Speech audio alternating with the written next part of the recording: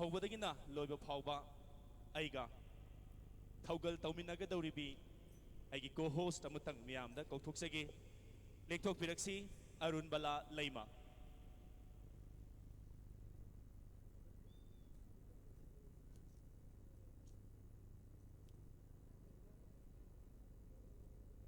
ꯈꯨꯔꯨꯝꯖꯔꯤ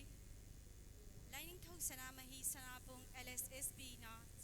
ꯁꯤꯟꯗꯨꯅ ꯄꯥꯡꯊꯣꯛꯆꯗꯣꯔꯤꯕ ꯃꯩꯇꯩ ꯆꯅꯨ ꯏꯪ 2018 ꯑꯁꯤꯕꯨ ꯁꯤꯟꯕꯤ ꯂꯥꯡꯕꯤꯔꯤꯕ ꯂꯥꯏꯅꯤꯡꯊꯧ ꯁꯅꯥꯃꯍꯤ ꯁꯅꯥꯄꯨꯡꯒꯤ ꯏꯕꯨꯡ ꯏꯄ꯭ꯋꯥ ꯑꯍꯜ ꯂꯃꯟ ꯏꯆꯜ ꯏꯆꯦ ꯈ꯭ꯋꯥꯏ ꯄꯨꯝꯅꯃꯛꯀꯤ ꯃꯍꯨꯠ ꯁꯤꯟꯖꯗꯨꯅ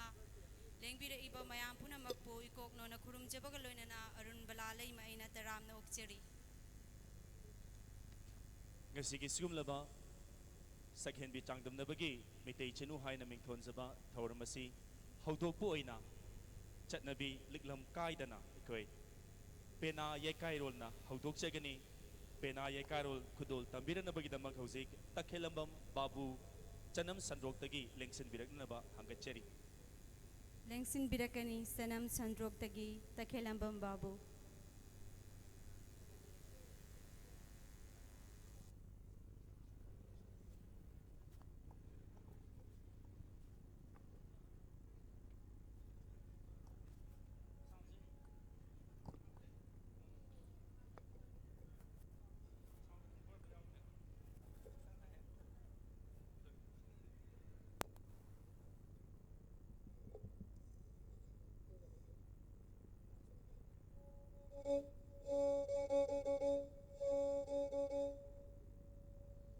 Hello.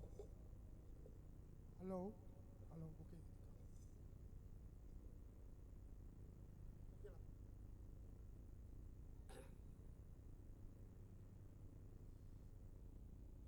Hello. Hello. Hello. Hello. Hello. Hello. Kita kah kalau kau? Hello. Hello. Hello. Hello. Hello. Hello.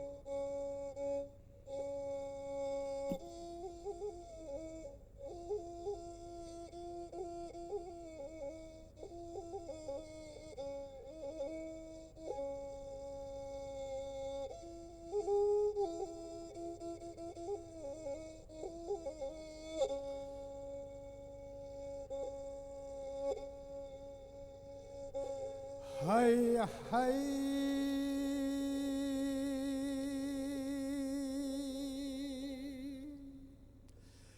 Haya Haya Hai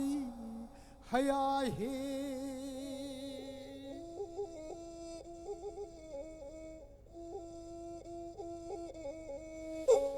Hai di mayek taruni haya mayek shu taruni taruk ani tarani thoini lo hai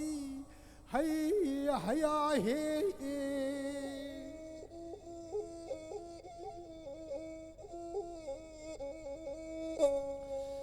nahan lo ke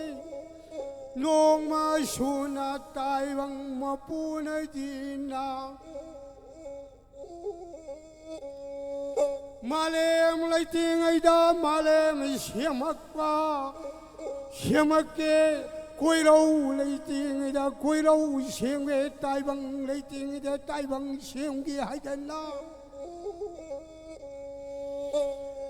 Numina tha punamaku siamage thawami sa punamaku siamage lai kuti kutrao humloi bukto puto lage dana Taibang mapurel sidabana pai menungda khalak babu simu khoyum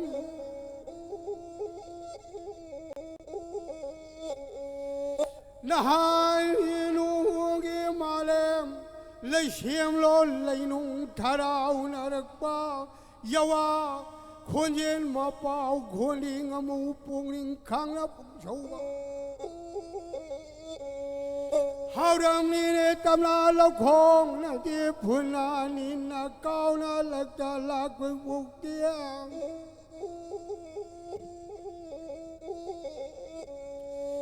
Say how ye say na khoi mu คนทางมันบ่ามาเป่าคนยินอทุมบบูนาอวางอีกวูยาเล็กเตกีนี่ที่ทอลักบ่าคนยินนี่ดูชิมูขยุมเลยดีอีไลนิ่งเท้า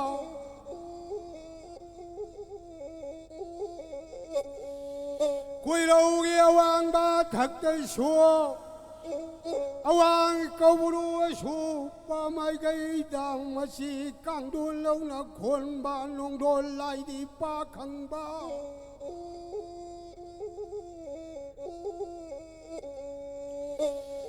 มาสีนะกังดูแล้วนะคนลักบดาชิงโอขยมคุริมากุชูลังมุลอยคุลุงอีวาดีปุเนปุทางไม่คุลุงอีวาดีปุอารีปุทางไม่ได้โดนชิมูเชลัมใส่เกากายเดินนาชิมูขยมมาพูนา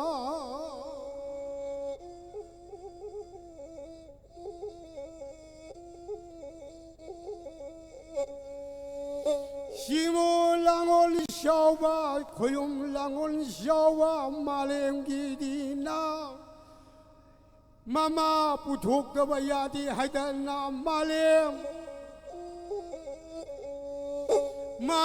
เฮียงมามึกตะวูปุถุกปิริบา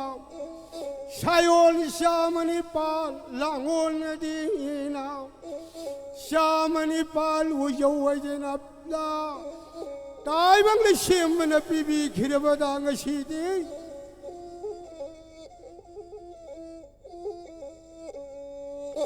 ชิมูนาขยมละดีไลนิ่งเท้าชิมูขยมให้ได้นาตายบังงมูปงปุจานาใช้ทานรีบ้า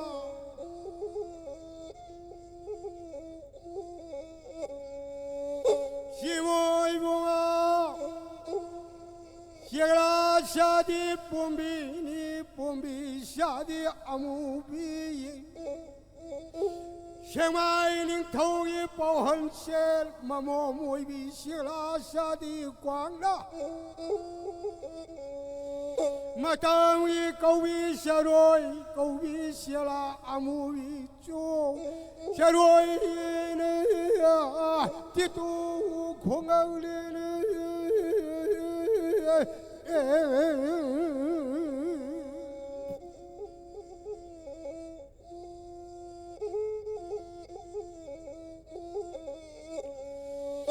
กว่ากินาลำบากเลยนะเสียงเลยตัวชิวขยมเลยดีไล่ไว้บ้า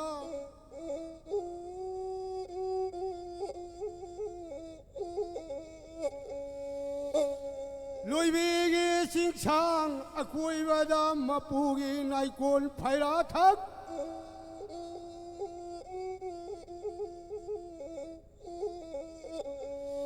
อีลุงบากระดมลางานกระดมนอขังบันนอกายในลำตะเรียนมักชอบอีลุงบกีหาดมักคงเลย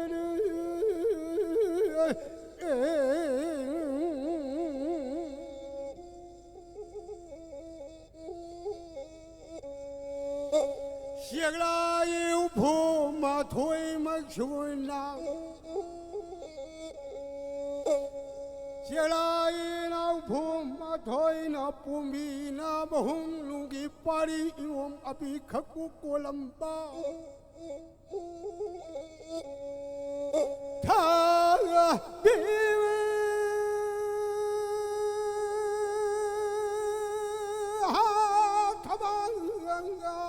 นางตะบัง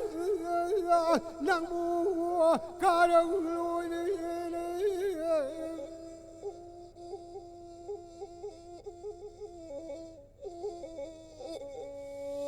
เสียงลาวบัวมาถวยนะอังอาบั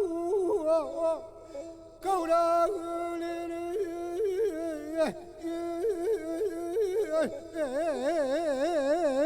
มาต้องดอ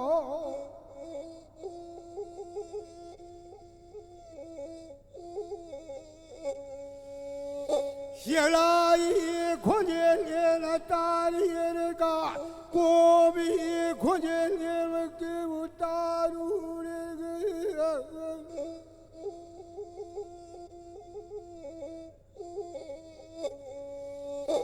马达拉高比那树哟，马达那小路那给我不的没嘛。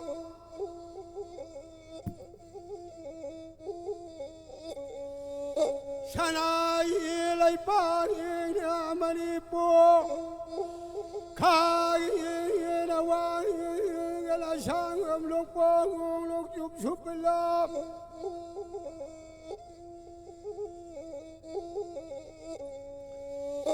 一马那一边一马，让我想哭一马，还有两边说。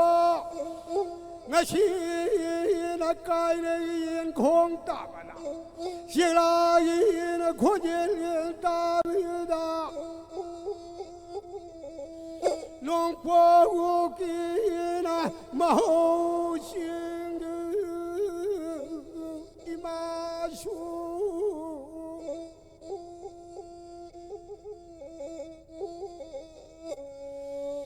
来俺一看见那么起来，台湾看那么的那一马那，俺那国家统一那个把你蒙古，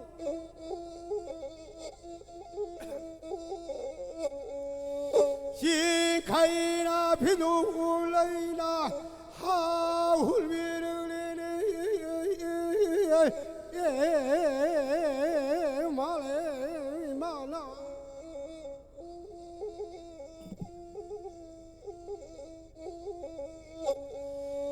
一马那是开个皮多，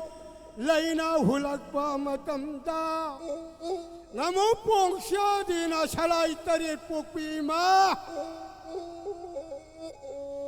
那么蹦下那，哎呦，人家俺们的。น้องป้องไปต้องใครดาปุ่นเอากี่วันเองนะยังก็ความมาทำดาที่ใครพิดูเลยได้นะเอ้ไม่ไม่ฮะที่ใครลายเดียนไม่ไม่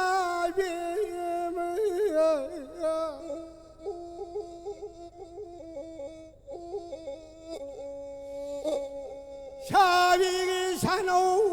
ปาริกิโมคุริมังลีดังอันบัด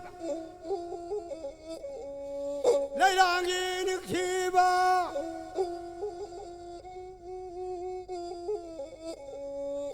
ลายกิชิงะทัลมบู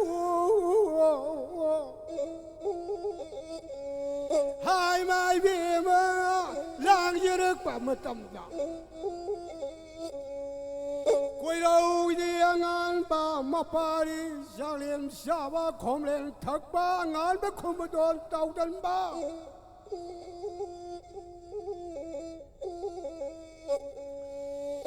下一那包罗沙里同一那带刚嘞。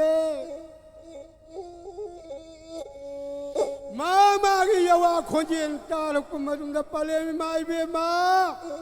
那啥呢？空脸没搞退还的呢？到等俺把俺没给下来下来还那个，俺没给下那，让我俺没都不退还那个，回头那俺把说。라고의 사골 사양 탁탁 시무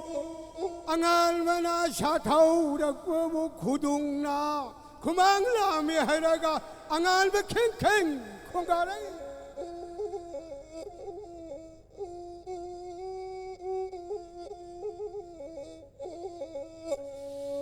앙알마나 캥캥 라우나 콩가래 빠마땀 간데디 시무 이봉아 다이방 김이 요이벨레 방아무 봉샤 샤비 산호 쿠딩맹 나꾸로 앙안베기 다우징 먹드부 깔레 Singan lairang na lagi sing magtuputok na angan mabusimu mabu na mapamlang da sabi sanaw kuding magkipu na magsiya paba punsi luksang mapibiyo hada na taon nila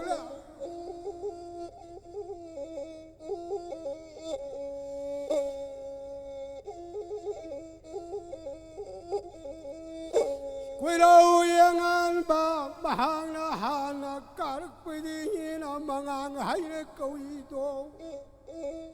mga kabalay di simoy bunga turik tukong kuring magta sana kong tilis lupagi na hajang yibelay sa hisatel posibalay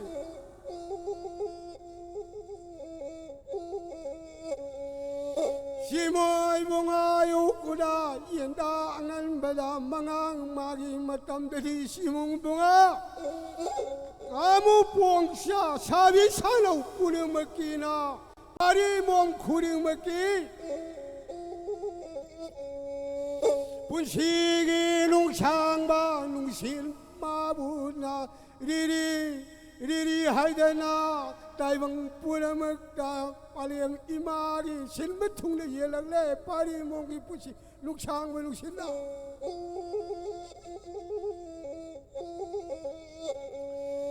Simoy mga kabalay na luwang magi mapamda amog sinaray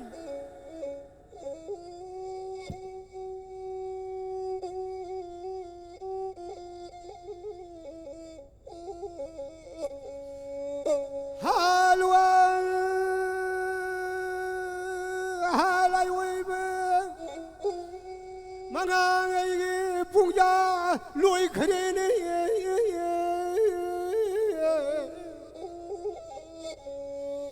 langi matang yo le haydana mangang na luang de sinarele luang mare lojere ko matambu pari mong kure mengamu pungsa na kari haine khange mangang luang haidena punamaki haidena khangdei turing na tukong kuring jihu sanagi kongol theli lupagi na hajang yibelai simoy bunga so sahina sanga pusibelai simoy bunga man purag lagle simoy bunga khoyum lain tha adugi mathang le kanana pura kani khuman magina khuman kobalai mana mathang sina pura kani khuman kobalai na se isamri pusi sana kogon tin lupagi kogon tin balai ni pun makita seleheraga sana sahi sate yang kai haidana dai bang pun maki nangamu pong sana pari imom kurimang na sabi sana ule seitana ba magi matam ni do simoy bunga magi ngak papuna maku dai bang mapuna thambirambi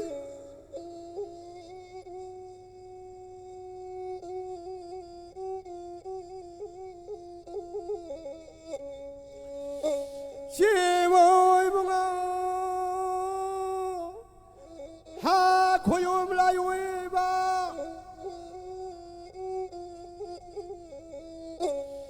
Simo nang na thambiram ba koyom nang na palong da mai tai lai ba ka sita thamam le ba simo magi marang khai Kege thang na koire lai moirang thang jing ibudha moirang thajing kasaren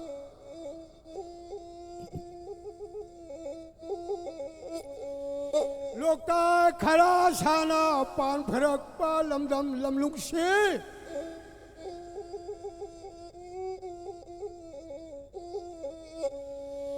Lunguna sidaba kongne na tungnang na daba kongne na balay Simoy bunga kege tangjing ibuthogi maram khai အယံလိုက်မှာပန်ထွေပြီးမာပြေမာလငုံရှောပြီးမရုံခိုင်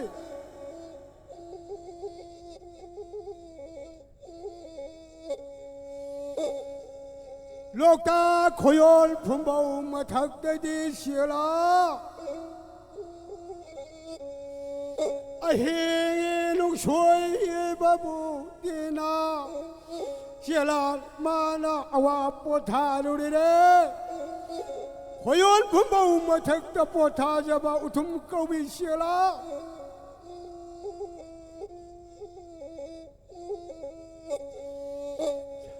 ရှီလာမာနာခုမလေးနာတလို့ရနာတွလရနာ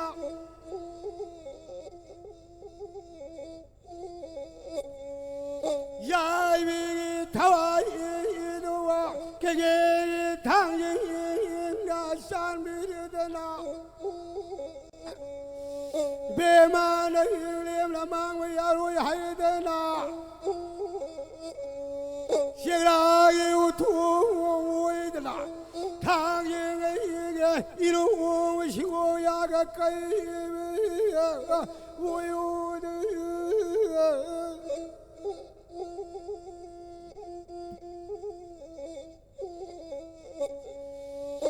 ရှေရာယေမနယာလာခွေယောဖုံဘောမချဟိုင်မတိ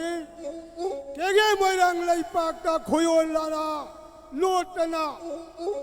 ဝေရလင်းထောပုနမကီအငမထောဥဒနမတိုင်ဝမ်ကနာဥဒနလောပမဖမ်အဒုကီခွယောဖုံဘောမထက်တာရှေလာဒီမာနာထုပ်ဆရပါတလာမာနာလေရပဘော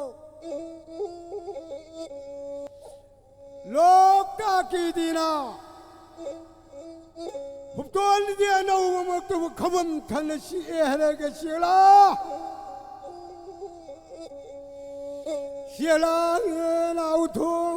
လာမပူမိခိုင်ရှောလေရကရှေလာခွန်ရနာတုံ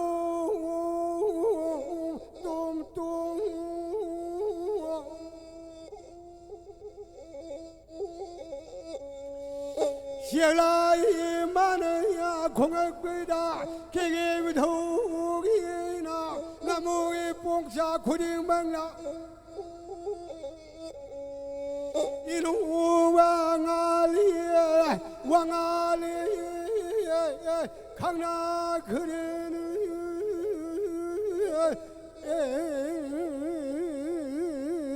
လိုက်ဝိပါ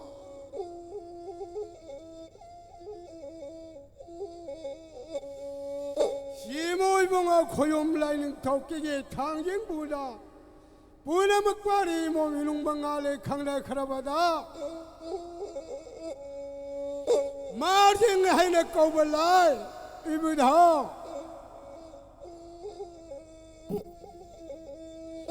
ရှီမွေဘုံခွယုံမာကေမဖမ်ဒါရှီမွေဘုံ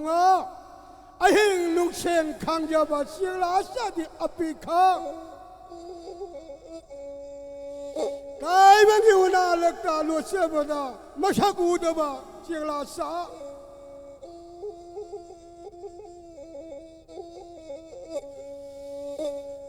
ရှီမွေဘုံခွယုံမာကေမဖမ်ဒါကဒါအင်းမရှိကောင်းရကကိတဖယာဒီရှီလာမာယေနာထမိုင်ဟ်ဘိုင်ဘဒါလာဝေရှဂောတုံဘလိုက်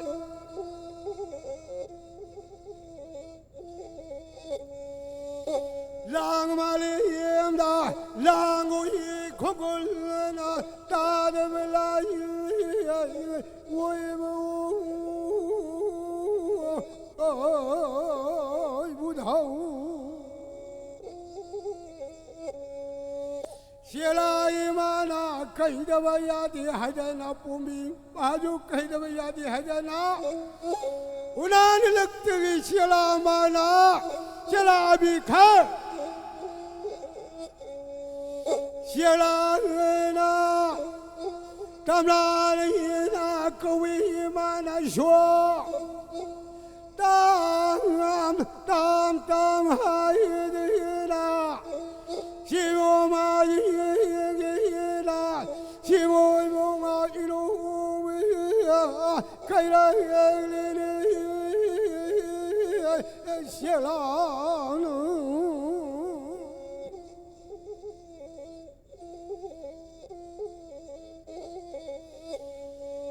Shimoi bunga koyom lining tha kun thang na ba lai thang na ba di shimoi bunga kana ka kabo na shawang lai gi lai kon na kadam bi gi mamom na yai bi thawai na shawang lai na shan bi da na Mapu mana thaujan bibiri hairega mapu nak thamkhiba Shela magi maming di kabod hairega sailo lusi haile koba shela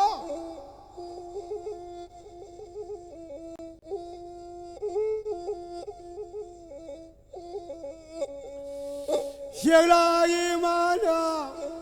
Kaboi sawang lai kon le sho inung ba kai khe simui ngoti hai de na chela sala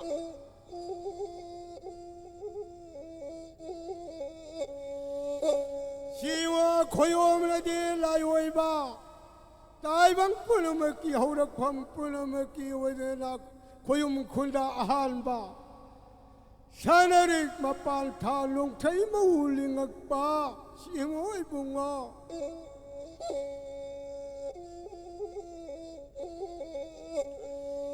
Awang kau sing hai de na khang na ba Kau bru hai na su na sai tha na ri ba lam dam lam lung si kau nu lai rin bi na pan pharak ba lam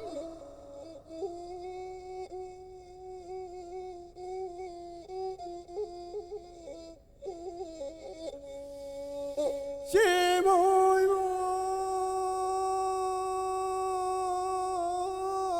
Hawa kau bru su pa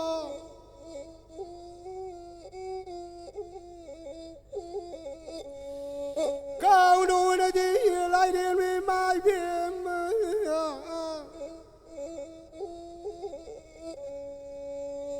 Siang la sha di na pom bi sha mahang na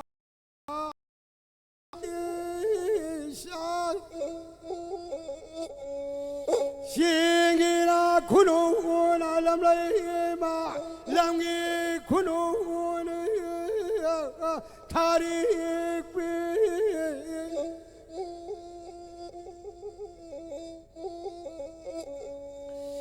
Siang la na di ma khau pong pong ma thi na inoi re ka Kau bru Kau nu na simu palem panthau ai kui nung da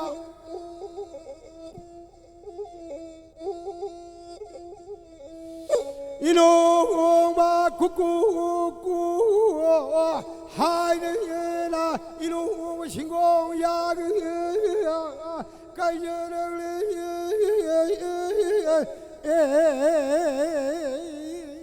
Khi đến đây chế độ là mình vào mai cái khối điện mực xem mà đi mừng inung quang ngàn khí khối lại cái pangan ba loya lạc ba kum jin thâu ba hay là mày áp lại khang nari ba ngamu buông sa na tha nari ba lam dam lam lung se Những thế này mày về mà na buồn loya lạc ba na pan phá ba lam da Shela nga sa di pombi ni lo simui bunga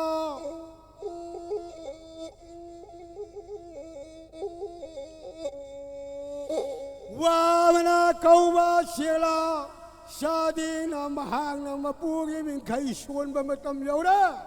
Hai ra na simui bunga Pangan magi marang kai da Wa masa mata phaba leibung mata phaba mapla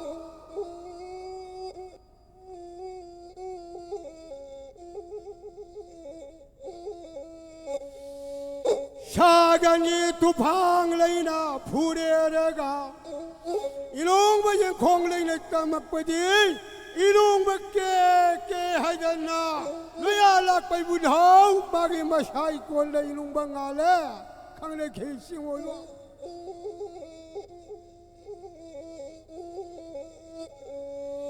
마이게이기 말이 이놈 방알아바 마땅 간다 말렘 신베퉁나 꼬요 헌바나 까락라바 एकतरे सलाई मापन पुनः में की वजह से थांगिंग ने कोली बा margin ने कौन बा खाना साउनो कोली बा बुधा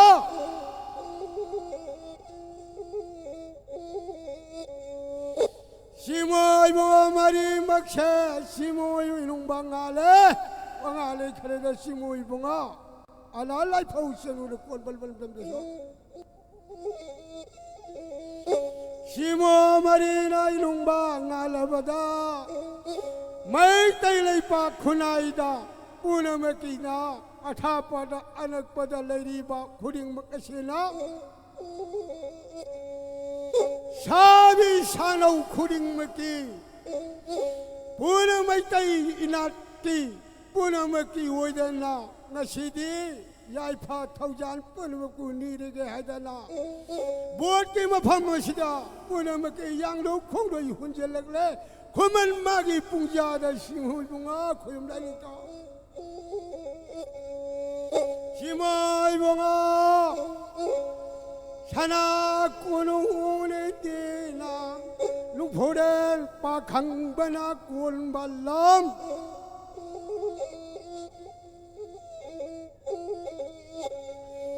Simo bunga koyom bola sigida Simo koyom na di lining tao lopa khangba Ibudaw bin daw puna makiwoy na Puna mana kun biri ba maphamasida lapari yang lo kongdoy puna maksha Sabi sanaw puna maksha hunjeregle yang lo kongdoy hulek na Namu pongsya na linkalegle Pagi sanglel sanggai nungdedi siala kana kaidi do pombi kana kaidi ne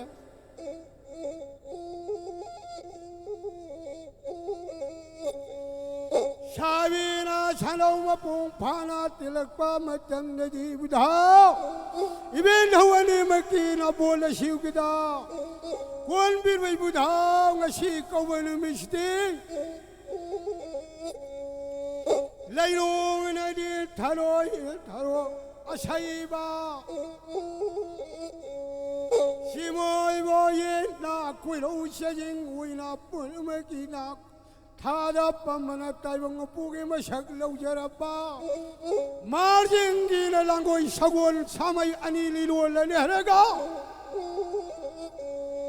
Tolak pa konjela doon nga sidi Simulang na kuyo ibudaw Ibin daw nga si Yai Palawat sabi sanaw ani maki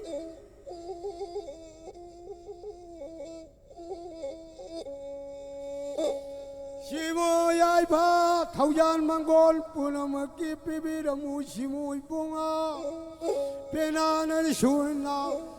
Liga yaka Haide na inung baruru Inung bariri Inung ba haidana Rigayaga haidana Yakai yerelege simu Koyom ladi lining tau budhaw bendhaw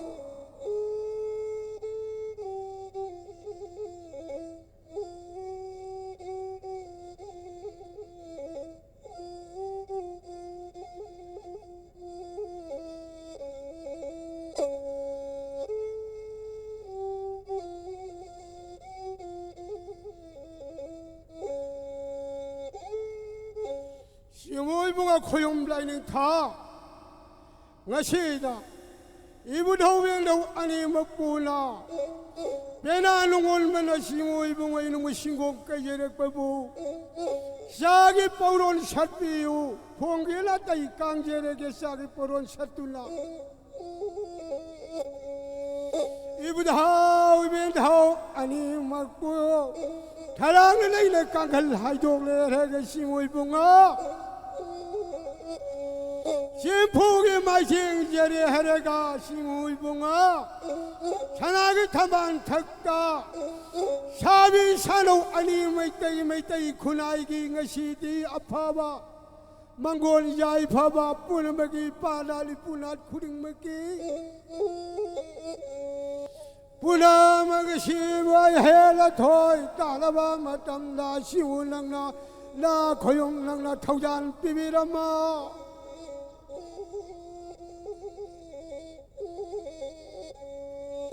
시무기 낭나 고용 부더울 빈다우나 타우잔 비비람 헤라가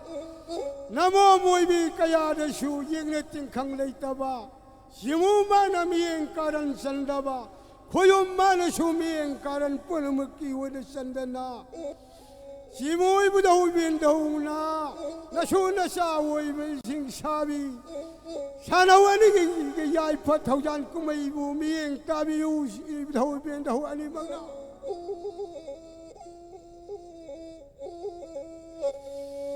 랑올 샤원이 아이부다우니 사요니 야마이 부다우니 사나 레이박다 모양이 레이박대쇼 따이방아무 봉샤 강나바 하이데나 이로이로이나 모이랑 감바 조이비 하이데나 슈이부다 따이방 쿤톡론 사네레레가 나무기 봉샤다 탐비라미도 시모이봉아 고염 라이닝 타 샤비기 사나오 아니 마키나 시모이봉아 라이박 쇼레틸라이 딱비방암바 하이방암바 뿌나마키 오이나 쇼나 틸라바 마탐 칸다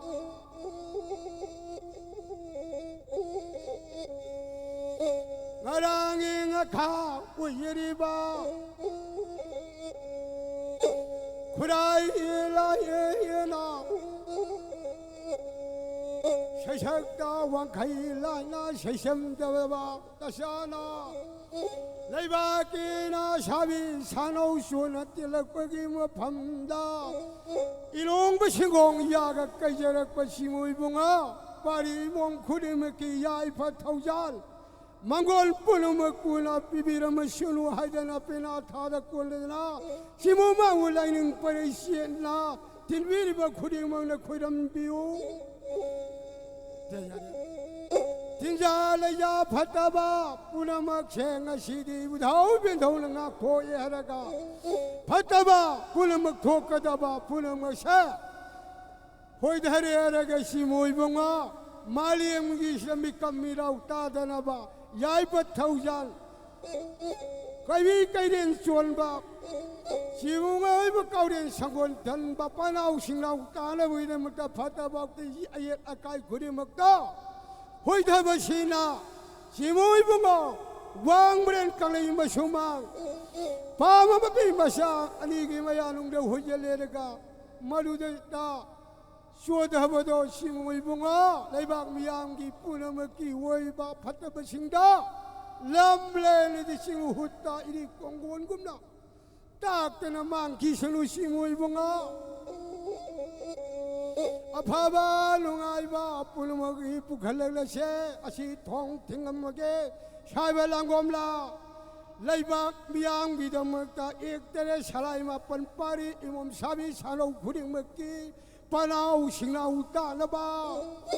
asang thong samne pan pulmaki pure hairaka simoy bunga pol hapol asita ibthoi bendong ani mangna bipung khuding makta thaujan pulmaki wojana pibiram panau singau taba pibiram silu hajana awang kaburu samu ngawna pin masana sinasana kuon bahaiba pulmakta Bikram pari nawa sabi salo pune makhiaje palem panthawari ba ahlaman khudi mangla kon bi rega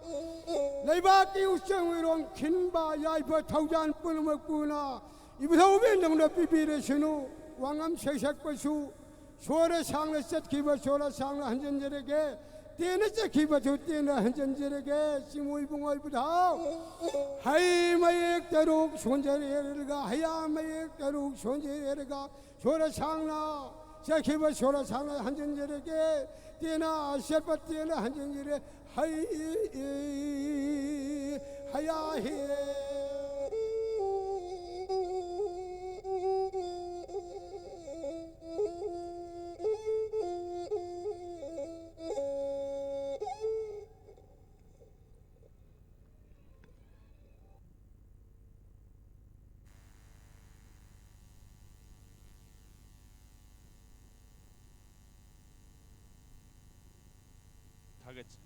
थागतचरी अहलिबुंगो ताकेलंबम बाबूना थौरमसी हौदोपीबु ओइना पेनागी ये कायरोल नाथोपिरमबगीदमक्ता अमुक्का हन्ना कायखुनबु cherry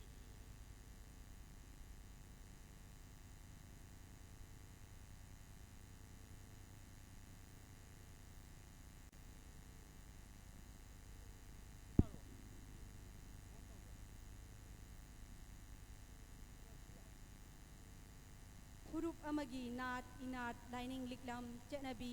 ꯐꯤꯖꯦꯠ ꯂꯩꯇꯦꯡ ꯀꯌꯥ ꯑꯁꯤ ꯀꯟꯗꯨꯅ ꯊꯝꯕ ꯍꯥꯏꯕꯁꯤ ꯐꯨꯔꯨꯞ ꯑꯗꯨꯕꯨ ꯀꯟꯖꯕꯅꯤ ꯃꯩꯇꯩ ꯐꯨꯔꯨꯞ ꯑꯁꯤꯒꯤ ꯑꯁꯦꯡꯕ ꯁꯛꯇꯝ ꯁꯛꯇꯥꯛ ꯑꯣꯏꯕ ꯑꯁꯤ ꯃꯩꯇꯩ ꯅꯨꯄꯤꯅꯤ ꯃꯩꯇꯩ ꯆꯅꯨ ꯂꯩꯃ ꯑꯣꯏꯕꯤ ꯀꯌꯥꯕꯨ ꯏꯅꯥꯠ ꯂꯥꯏꯅꯤꯡ ꯂꯤꯆꯠꯇ ꯌꯨꯝꯐꯝ ꯑꯣꯏꯕ ꯌꯨꯝꯄꯥꯟ ꯂꯣꯟꯆꯠꯄꯨ ꯉꯥꯛꯅ ꯆꯠꯅꯅꯕꯒꯤꯗꯃꯛ ꯄꯨꯔꯣꯜ ꯅꯥꯏꯅ ꯏꯄꯥ ꯏꯄꯨꯅ ꯊꯝꯕꯤꯔꯝꯕ ꯀꯥꯏꯐꯗ꯭ꯔꯕ ꯏꯅꯥꯠ ꯂꯥꯏꯅꯤꯡ ꯂꯤꯛꯂꯝ ꯀꯌꯥ ꯑꯁꯤꯕꯨ ꯃꯩꯇꯩ ꯆꯅꯨꯁꯤꯡꯗ ꯅꯨꯡꯁꯤꯍꯟꯕ ꯃꯊꯧ ꯇꯥꯔꯛꯂꯤ ꯅꯣꯡꯃ ꯀꯥꯡꯗꯅ ꯍꯣꯡꯂꯛꯂꯤꯕ ꯑꯍꯣꯡꯕ ꯑꯁꯤꯅ ꯃꯩꯇꯩ ꯌꯨꯝꯄꯥꯟ ꯂꯣꯟꯆꯠꯇ ꯑꯍꯣꯡꯕ ꯀꯌꯥ ꯂꯥꯛꯇꯨꯅ ꯃꯩꯇꯩꯒꯤ ꯐꯖꯔꯕ ꯆꯠꯅꯕꯤ ꯀꯌꯥ ꯑꯁꯤ ꯃꯥꯡꯁꯤꯜꯂꯛꯅꯕꯒꯤ ꯃꯔꯝ ꯑꯣꯏꯔꯤ ꯃꯤꯇꯩꯒꯤ ꯂꯥꯏꯅꯤꯡ ꯂꯤꯛꯂꯝ ꯑꯃꯁꯨ ꯑꯣꯏꯔꯤꯕ ꯌꯥꯝꯅ ꯋꯥꯍꯟꯊꯣꯛ ꯂꯩꯔꯕ ꯃꯤꯇꯩ ꯌꯨꯝꯄꯥꯟ ꯂꯣꯟꯆꯠꯄꯨ ꯉꯁꯤ ꯏꯟꯈꯠꯂꯛꯂꯤꯕ ꯍꯌꯦꯡꯒꯤꯅ ꯑꯆꯪꯕ ꯆꯥꯗꯥ-ꯅꯧꯗꯥ ꯁꯟꯗꯣꯛꯀꯗꯧꯔꯤꯕꯤ ꯃꯩꯇꯩ ꯆꯅꯨꯁꯤꯡꯗ ꯇꯥꯛꯄꯤ ꯇꯝꯕꯤꯕ ꯈꯪꯍꯟꯕꯤꯕꯒꯤ ꯇꯉꯥꯏ ꯐꯗꯕ ꯈꯣꯡꯐꯝ ꯑꯗꯨ ꯉꯁꯤꯗꯤ ꯌꯧꯔꯛꯂꯦ ꯃꯁꯤꯃꯛꯅ ꯃꯤꯇꯩ ꯆꯅꯨꯁꯤꯡꯅ ꯃꯌꯨꯝ ꯄꯥꯜꯂꯕ ꯃꯇꯝ ꯍꯥꯏꯕꯗꯤ ꯂꯩꯃ ꯂꯩꯈꯣꯝꯕꯤ ꯑꯣꯏꯗꯨꯅ ꯑꯁꯦꯡꯕ ꯆꯪꯊꯣꯛꯄ ꯃꯆꯥ ꯂꯥꯏꯄꯣꯛ ꯄꯣꯛꯄ ꯉꯝꯅꯕ ꯍꯣꯠꯅꯕꯒꯤ ꯄꯥꯟꯗꯝꯗ ꯃꯤꯇꯩ ꯆꯅꯨ ꯍꯥꯏꯕ ꯃꯤꯇꯩ ꯁꯛꯇꯥꯛ ꯑꯣꯏꯔꯤꯕ ꯏꯀꯥꯏ ꯈꯨꯝꯅꯕꯒꯤ ꯃꯤꯡꯊꯣꯜ ꯑꯁꯤ ꯏꯅꯥꯠ ꯂꯥꯏꯅꯤꯡꯕꯨ ꯌꯣꯛꯈꯠꯆꯔꯤꯕ ꯂꯥꯏꯅꯤꯡꯊꯧ ꯁꯅꯥꯃꯍꯤ ꯁꯅꯥꯄꯨꯡ LSSPꯅ 2016 하이브리 마망기 자히 말리아 팜팔자 kumsing 3,300 marigitagi kanglei pibarel ining thau leisemba sana jawbagi miyeng khada khanba hauki mitei chanu mingthol pibagi changdamnaba asi phajabi changkhonbi khanba khakta adu natte mitei chanu ama oina isagi ifurup isagi inat isagi lining lichat isagi ireibang kanbada mitei chanu singna laupham thokpa dugumba thaudang adubu khanghanba amadi laupham thokpa thaudang adubu lauraknanabagi amata ngairaba wakhalonda sigulaba mitei chanu asi pangthokjabani asigumlaba tanglaba mingthol pibagi thauram asida athoiba mitunglen hoina ngasigi thauram asigi thauram apu oina lengsin biriba ikai khumnabada matik charaba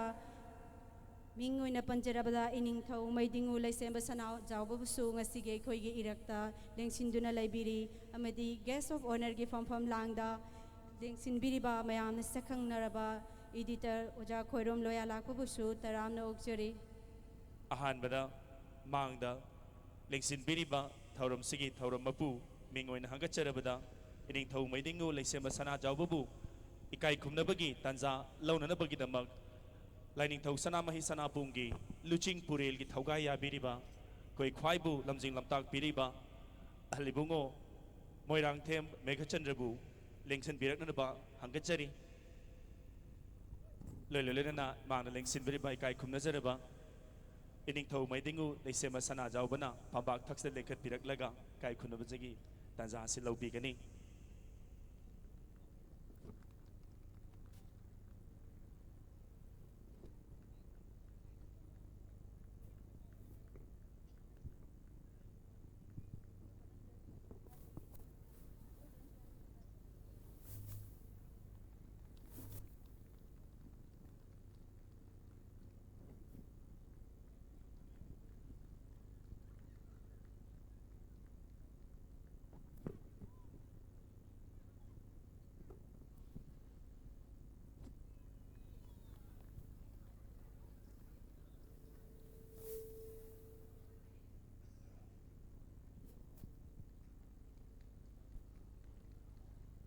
ꯏꯅꯤꯡꯊꯧꯅ ꯐꯝꯕꯥꯛ ꯊꯛꯁꯤꯗ ꯂꯦꯡꯈꯠꯄꯤꯔꯛꯂꯤꯉꯩꯁꯤꯗ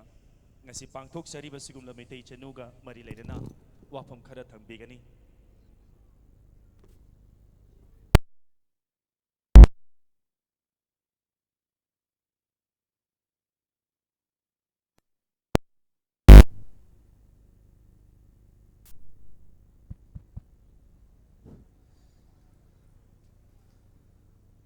ꯑꯍꯥꯟꯕ ꯃꯛꯇꯗ ꯃꯌꯥꯝ ꯄꯨꯝꯅꯃꯛꯄꯨ ꯈꯨꯔꯨꯝꯖꯔꯤ꯫ ꯉꯁꯤ ꯂꯥꯏꯅꯤꯡꯊꯧ ꯁꯅꯥꯃꯍꯤ ꯁꯅꯥꯄꯨꯡꯅ ꯁꯤꯟꯕ ꯑꯅꯤꯔꯛ ꯁꯨꯕ ꯃꯤꯇꯩ ꯅꯤꯉꯣꯜꯁꯤꯡꯒꯤ ꯑꯗꯨꯒꯨꯝꯕ ꯁꯛꯍꯦꯟꯕꯤ ꯆꯥꯡꯗꯝꯅꯕ ꯂꯣꯏꯅꯅ ꯑꯩꯈꯣꯏꯒꯤ ꯆꯠꯅꯕꯤ ꯂꯤꯛꯂꯝ ꯃꯌꯥꯝꯕꯨ ꯈꯪꯍꯟꯕꯒꯤ ꯑꯗꯨꯒꯨꯝꯕ ꯆꯥꯡꯗꯝꯅꯕꯒꯤ ꯑꯁꯤꯒꯨꯝꯕ ꯊꯧꯔꯝ ꯑꯁꯤꯗ ꯑꯩꯅ ꯑꯍꯥꯟꯕ ꯃꯛꯇꯗ ꯂꯦꯡꯕꯤꯔꯛꯂꯤꯕ ꯏꯔꯩꯆꯥ ꯄꯨꯝꯅꯃꯛꯄꯨ ꯏꯀꯣꯛꯅꯅ ꯈꯨꯔꯨꯝꯖꯔꯤ꯫ ꯂꯣꯏꯅꯅ ꯉꯁꯤꯒꯤ ꯊꯧꯔꯝ ꯑꯁꯤꯒꯤ ꯆꯤꯐ ꯒꯦꯁ ꯑꯣꯏꯅ ꯑꯩꯈꯣꯏꯒꯤ ꯂꯦꯡꯁꯤꯟꯕꯤꯔꯝꯕ ꯑꯆꯤꯟꯕ ꯑꯃꯗꯒꯤ ꯉꯥꯏꯍꯥꯛ ꯆꯠꯊꯣꯛꯈꯤꯕ ꯑꯃꯨꯛꯁꯨ ꯍꯟꯕꯤꯔꯛꯈꯤꯅꯤ ꯑꯩꯈꯣꯏꯒꯤ ꯏꯀꯥꯏ ꯈꯨꯝꯅꯖꯔꯕ ꯃꯅꯤꯄꯨꯔꯒꯤ ꯑꯣꯅꯔꯦꯕꯜ ꯁ꯭ꯄꯤꯀꯔ ꯃꯤꯡ ꯑꯣꯏꯅ ꯄꯟꯖꯔꯕꯗ ꯋꯥꯏ ꯈꯦꯝꯆꯥꯟ ꯁꯤꯡ ꯏꯀꯥꯏ ꯈꯨꯝꯅꯖꯔꯤ꯫ ꯂꯣꯏꯅꯅ ꯃꯁꯤꯒꯤ ꯒꯦꯁ ꯑꯣꯐ ꯑꯣꯅꯔꯁꯀꯤ ꯐꯝꯐꯝ ꯂꯥꯡꯗ ꯂꯦꯡꯁꯤꯟꯕꯤꯔꯤꯕ ꯑꯩꯒꯤ ꯏꯌꯥꯝꯕ ꯈꯣꯏꯔꯣꯝ ꯂꯣꯌꯥ ꯂꯥꯛꯄ ꯃꯌꯥꯝꯅ ꯈꯣꯏꯔꯣꯝ ꯂꯣꯌꯥ ꯍꯥꯏꯔ ꯈꯪꯅꯕ ꯂꯣꯏꯅꯅ ꯂꯦꯡꯁꯤꯟꯕꯤꯔꯤꯕ ꯃꯁꯛ ꯅꯥꯏꯔꯕ ꯇꯣꯉꯥꯟ ꯇꯣꯉꯥꯟꯕ ꯑꯩꯈꯣꯏꯒꯤ ꯐꯤꯂꯝꯒꯤ ꯁꯪꯅꯥꯏꯔꯕ ꯁꯪꯅꯥꯏꯔꯕꯤꯁꯤꯡ ꯑꯩꯅ ꯑꯃꯃꯝꯇꯪ ꯑꯣꯏꯅ ꯃꯤꯡ ꯄꯟꯖꯗ꯭ꯔꯒꯁꯨ ꯑꯗꯨꯒ ꯂꯦꯡꯕꯤꯔꯛꯏꯕ ꯇꯣꯉꯥꯟ ꯇꯣꯉꯥꯟꯕ ꯑꯩꯈꯣꯏꯒꯤ ꯉꯁꯤꯒꯤ ꯑꯁꯤꯒꯨꯝꯕ ꯆꯥꯡꯗꯝꯅꯕ ꯑꯁꯤꯗ ꯁꯔꯨꯛ ꯌꯥꯕꯤꯔꯤꯕꯤ ꯏꯆꯜꯁꯤꯡ ꯂꯣꯏꯅꯅ ꯑꯩꯈꯣꯏꯒꯤ ꯏ ꯄꯥꯎꯒꯤ ꯊꯕꯛ ꯇꯧꯕꯤꯔꯤꯕ ꯄꯥꯎꯃꯤ ꯏꯆꯤꯜ ꯏꯅꯥꯎꯁꯤꯡ ꯄꯨꯝꯅꯃꯛ ꯑꯩ ꯃꯇꯝ ꯁꯥꯡꯅ ꯂꯧꯖꯔꯣꯏ꯫ ꯉꯁꯤꯒꯤ ꯑꯁꯤꯒꯨꯝꯕ ꯆꯥꯡꯗꯝꯅꯕꯁꯤ ꯑꯅꯤꯔꯛ ꯁꯨꯕꯅꯤ ꯃꯃꯥꯡꯒꯤ ꯆꯍꯤꯗ ꯄꯥꯡꯊꯣꯛꯈ꯭ꯔꯦ ꯍꯟꯗꯛꯀꯤꯁꯤꯅ ꯑꯅꯤꯔꯛ ꯁꯨꯕ ꯑꯣꯏꯅ ꯄꯥꯡꯊꯣꯛꯄꯅꯤ ꯑꯗꯨꯅ ꯌꯥꯝꯅ ꯅꯨꯡꯉꯥꯏ ꯍꯥꯏꯕꯗꯤ ꯉꯁꯥꯏꯒꯤ ꯑꯩꯈꯣꯏꯒꯤ ꯍꯧꯔꯛꯏꯕ ꯑꯩꯈꯣꯏꯒꯤ ꯅꯤꯉꯣꯜꯁꯤꯡꯗ ꯑꯩꯈꯣꯏꯒꯤ ꯆꯠꯅꯕꯤ ꯑꯩꯈꯣꯏꯒꯤ ꯊꯛꯁꯤ ꯈꯥꯁꯤ ꯑꯗꯨꯒ ꯑꯩꯈꯣꯏꯒꯤ ꯌꯨꯝꯕꯥꯜꯂꯣꯟ ꯄꯨꯝꯅꯃꯛ ꯈꯪꯍꯟꯕꯒꯤ ꯃꯈꯣꯏꯗ ꯇꯥꯛꯄꯒꯤ ꯑꯗꯨꯒꯨꯝꯕ ꯈꯨꯗꯣꯡꯆꯥꯕ ꯄꯤꯕ ꯆꯨꯝꯅ ꯈꯛꯀꯤ ꯁꯛ ꯐꯖꯕ ꯇꯥꯟꯅꯕꯗꯨ ꯈꯛ ꯅꯠꯇꯕ ꯍꯌꯦꯡ ꯖꯥꯇꯤ ꯑꯃꯒꯤ ꯅꯠꯇ꯭ꯔꯒ ꯐꯨꯔꯨꯞ ꯑꯃꯒꯤ ꯃꯁꯛ ꯂꯦꯞꯄ ꯍꯥꯏꯕꯁꯦ ꯅꯨꯄꯤꯁꯤꯡꯒꯤ ꯃꯈꯨꯠꯇ ꯂꯩ ꯃꯁꯤ ꯑꯩꯅ ꯍꯥꯏꯖꯤꯟꯖꯕ ꯅꯠꯇꯦ꯫ ꯅꯨꯄꯤꯁꯤꯡꯁꯤꯅ ꯑꯩꯈꯣꯏꯒꯤ ꯖꯥꯇꯤ ꯐꯨꯔꯨꯞꯁꯤꯒꯤ ꯅꯨꯄꯤꯁꯤꯡꯁꯤꯅ ꯑꯩꯈꯣꯏꯒꯤ ꯆꯠꯅꯕꯤ ꯑꯗꯨꯒ ꯑꯩꯈꯣꯏꯒꯤ ꯌꯨꯝꯕꯥꯜꯂꯣꯟ ꯊꯛꯁꯤ ꯈꯥꯁꯤ ꯊꯧꯒꯜꯂꯣꯟ ꯂꯥꯏꯅꯤꯡ ꯂꯥꯏꯁꯣꯟꯒꯤ ꯑꯣꯏꯕ ꯊꯕꯛ ꯊꯧꯔꯝꯁꯤꯡ ꯄꯨꯝꯅꯃꯛꯁꯤ ꯈꯪꯅ ꯐꯖꯅ ꯌꯨꯝ ꯄꯥꯜꯂꯛꯄ ꯃꯇꯝꯗ ꯌꯨꯝꯗꯨꯗ ꯂꯩꯔꯤꯕ ꯃꯥꯒꯤ ꯃꯆꯥ ꯃꯁꯨ ꯃꯄꯨꯔꯣꯏꯕ ꯂꯣꯏꯅꯅ ꯂꯩꯀꯥꯏ ꯄꯨꯝꯅꯃꯛꯁꯤꯒꯤ ꯑꯐꯕ ꯑꯣꯏ ꯍꯥꯏꯕꯁꯤ ꯑꯩꯅ ꯅꯧꯍꯧꯅꯅ ꯍꯥꯏꯖꯗ꯭ꯔꯒꯁꯨ ꯃꯌꯥꯝꯅ ꯍꯦꯟꯅ ꯈꯪꯕꯤꯔꯦ꯫ ꯑꯗꯨꯕꯨ ꯑꯁꯨꯛ ꯐꯖꯈ꯭ꯔꯕ ꯑꯩꯈꯣꯏꯒꯤ ꯏꯄꯥ ꯏꯄꯨꯅ ꯊꯝꯕꯤꯔꯝꯕ ꯑꯩꯈꯣꯏꯒꯤ ꯂꯤꯛꯂꯝ ꯑꯁꯦ ꯉꯁꯤꯗꯤ ꯀꯩꯗꯧꯔꯛꯏ ꯍꯥꯏꯕ ꯃꯇꯝꯗ ꯑꯩꯈꯣꯏꯒꯤ ꯆꯥꯎꯈꯠꯂꯛꯄꯒꯤ ꯑꯗꯨꯒꯨꯝꯕ ꯑꯀꯟꯕ ꯅꯣꯡꯂꯩ ꯅꯨꯡꯁꯤꯠ ꯑꯃꯈꯛꯅ ꯍꯨꯝꯗꯅ ꯑꯩꯈꯣꯏꯁꯦ ꯏꯁꯥꯒꯤ ꯑꯣꯏꯕ ꯄꯣꯠꯁꯦ ꯃꯤꯔꯥꯏꯔꯛꯄ ꯑꯗꯨꯒ ꯑꯩꯁꯤ ꯃꯤꯇꯩ ꯑꯃꯅꯤ ꯅꯠꯇ꯭ꯔꯒ ꯃꯩꯇꯩ ꯑꯃꯅꯤꯅ ꯍꯤꯡꯖꯕ ꯃꯇꯝꯗ ꯑꯩꯅ ꯆꯠꯀꯗꯕ ꯑꯩꯅ ꯉꯥꯛꯀꯗꯕ ꯑꯗꯨꯒ ꯑꯩꯅ ꯇꯧꯒꯗꯕ ꯃꯌꯥꯝ ꯑꯃ ꯑꯩꯈꯣꯏꯁꯦ ꯉꯁꯤ ꯇꯧꯔꯛꯇꯕ ꯑꯗꯨꯅ ꯅꯣꯡꯃ ꯅꯣꯡꯃꯒꯤ ꯑꯩꯈꯣꯏꯒꯤ ꯁꯛꯇꯝꯗ ꯑꯩꯈꯣꯏꯒꯤ ꯆꯠꯅꯕꯤꯗ ꯑꯗꯨꯒ ꯑꯩꯈꯣꯏꯒꯤ ꯃꯁꯛ ꯇꯥꯛꯄꯗ ꯅꯣꯡꯃ ꯅꯣꯡꯃꯒꯤ ꯃꯃꯤ ꯁꯥꯝꯃꯛꯄ ꯃꯁꯤ ꯃꯌꯥꯝꯁꯤ ꯈꯔꯗꯔꯁꯨ ꯀꯟꯅꯕ ꯍꯥꯏꯗꯅ ꯑꯩ LSSPꯅ ꯍꯥꯏꯔꯤꯕ ꯁꯤꯒꯨꯝꯕ ꯆꯥꯡꯗꯝꯅꯕꯁꯤ ꯁꯤꯟꯕꯅꯤ ꯍꯥꯏꯅ ꯑꯗꯨꯃꯥꯏꯅ ꯂꯧꯖꯩ꯫ ꯑꯗꯨꯅ ꯑꯩꯈꯣꯏ ꯁꯦꯡꯅ ꯍꯥꯏꯔꯕꯗ ꯄꯤꯛꯈ꯭ꯔꯕ ꯑꯗꯨꯒꯨꯝꯕ ꯐꯨꯔꯨꯞꯅꯤ ꯑꯩꯈꯣꯏꯁꯤ ꯃꯁꯤꯡ ꯌꯥꯝꯈꯤꯗ꯭ꯔꯕ ꯑꯗꯨꯝꯅꯗꯤ ꯑꯣꯏꯔꯦ ꯍꯥꯏꯔꯒ ꯉꯁꯤ ꯑꯩꯈꯣꯏꯅ ꯃꯥꯂꯦꯝꯗ ꯑꯩꯈꯣꯏꯒꯤ ꯇꯣꯉꯥꯟꯕ saktam amaga loinana masak amaga loinana kon hingjarami base ekoi ipa ipu duna thambiramba liklam singadu yamna phajana ekoi nga aga hingak paduna ekoi gi saktam si mangdabani aduna aina he haijai mayamna Tripura dagi Tripuri mutkre hana hai Tripuri sing mutte Tripuri sing lai muli badi Tripuri ama oibagi magi manat magi masak adu magi chanabi magi identity do mutpani Tripuri lai Tripuri do Tripuri ama oina hingdre haibani aduna mi do Tripura da leiba Tripuri sing do mangre sigre leitre haibana te Tripuri oina hingdre haibani aduna ikoi su aikoi na gasi aikoi sakta mut khidura ise aikoi myam si sigrani aikoi myam si leiraroi haiba nate aikoi na aikoi gi oiba adugumba aikoi gi identity do ngakpa ngamjadragadi madu kandragadi aikoi se hingaga su aikoi na hingaroi haibani aduna adugi wakhalon da sinba sigumba aikoi gi sangdam nabasi yamla puning thawganingai ni aduga ngasi gi siliba thoroma si sumai pa koisunu aduga matung lakadaba sahi singdasu sidagi hena hena mapung phadana ekoi gi thorom si hena hena mapung phabo oisunu aduga aina su haijaningi ngasi gi saruk yabiri basing ngasi khaktang maitei chanu oibiganu ngasi khak maitei chanu oiramaga hayeng nongalaga ekoi gi chanabi kaukhidaba natraga madu ngakpi roidaba leragadi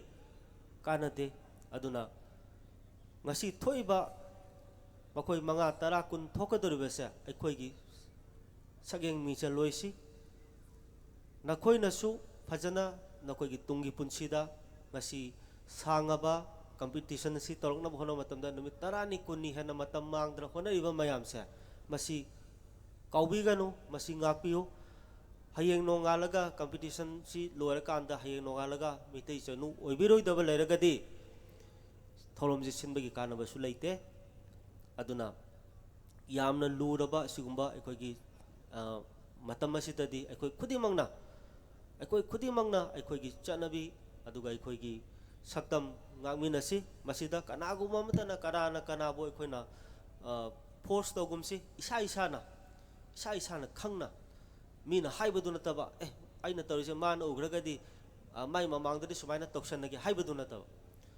ai isa isana togum thoi haibado madu khak phauraga thorom si pangtok poiragadi hen mai palakani hen masigi thabak si tawbagi kanabadu kunayas ta pigani haibu wafam kharji thamjaraga punomapu thagasari yai fare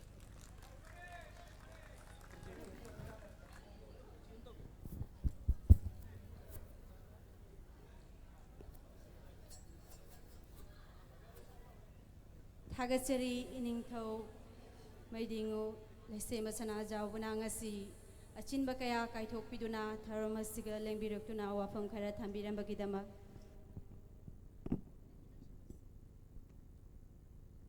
Mathangda Mangda Atoiba Lengbirak Boina Lengsin Biriba Kai Kumnazariba Uzaloya Lenkat Birak Laga LSSP gi Maikay Degi Chamukudul Borisumba Kusina Zabagi Tanzan Silobiyo and Hangachari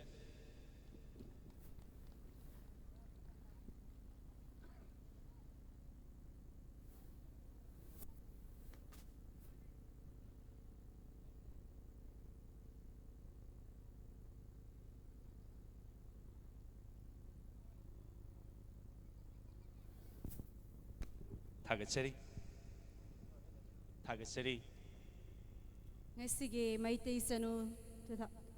2017 na se Hogdog Sanabagi Abadu Mayam the Gilauza Bagaloina Ngasige jury gi from lang the Lengsin Bigadaba Ahanba jury Equi Mayam Gimangda Saktak Sabaoina Ahan Boina Coxinjari jury number 1 the Lengsin Biriba Dr. Shagol Sem Lanchenba Maitei Ngasige Pambakasida Lenkat Piraktuna Lining Tog Sana Mahi Sana Pungi Maikay Digi Achamba Lengan Am Kudola Matang Lobina Nabitamakta Nolung na Coxinjari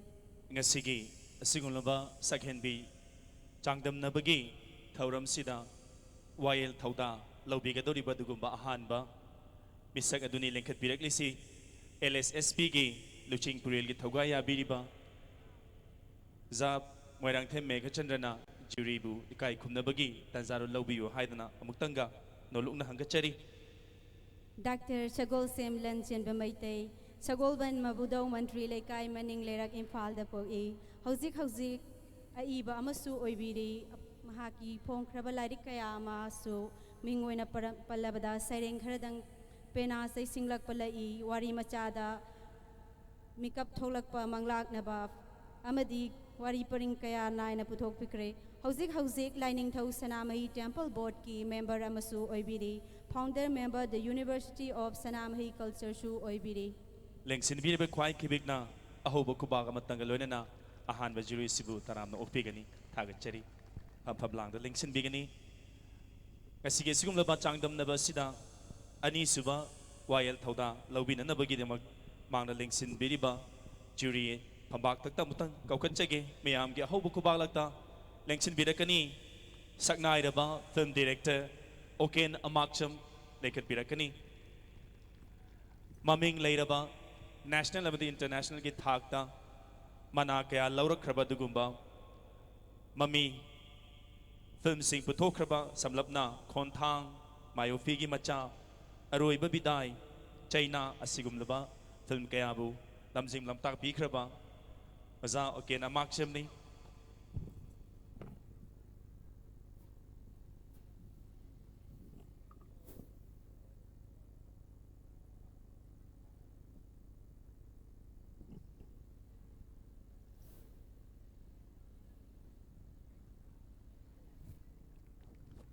ꯊꯥꯒꯠꯆꯔꯤ ꯑꯣꯖꯥ ꯑꯣꯀꯦꯟ ꯑꯃꯥꯛꯆꯝꯕꯨ ꯑꯍꯨꯝꯁꯨꯕ ꯑꯣꯏꯅ ꯀꯧꯁꯤꯟꯖꯔꯤ ꯑꯍꯨꯝꯁꯨꯕ ꯖꯨꯔꯤꯒꯤ ꯐꯝꯐꯝꯂꯥꯡꯗ ꯂꯦꯡꯁꯤꯟꯕꯤꯔꯤꯕ ꯃꯤꯌꯥꯝꯅ ꯁꯛꯈꯪꯂꯕ Wangkhemcha Samjai president all Manipur working journalists ꯌꯨꯅꯤꯌꯟꯒꯤ ꯄ꯭ꯔꯁꯤꯗꯦꯟꯕꯨ ꯉꯁꯤꯒꯤ ꯊꯧꯔꯝ ꯑꯁꯤꯒꯤ ꯗꯥꯏꯁꯇ ꯂꯦꯡꯈꯠꯄꯤꯔꯛꯇꯨꯅ ꯆꯝꯕ ꯈꯨꯗꯣꯜ ꯑꯃꯇꯪ ꯇꯔꯥꯝꯅ ꯂꯧꯕꯤꯅꯅꯕꯒꯤꯗꯃꯛ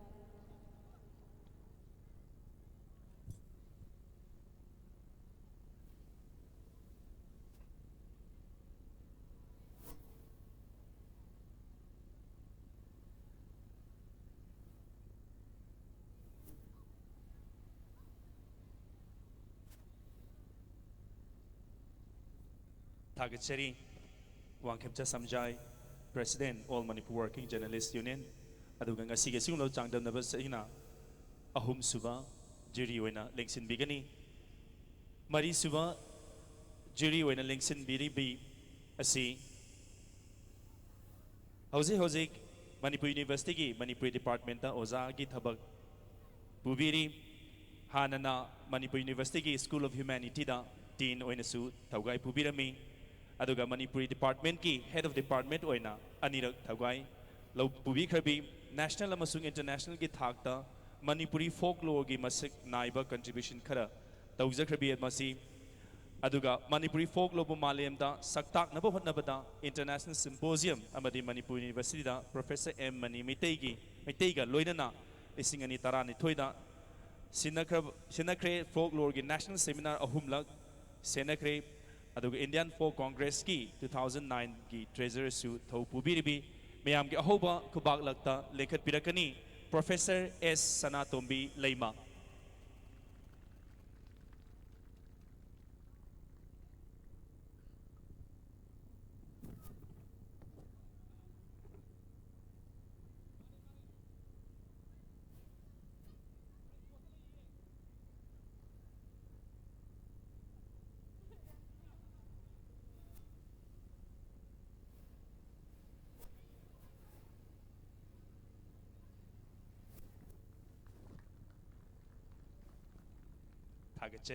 ꯊꯥꯒꯠꯆꯔꯤ ꯃꯦꯗꯥꯝ ꯄ꯭ꯔꯣꯐꯦꯁꯔ ꯑꯦꯁ ꯁꯅꯥꯇꯣꯝꯕꯤꯕꯨ ꯃꯉꯥꯁꯨꯕ ꯖꯨꯔꯤꯁꯀꯤ ꯐꯝꯐꯝꯂꯥꯡꯗ ꯂꯦꯡꯁꯤꯟꯕꯤꯔꯤꯕꯤ ꯁꯛꯅꯥꯏꯔꯕꯤ R K Hemavati renowned senior film actor of Manipur film ꯏꯟꯗꯁꯇ꯭ꯔꯤꯕꯨ ꯉꯁꯤꯒꯤ ꯊꯧꯔꯝ ꯑꯁꯤꯒꯤ ꯗꯥꯏꯁꯇ ꯂꯦꯡꯈꯠꯄꯤꯔꯛꯇꯨꯅ ꯑꯆꯝꯕ ꯈꯨꯗꯣꯜ ꯑꯃꯇꯪ ꯂꯧꯕꯤꯅꯅꯕ ꯅꯣꯂꯨꯛꯅ ꯀꯧꯁꯤꯟꯖꯔꯤ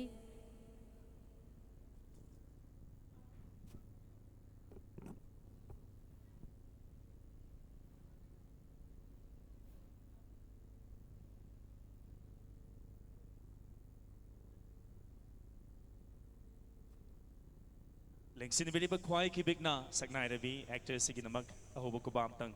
खुबीगनी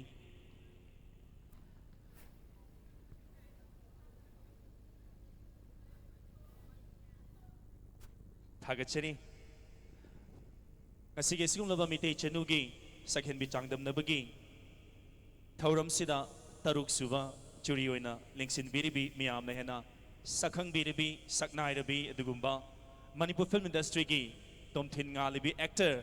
mayamgi ahob kubalakta kauksinjari manda laima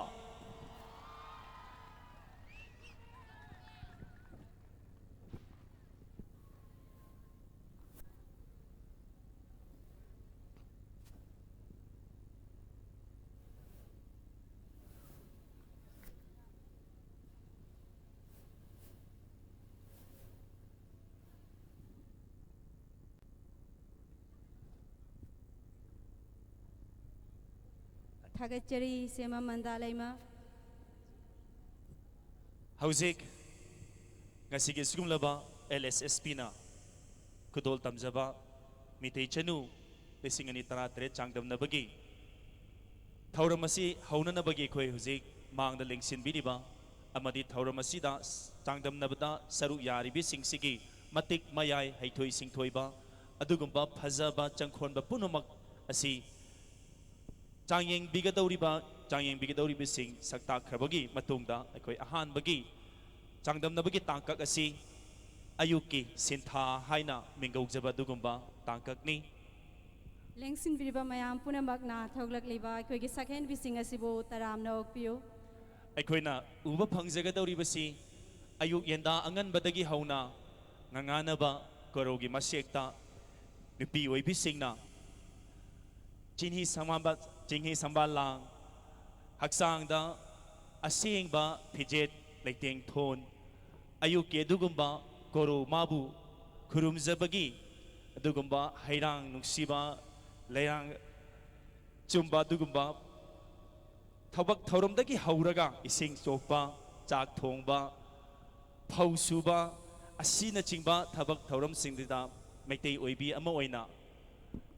set chaba dugumba pijet haijaba tare uba phangadoriba dugumba ayuki sentha haina mingaujaba ahamba tangkaki changdamnabani lobisi LSSP na lanthok chariba mitei chanu lisingani tara taret ki ahamba tangkaki ayuki sentha मियेंग ताबिरिबा मयाम पुनमकना अहोबो खोबाक अमग लोइना ना contestant सिंबो पुनिंग थौगतपियो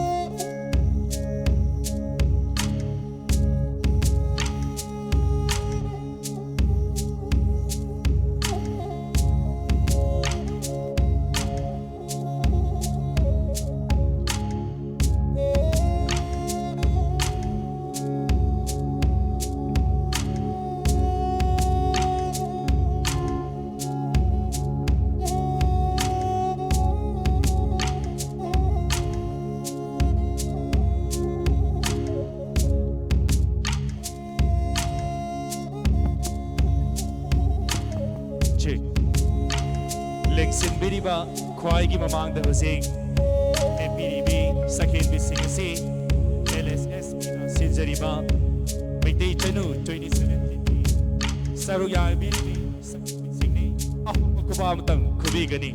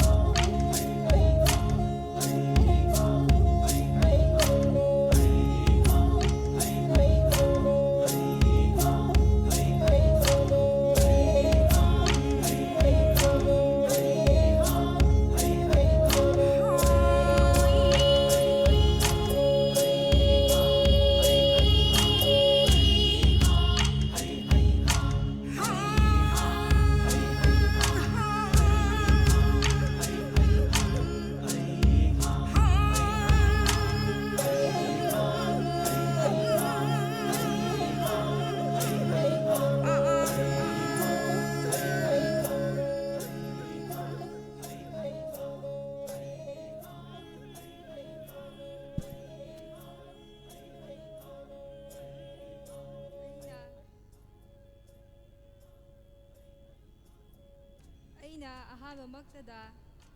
ꯂꯝꯗꯝ ꯑꯁꯤꯕꯨ ꯀꯣꯟꯕꯤꯔꯤꯕ ꯏꯕꯨꯙꯧ ꯑꯃꯗꯤ ꯏꯕꯦꯟꯗꯧ ꯑꯅꯤꯕꯨ ꯏꯀꯣꯛꯅꯣꯅ ꯈꯨꯔꯨꯝꯖꯔꯤ ꯑꯃꯗꯤ ꯉꯁꯤ ꯃꯩꯇꯩ ꯆꯅꯨ ꯑꯁꯤꯕꯨ ꯃꯤꯠꯌꯦꯡ ꯇꯥꯕ ꯂꯥꯛꯄꯤꯔꯤꯕ ꯑꯃꯗꯤ ꯑꯩꯒꯤ ꯏꯃꯥꯡꯗ ꯐꯝꯕꯤꯔꯤꯕ ꯖꯨꯔꯤ ꯑꯍꯨꯝꯕꯨꯁꯨ ꯑꯩꯅ ꯏꯀꯣꯛꯅꯣꯅ ꯈꯨꯔꯨꯝꯖꯔꯤ ꯑꯩꯍꯥꯛ ꯗꯥꯏꯅꯥ ꯅꯤꯡꯊꯧꯖꯝ ꯏꯕꯨꯙꯧ ꯊꯥꯡꯖꯤꯡ ꯃꯁꯥꯏꯀꯣꯜ ꯃꯣꯏꯔꯥꯡꯗꯒꯤꯅꯤ ꯑꯩꯅ ꯃꯩꯇꯩ ꯆꯅꯨꯔꯥ ꯑꯃ ꯑꯣꯏꯅ ꯆꯥꯎꯊꯔꯛꯂꯤꯕ ꯑꯩꯈꯣꯏꯒꯤ ꯏꯅꯥꯠꯀꯤ ꯆꯠꯅ ꯂꯣꯟꯆꯠ ꯀꯥꯡꯂꯣꯟ ꯂꯥꯏꯅꯤꯡ ꯂꯥꯏꯁꯣꯜ ꯂꯤꯛꯂꯝ ꯑꯁꯤꯗ ꯆꯅꯨꯔꯥ ꯑꯃ ꯑꯣꯏꯅ ꯈꯤꯇꯪꯗ ꯑꯣꯏꯔꯕꯁꯨ ꯃꯇꯦꯡ ꯄꯥꯡꯖꯕꯅꯤ ꯈꯟꯖꯔꯒ ꯑꯩꯅ ꯉꯁꯤ ꯃꯩꯇꯩ ꯆꯅꯨ ꯑꯁꯤꯗ ꯁꯔꯨꯛ ꯌꯥꯖꯕꯅꯤ ꯑꯃꯨꯛꯀꯁꯨ ꯍꯟꯅ ꯃꯤꯠꯌꯦꯡ ꯇꯥꯕꯤꯔꯤꯕ ꯄꯨꯝꯅꯃꯛꯄꯨ ꯏꯀꯣꯛꯅꯣꯅ ꯈꯨꯔꯨꯝꯖꯔꯤ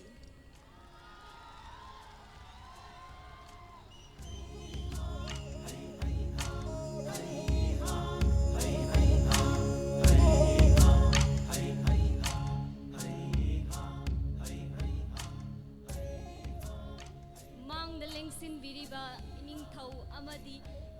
ꯂꯦꯡꯕꯤꯔꯛꯂꯤꯕ ꯈ꯭ꯋꯥꯏ ꯇꯔꯥꯕꯨ ꯏꯀꯣꯛꯅꯣꯅ ꯈꯨꯔꯨꯝꯖꯔꯤ ꯑꯩꯍꯥꯛꯀꯤ ꯀꯣꯂꯣꯏ ꯃꯤꯡꯂꯦꯟ ꯑꯉꯣꯝ ꯁꯂꯥꯏꯗ ꯁꯥꯠꯆꯕꯤ ꯁꯦꯔꯥꯝ ꯄ꯭ꯔꯤꯌꯥꯗꯥꯁꯅꯤ ꯆꯅꯨ ꯑꯩꯍꯥꯛꯀꯤ ꯄꯣꯛꯅꯐꯝ ꯂꯝꯗꯝꯅ ꯈꯣꯡꯃꯟ ꯑꯇꯣꯝ ꯂꯩꯔꯛ ꯑꯩꯍꯥꯛꯅ ꯉꯁꯤ ꯃꯩꯇꯩ ꯆꯅꯨ ꯆꯥꯡꯗꯝꯅꯕ ꯑꯁꯤꯗ ꯌꯥꯎꯖꯔꯤꯕ ꯑꯁꯤ ꯑꯩꯍꯥꯛꯅ ꯑꯩꯒꯤ ꯏꯐꯨꯔꯨꯞ ꯅꯨꯡꯁꯤꯖꯕ ꯑꯃꯗꯤ ꯃꯥꯡꯊꯔꯛꯂꯕ ꯏꯅꯥꯠ ꯂꯥꯏꯅꯤꯡ ꯂꯥꯏꯁꯣꯟ ꯖꯒꯣꯏ ꯏꯁꯩ ꯀꯌꯥ ꯑꯁꯤꯕꯨ ꯃꯥꯂꯦꯝꯒꯤ ꯐꯝꯕꯥꯛ ꯊꯛꯇ ꯄꯨꯈꯠꯆꯕ ꯌꯣꯛꯈꯠꯆꯕ ꯄꯥꯝꯖꯕꯒꯤꯗꯃꯛꯇꯅꯤ ꯑꯃꯨꯛꯀ ꯍꯟꯅ ꯇꯤꯟꯕꯤꯔꯤꯕ ꯃꯌꯥꯝꯕꯨ ꯈꯨꯔꯨꯝꯖꯔꯤ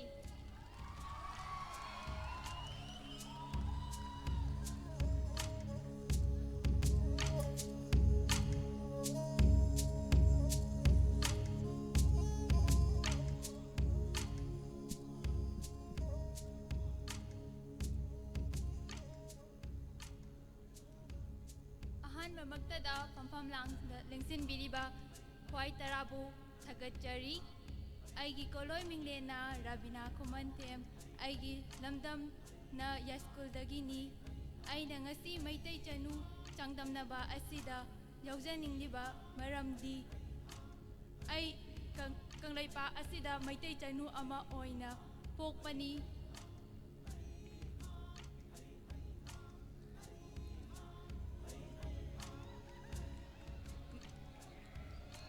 ꯃꯩꯇꯩ ꯆꯅꯨ ꯑꯃ ꯑꯣꯏꯅ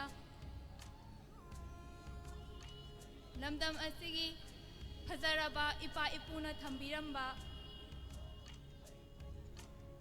ꯏꯄꯨꯅ ꯊꯝꯕꯤꯔꯝꯂꯕ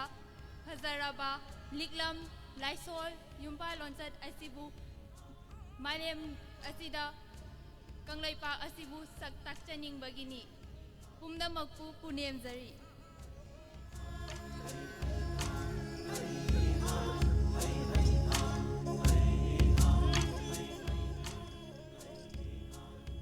ꯑꯍꯥꯟꯕꯃꯛꯇꯗ ꯇꯤꯟꯕꯤꯔꯤꯕ ꯈ꯭ꯋꯥꯏ ꯇꯔꯥꯕꯨ ꯏꯀꯣꯛꯅꯣꯅ ꯄꯨꯅꯦꯝꯖꯔꯤ ꯑꯩꯒꯤ ꯀꯣꯂꯣꯏ ꯃꯤꯡꯂꯦꯟꯗꯤ ꯇꯦꯛꯆꯝ ꯁꯣꯐꯤꯌꯥ ꯆꯅꯨ ꯑꯩꯒꯤ ꯂꯩꯐꯝꯅ वाखों सगोल मांगदगिनी अैना ngasi मैतै चनु चांगदमनबा सिदा यावबो पामजरिबगी मरमदी अैहा मैतै चनु अमा ओइना अैखोइगे अहल लमनसिंगना थंबिरंबा इना लाइनिंग चटनबी असिबु कनबा पामजबगीदमक अै मैतै चनु चांगदमनबा सिदा यावबो पामजबनी पुमनमकपु अमुका हना इकोकनोना पुनमजरी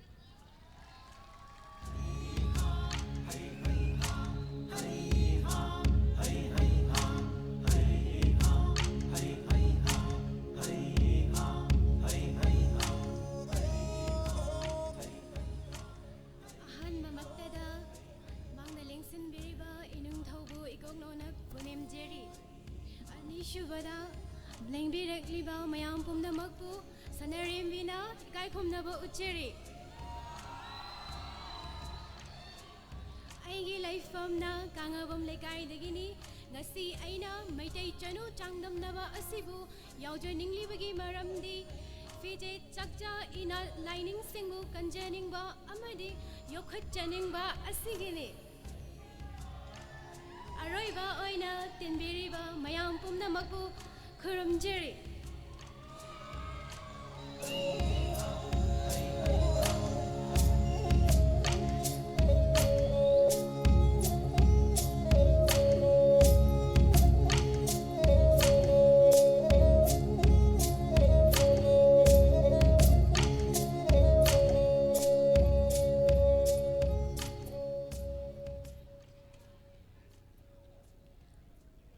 ngasi tinbiriba khwai tarabu haikam anuradha chanuna ikok nona khurumjari ai luwang cha yekni mugalak-tagi athoibi khurkhul mugagi masaigon khurkhul dagini thagachari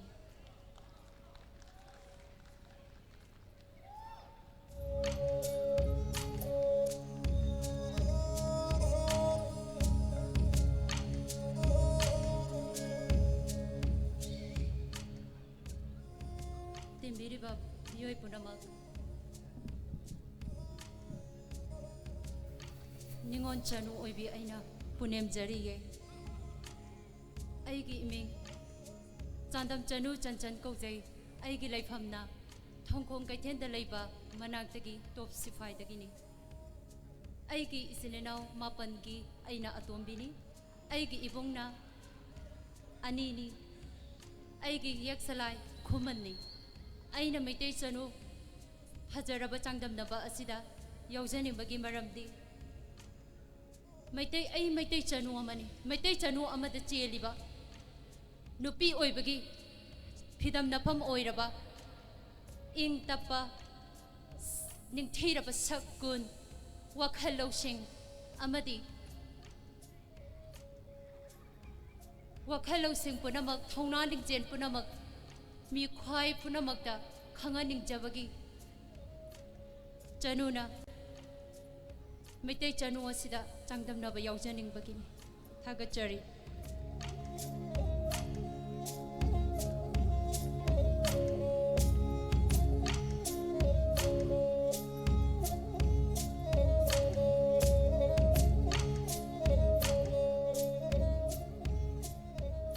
अहानबमक्तदा मफम असिबु कोनबिरिबा ईश्वरबु इथानुंगदा चेना थागोनबगा लोइनाना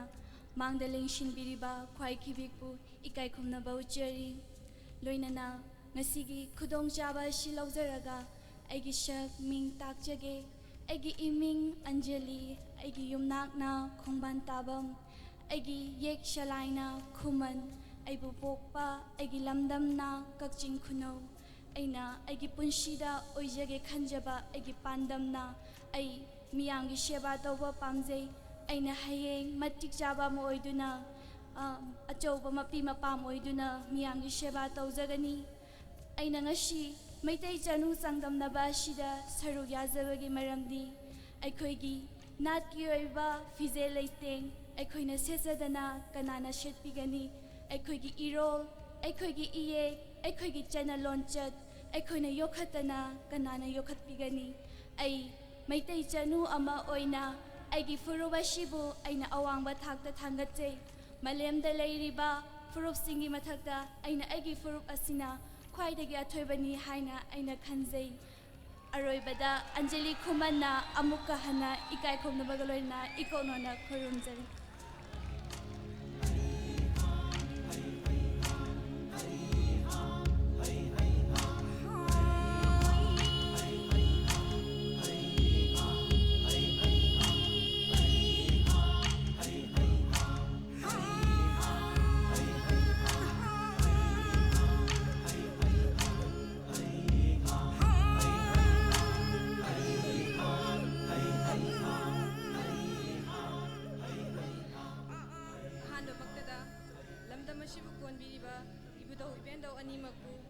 इथानुंगदा चेतना थागोंजरी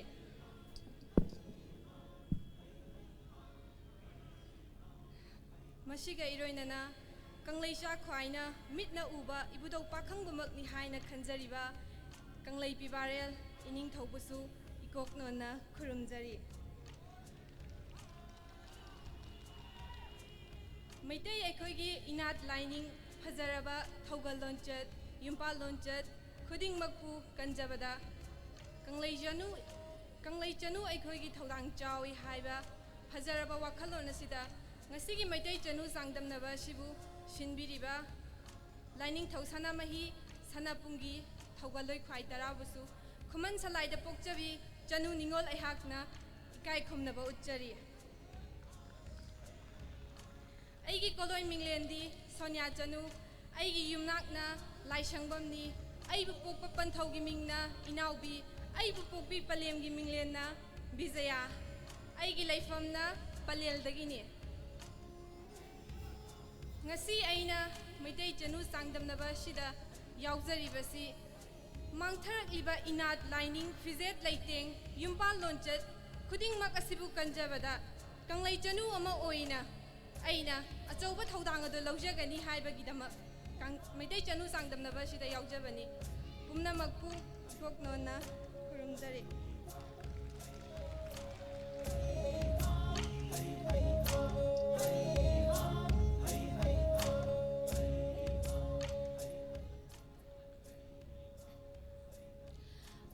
मक्तदा लमदम सिबु कोनबिरिबा इबुधौ अमदि इबेंधौबु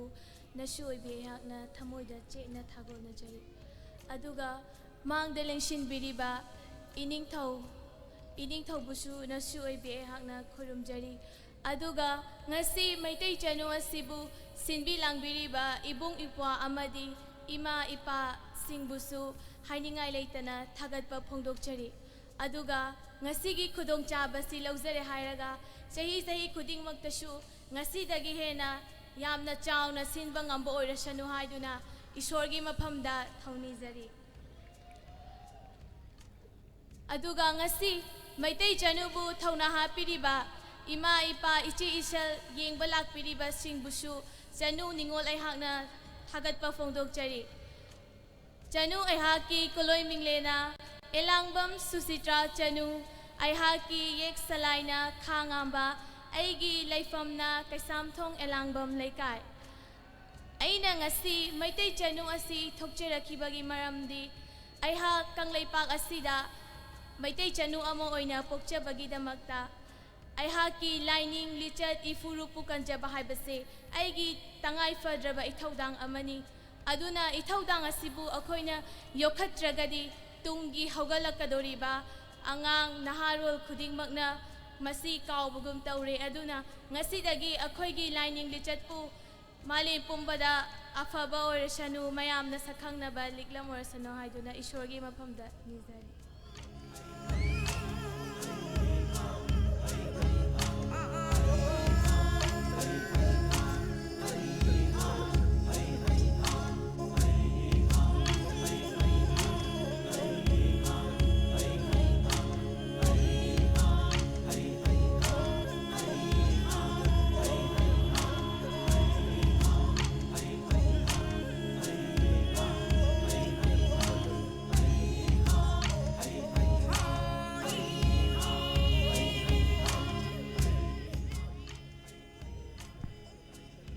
Hamba maktada aikoi punama pusembiriba hai ya sida bai pabu ithanung na che na konsin sa bagaloina na aikoi punama pusembiriba ibungo mabu kurumjari ꯑꯅꯤꯁꯨꯕꯗ ꯑꯩꯒꯤ ꯃꯥꯡꯗ ꯂꯦꯡꯁꯤꯟꯕꯤꯔꯤꯕ ꯂꯥꯏꯒꯤ ꯃꯇꯤꯛ ꯃꯌꯥꯏ ꯆꯦꯜꯂꯕ ꯏꯅꯤꯡꯊꯧꯕꯨ ꯅꯃꯣꯝ ꯑꯣꯏꯕꯤꯉꯩꯕꯨ ꯉꯁꯤ ꯑꯊꯣꯏ ꯑꯍꯦꯟ ꯆꯥꯡꯗꯝꯅꯕ ꯑꯁꯤꯗ ꯃꯪꯒꯣꯜ ꯄꯤꯅꯕꯤꯌꯨ ꯍꯥꯏꯅ ꯈꯨꯔꯨꯝꯖꯩ ꯑꯩꯒꯤ ꯏꯃꯤꯡ ꯁꯤꯂꯥ ꯂꯥꯏꯁ꯭ꯔꯝ ꯑꯩꯒꯤ ꯂꯩꯐꯝꯅ ꯁꯤꯡꯖꯃꯩ ꯕꯩꯒꯕꯇꯤ ꯂꯩꯀꯥꯏ ꯑꯩꯒꯤ ꯄꯨꯟꯁꯤꯒꯤ ꯄꯥꯟꯗꯝꯗꯤ ꯃꯇꯤꯛ ꯆꯥꯕ ꯑꯣꯖꯥ ꯑꯃ ꯑꯣꯏꯕ ꯄꯥꯝꯃꯤ ꯃꯔꯝꯗꯤ ꯍꯧꯔꯛꯂꯤꯕ ꯁꯥꯇ꯭ꯔꯁꯤꯡꯗ ꯑꯐꯕ ꯒ꯭ꯌꯥꯟ ꯂꯧꯁꯤꯡ ꯂꯝꯆꯠ ꯁꯥꯖꯠ ꯐꯖꯕ ꯊꯛꯁꯤ ꯈꯥꯁꯤ ꯀꯌꯥ ꯇꯝꯕꯤꯗꯨꯅ ꯑꯐꯕ ꯃꯇꯤꯛ ꯆꯥꯕ ꯌꯨꯝꯕꯨꯔꯦꯜ ꯑꯃꯃꯝ ꯑꯣꯏꯔꯛꯅꯕꯒꯤꯗꯃꯛ ꯑꯩ ꯏꯁꯥꯅ ꯃꯈꯣꯏꯕꯨ ꯁꯦꯝꯒꯠꯄ ꯄꯥꯝꯖꯩ ꯑꯩꯅ ꯉꯁꯤ ꯃꯩꯇꯩ ꯆꯅꯨ ꯆꯥꯡꯗꯝꯅꯕ ꯑꯁꯤ ꯌꯥꯎꯖꯔꯛꯂꯤꯕꯒꯤ ꯃꯔꯝꯗꯤ ꯃꯩꯇꯩ ꯑꯩꯈꯣꯏꯒꯤ ꯃꯥꯡꯁꯤꯜꯂꯛꯂꯕ ꯆꯠꯅꯕꯤ ꯐꯤꯖꯦꯠ ꯆꯥꯛꯆꯦꯠ ꯀꯌꯥ ꯑꯁꯤ ꯅꯧꯍꯧꯅꯅ ꯅꯤꯡꯁꯤꯡꯕꯒ ꯂꯣꯏꯅꯅꯒ ꯃꯥꯂꯦꯝꯗ ꯑꯃꯨꯛ ꯍꯟꯅ ꯍꯤꯡꯒꯠꯂꯛꯅꯕ ꯍꯣꯠꯅꯕꯗ ꯑꯩꯒꯤꯁꯨ ꯊꯧꯗꯥꯡ ꯌꯥꯎꯖꯅꯤꯡꯉꯤ ꯑꯔꯣꯏꯕꯗ ꯃꯩꯇꯩ ꯆꯅꯨ ꯆꯥꯡꯗꯝꯅꯕ ꯑꯁꯤꯕꯨ ꯁꯤꯟꯕꯤꯔꯤꯕ LSSPꯒꯤ ꯏꯄꯥ ꯁꯛꯂꯕ ꯏꯃꯥ ꯁꯛꯂꯕ ꯏꯕꯨꯡ ꯏꯄꯥꯁꯤꯡꯕꯨꯁꯨ ꯍꯥꯏꯅꯤꯡꯉꯥꯏ ꯂꯩꯇꯅ ꯊꯥꯒꯠꯆꯔꯤ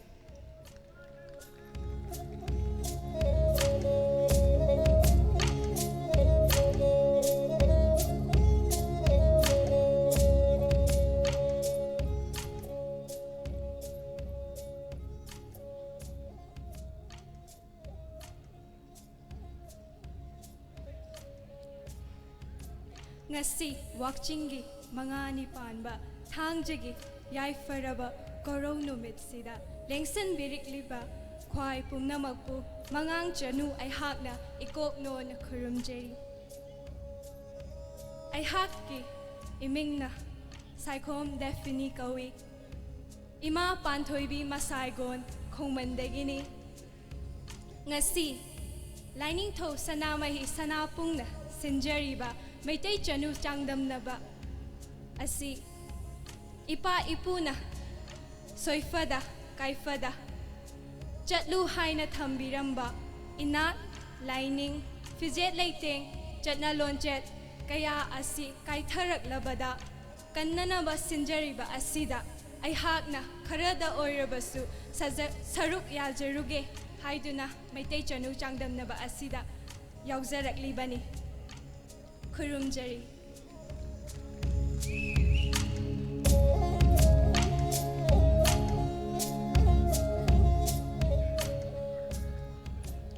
ꯑꯍꯥꯟꯕ ꯃꯛꯇꯗ ꯂꯝꯗꯝ ꯁꯤꯕꯨ ꯀꯣꯟꯕꯤꯔꯤꯕ ꯏꯕꯨꯙꯧ ꯏꯕꯦꯟꯙꯧ ꯑꯅꯤꯕꯨ ꯈꯥꯉꯥꯟꯕ ꯆꯅꯨ ꯑꯩꯅ ꯏꯀꯣꯛꯅꯣꯅ ꯈꯨꯔꯨꯝꯖꯔꯤ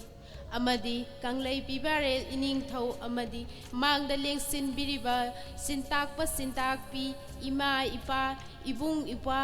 ꯏꯆꯦ ꯏꯆꯜ ꯃꯔꯨꯞꯂꯣꯏꯁꯤꯡꯕꯨꯁꯨ ꯈꯥꯉꯥꯟꯕ ꯆꯅꯨ ꯑꯩꯅ ꯏꯀꯣꯛꯅꯣꯅ ꯈꯨꯔꯨꯝꯖꯔꯤ ꯑꯩꯒꯤ ꯀꯣꯂꯣꯏ ꯃꯤꯡꯂꯦꯟ ꯈꯥꯉꯥꯟꯕ ꯆꯅꯨ ꯀꯣꯟꯖꯦꯡꯕꯝ ꯑꯕꯦꯁꯅ ꯑꯩꯒꯤ ꯑꯄꯣꯛꯄꯒꯤ ꯃꯤꯡ ꯀꯣꯟꯖꯦꯡꯕꯝ ꯍꯦꯔꯥꯃꯅꯤ ꯃꯩꯇꯩ ꯑꯩꯒꯤ ꯑꯄꯣꯛꯄꯤꯒꯤ ꯃꯤꯡ ꯀꯣꯟꯖꯦꯡꯕꯝ ꯃꯦꯃꯤ ꯂꯩꯃ ꯑꯩꯒꯤ ꯌꯦꯛ ꯈꯥꯉꯥꯟꯕ ꯑꯩꯅ ꯃꯩꯇꯩ ꯆꯅꯨ ꯑꯁꯤ ꯌꯥꯎꯖꯕꯒꯤ ꯃꯔꯝꯗꯤ ꯏꯄꯥ ꯏꯄꯨꯁꯤꯡꯅ ꯊꯥꯏꯅꯗꯒꯤ ꯊꯝꯕꯤꯔꯝꯂꯕ ꯐꯖꯔꯕ ꯏꯅꯥꯠꯀꯤ ꯂꯤꯛꯂꯝ ꯍꯥꯏꯕꯗꯤ ꯏꯅꯥꯠ ꯂꯥꯏꯅꯤꯡ ꯐꯤꯖꯦꯠ ꯂꯩꯇꯦꯡ ꯊꯧꯒꯜꯂꯣꯟ ꯀꯌꯥ ꯑꯁꯤꯕꯨ ꯆꯅꯨ ꯑꯩꯅ ꯀꯥꯏꯗꯅ ꯆꯠꯂꯤ ꯍꯥꯏꯕꯗꯨ ꯇꯥꯛꯅꯕꯒꯤꯗꯃꯛꯇꯅꯤ ꯑꯔꯣꯏꯕꯗ ꯑꯩꯅ ꯍꯥꯏꯖꯅꯤꯡꯕꯗꯤ ꯀꯪꯂꯩꯄꯥꯛ ꯑꯁꯤꯕꯨ ꯃꯨꯟꯒꯗꯧꯒꯤ ꯉꯥꯏꯗꯅ ꯂꯩꯔꯕ ꯃꯤꯇꯣꯞ ꯃꯤꯔꯥꯟꯆꯥ ꯀꯌꯥ ꯑꯁꯤꯕꯨ ꯆꯅꯨ ꯑꯩꯈꯣꯏꯒꯤ ꯊꯧꯅꯥ ꯑꯃꯃꯝ ꯎꯠꯂꯝꯂꯁꯤ ꯍꯥꯏꯕꯗꯨ ꯑꯔꯣꯏꯕꯗ ꯑꯩꯅ ꯍꯥꯏꯖꯔꯤ ꯊꯥꯒꯠꯆꯔꯤ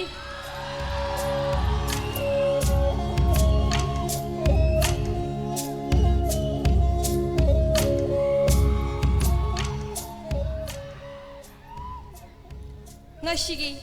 yaifaraba numit ashida lamdam ashibu konbiriba ibudhau amadi ibendaubu nashu aihakna thamoinungda chetna thagonna jaraga punemjari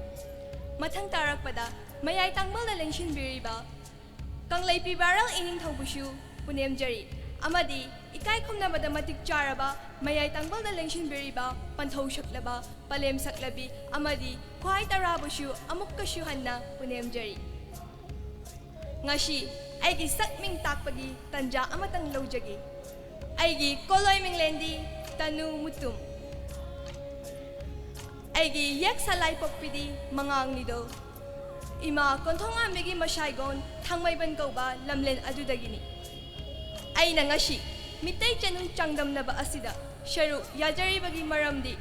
ai ishamak mitai chanura ama oina ai haki lu tongdagi chenduna laklaba mitai gi asengba ichel ase uthok chabagi tanja ama laujabani iroinana mitai akhoi leijariba fajaraba liklam chatna kangon kaya asibu ai ishamak mitai chanura ama oina thaudang kanbada thaudang yamna chawna lei haibasi utpa pambagi damak aina sharuk yajaribani punem jari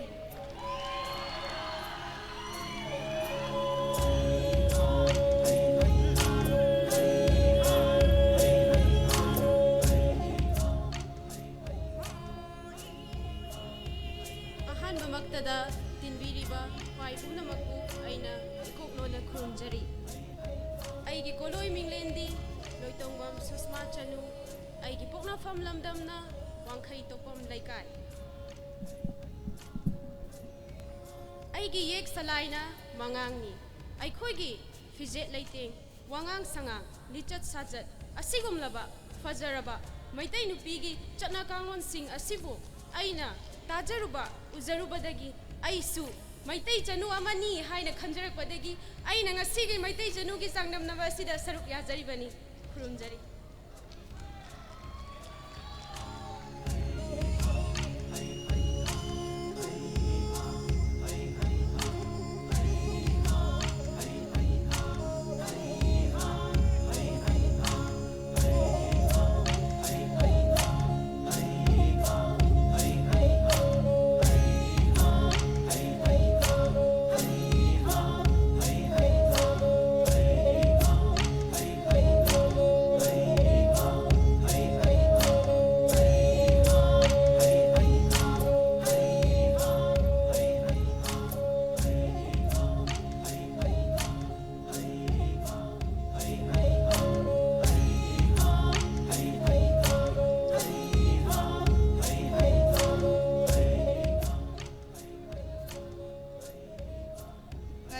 ꯌꯥꯏꯐꯔꯕ ꯊꯧꯔꯝ ꯑꯁꯤꯗ ꯃꯌꯥꯏ ꯇꯥꯡꯕꯜꯗ ꯂꯦꯡꯁꯤꯟꯕꯤꯔꯤꯕ ꯉꯁꯤꯒꯤ ꯌꯥꯏꯐꯔꯕ ꯊꯧꯔꯝ ꯑꯁꯤꯗ ꯃꯌꯥꯏ ꯇꯥꯡꯕꯜꯗ ꯂꯦꯡꯁꯤꯟꯕꯤꯔꯤꯕ ꯑꯃꯗꯤ ꯃꯤꯠꯌꯦꯡ ꯇꯥꯕ ꯂꯥꯛꯄꯤꯔꯤꯕ ꯈ꯭ꯋꯥꯏꯈꯤꯕꯤ ꯄꯨꯝꯅꯃꯛꯄꯨ ꯏꯀꯣꯛꯅꯣꯅ ꯈꯨꯔꯨꯝꯖꯔꯤ ꯑꯩꯒꯤ ꯀꯣꯂꯣꯏ ꯃꯤꯡꯂꯦꯟꯗꯤ ꯊꯣꯛꯆꯣꯝ ꯁꯟꯁꯣꯔꯤꯌꯥ ꯆꯅꯨꯅꯤ ꯑꯩꯒꯤ ꯂꯩꯐꯝꯅ ꯊꯤꯅꯨꯡꯗꯒꯤꯗꯒꯤꯅꯤ ꯃꯣꯏꯔꯥꯡ ꯌꯦꯛ ꯁꯂꯥꯏꯗ ꯄꯣꯛꯆꯕꯤ ꯃꯃꯣꯝ ꯑꯩꯍꯥꯛꯅ ꯏꯀꯣꯛꯅꯣꯅ ꯈꯨꯔꯨꯝꯖꯔꯤ ꯃꯩꯇꯩ ꯆꯅꯨ ꯆꯥꯡꯗꯝꯅꯕ ꯑꯁꯤꯗ ꯁꯔꯨꯛ ꯌꯥꯖꯕꯒꯤ ꯃꯔꯝꯗꯤ ꯃꯩꯇꯩ ꯑꯩꯈꯣꯏꯒꯤ ꯐꯖꯔꯕ ꯐꯤꯖꯦꯠ ꯂꯩꯇꯦꯡ ꯆꯪꯈꯣꯜꯂꯕ ꯏꯅꯥꯠ ꯑꯁꯤꯕꯨ ꯃꯥꯂꯦꯝ ꯑꯁꯤꯗ ꯁꯛꯇꯥꯛꯄꯗ ꯃꯩꯇꯩ ꯆꯅꯨꯔꯥ ꯑꯃ ꯑꯣꯏꯕꯒꯤ ꯏꯊꯧꯗꯥꯡꯅꯤ ꯆꯥꯡꯗꯝꯅꯕ ꯑꯁꯤꯗ ꯃꯥꯏꯊꯤꯕ ꯅꯠꯇ꯭ꯔꯒ ꯃꯥꯏ ꯄꯥꯛꯄ ꯍꯥꯏꯕꯗꯨꯅ ꯅꯥꯊꯩꯔꯒ ꯊꯝꯈ꯭ꯔꯒ ꯀꯪꯂꯩ ꯏꯃꯥꯒꯤ ꯅꯨꯡꯒꯤ ꯈꯔꯗꯪ ꯑꯣꯏꯕ ꯊꯧꯗꯥꯡ ꯈꯔ ꯂꯧꯖꯅꯤꯡꯕꯒꯤꯗꯃꯛ ꯉꯁꯤ ꯃꯩꯇꯩ ꯆꯅꯨꯔꯥ ꯑꯃ ꯑꯣꯏꯅ ꯊꯣꯛꯆꯔꯛꯄꯅꯤ ꯈꯨꯔꯨꯝꯖꯔꯤ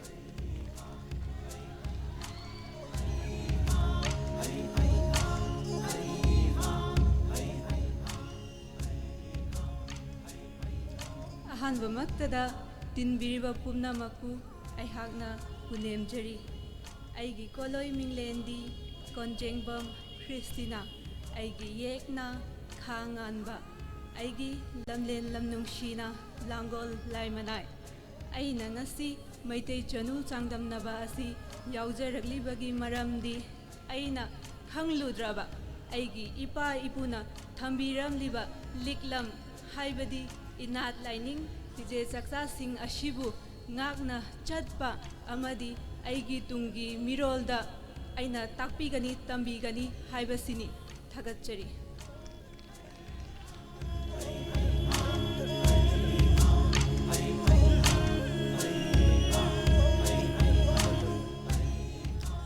ꯑꯍꯥꯟꯕꯃꯛꯇꯗ ꯂꯝꯗꯝ ꯑꯁꯤꯕꯨ ꯀꯣꯟꯕꯤꯔꯤꯕ ꯏꯕꯨꯙꯧ ꯏꯕꯦꯟꯗꯧ ꯑꯅꯤꯕꯨ ꯉꯁꯨꯅ ꯏꯀꯣꯛꯅꯣꯅ ꯈꯨꯔꯨꯝꯖꯔꯤ ꯑꯗꯨꯒ ꯃꯥꯡꯗ ꯂꯦꯡꯁꯤꯟꯕꯤꯔꯛꯂꯤꯕ ꯈ꯭ꯋꯥꯏ ꯇꯔꯥꯕꯨꯁꯨ ꯏꯀꯣꯛꯅꯣꯅ ꯈꯨꯔꯨꯝꯖꯔꯤ ꯑꯩꯍꯥꯛꯀꯤ ꯃꯤꯡ ꯑꯣꯏꯅꯥꯝ ꯃꯦꯔꯤꯅꯥ ꯆꯅꯨ ꯈꯨꯃꯟ ꯌꯦꯛꯇ ꯁꯒꯣꯜꯕꯟ ꯇꯦꯔꯥ ꯈꯨꯔꯥꯏꯖꯝ ꯂꯩꯀꯥꯏꯗ ꯄꯣꯛꯆꯕꯅꯤ ꯉꯁꯤ ꯑꯩꯍꯥꯛꯅ ꯃꯩꯇꯩ ꯆꯅꯨ ꯁꯔꯨꯛ ꯌꯥꯖꯔꯛꯂꯤꯕ ꯑꯁꯤ ꯑꯩꯍꯥꯛ ꯃꯩꯇꯩ ꯆꯅꯨ ꯑꯃ ꯑꯣꯏꯅ ꯏꯅꯥꯠꯄꯨ ꯅꯨꯡꯁꯤ ꯀꯟꯖꯅꯤꯡꯉꯤ ꯑꯩꯈꯣꯏꯒꯤ ꯏꯄꯥ ꯏꯃꯥꯅ ꯊꯝꯕꯤꯔꯝꯂꯤꯕ ꯐꯖꯈ꯭ꯔꯕ ꯏꯄꯥꯅꯥꯠ ꯏꯄꯨꯅꯥꯠ ꯐꯖꯈ꯭ꯔꯕ ꯐꯤꯖꯦꯠ ꯂꯩꯇꯦꯡ ꯊꯧꯒꯜ ꯂꯣꯟꯆꯠ ꯂꯤꯛꯂꯝ ꯄꯔꯦꯡ ꯀꯌꯥ ꯑꯁꯤꯕꯨ ꯃꯩꯇꯩ ꯆꯅꯨ ꯑꯣꯏꯕꯤ ꯑꯩꯍꯥꯛꯅ ꯀꯟꯖꯅꯤꯡꯉꯤ ꯉꯁꯤ ꯂꯤꯛꯂꯝ ꯄꯔꯦꯡ ꯀꯌꯥ ꯑꯁꯤꯕꯨ ꯀꯥꯏꯊꯔꯛꯄꯅ ꯉꯁꯤ ꯑꯩꯈꯣꯏꯒꯤ ꯏꯃꯥ ꯅꯨꯡꯁꯤꯈ꯭ꯔꯕꯤ ꯏꯃꯥ ꯑꯁꯤꯒꯤ ꯃꯁꯛ ꯃꯥꯡꯊꯍꯜꯂꯦ ꯃꯔꯝ ꯑꯗꯨꯅ ꯑꯩꯈꯣꯏ ꯄꯨꯝꯅꯃꯛꯅ ꯏꯃꯥꯕꯨ ꯀꯟꯁꯤ ꯏꯃꯥꯒꯤ ꯐꯖꯔꯕ ꯁꯛꯇꯝ ꯑꯁꯤꯕꯨ ꯃꯥꯡꯍꯜꯂꯣꯏꯁꯤ ꯍꯥꯏꯕ ꯋꯥꯈꯜꯂꯣꯟ ꯑꯁꯤꯗ ꯑꯩꯍꯥꯛ ꯉꯁꯤ ꯃꯩꯇꯩ ꯆꯅꯨ ꯆꯥꯡꯗꯝꯅꯕ ꯑꯁꯤ ꯁꯔꯨꯛ ꯌꯥꯖꯔꯛꯄꯅꯤ ꯑꯣꯏꯅꯥ ꯃꯦꯔꯤꯅꯥ ꯆꯅꯨꯅ ꯑꯃꯨꯛꯀ ꯍꯟꯅ ꯏꯀꯣꯛꯅꯣꯅ ꯈꯨꯔꯨꯝꯖꯔꯤ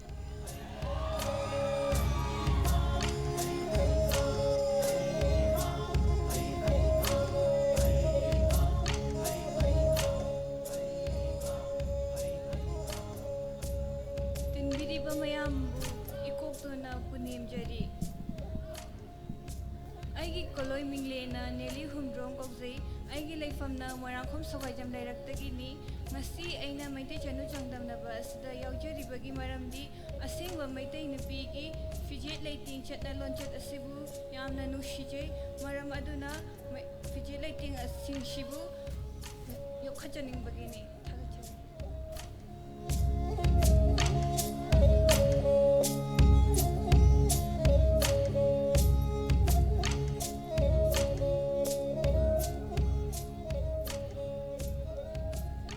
ꯑꯍꯥꯟꯕꯃꯛꯇꯗ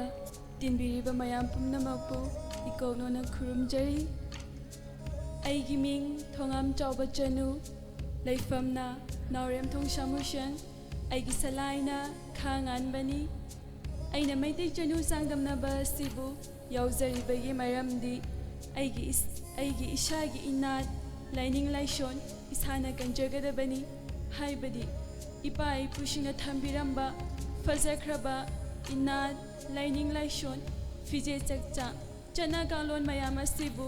ꯈꯔꯗ ꯑꯣꯏꯔꯕꯁꯨ ꯌꯣꯛꯈꯠꯆꯅꯤꯡꯕꯒꯤ ꯑꯃꯁꯨꯡ ꯑꯋꯥꯡꯕ ꯊꯥꯛꯇ ꯊꯥꯡꯒꯠꯆꯅꯤꯡꯕꯒꯤ ꯑꯩ ꯏꯁꯥꯃꯛ ꯃꯩꯇꯩ ꯆꯅꯨ ꯆꯥꯡꯗꯝꯅꯕ ꯑꯁꯤꯕꯨ ꯌꯥꯎꯖꯔꯤꯕꯅꯤ ꯂꯣꯏꯅꯅ ꯊꯣꯉꯥꯝ ꯆꯥꯎꯕ ꯆꯅꯨꯅ ꯃꯌꯥꯝ ꯄꯨꯝꯅꯃꯛꯄꯨ ꯏꯀꯣꯛꯅꯣꯅ ꯈꯨꯔꯨꯝꯖꯔꯤ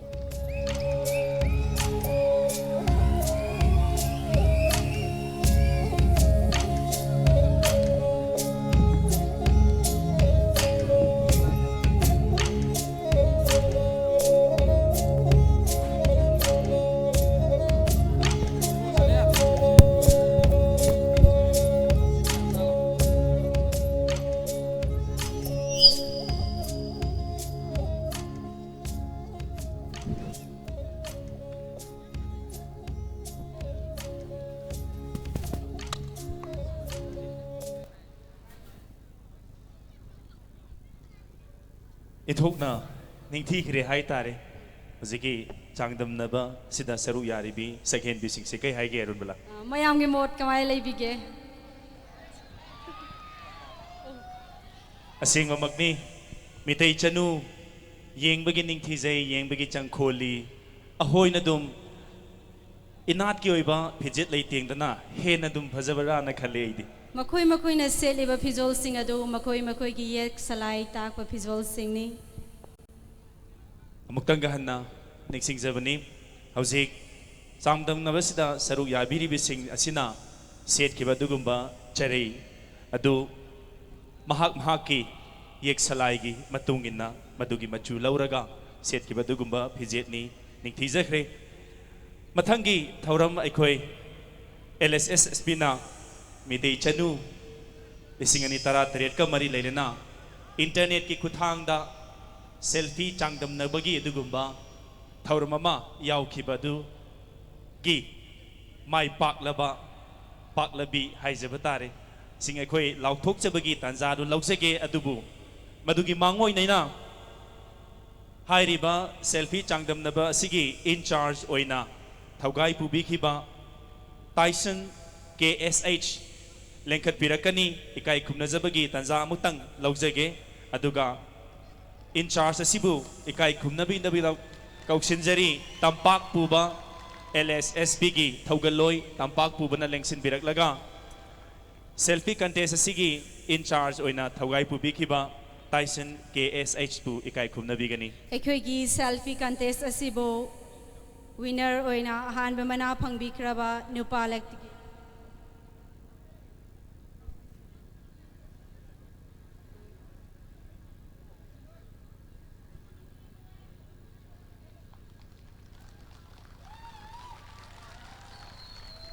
Pumna maputhagatchari tampak puba amadi Tyson busu thagatsari hujik Arun Balanadi hariba changdamna basigi mana laubigadaba laugi dawi du lauthokna bagi hoi sema sabadi haukhre adumakpu hariba mana si phangbigadawriba amadi phangbigadawribi asibu ikai khumnagadawriba du ai amuktang hana kauksinjage mioi asi hanana mahaki mingawasi Bir Vardha Yumnam haina kaukjarambadagi inat lining bu nungsijaduna Yumnam Angamba haina mingthon jakraba leksin biraksi Yumnam Angambana hairiba changdamnaba sigi makok mathang taraba singda mana si pibigani Kuigi selfie sangdamnaba sigi ahanba mana phangbikraba nupa aglaktege Lansenba maitei laifam kakwa namarakpam laikai Lansenba maitei dai seleng sin biraktuna chamba khudol amatang lawinanaba nolokna kausinjari selfie changdamnabagi ahanba nupa laktagi lawbiribasi Lanchenba maitei kakwa namarakpam laikai dagini lekhat birakli mayamna ahoba kuwa matanga muktang nizari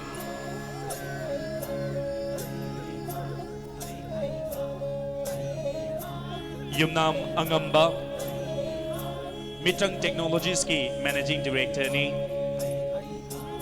Nupi laktagi kausinjari selfie sangdamnaba sigi ahanba mana takrabi Helena namarakpam Lengsin biraksi selfie changdamnabagi nupi laktagi ahanba mana laubigadawribi Helena namarakpam lengsin birakli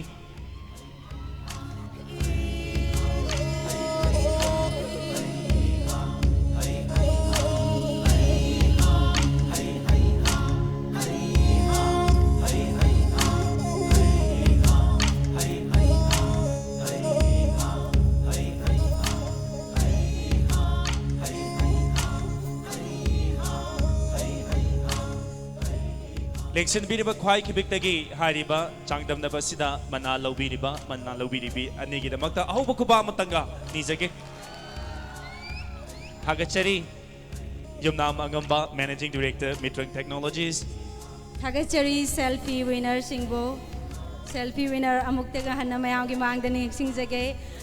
ahanba nupagi laktagi athoiba Lansenba maitei kakwa nangmairakpam laikai Amati nupi laktagi athoibi oribi Helena namarakpam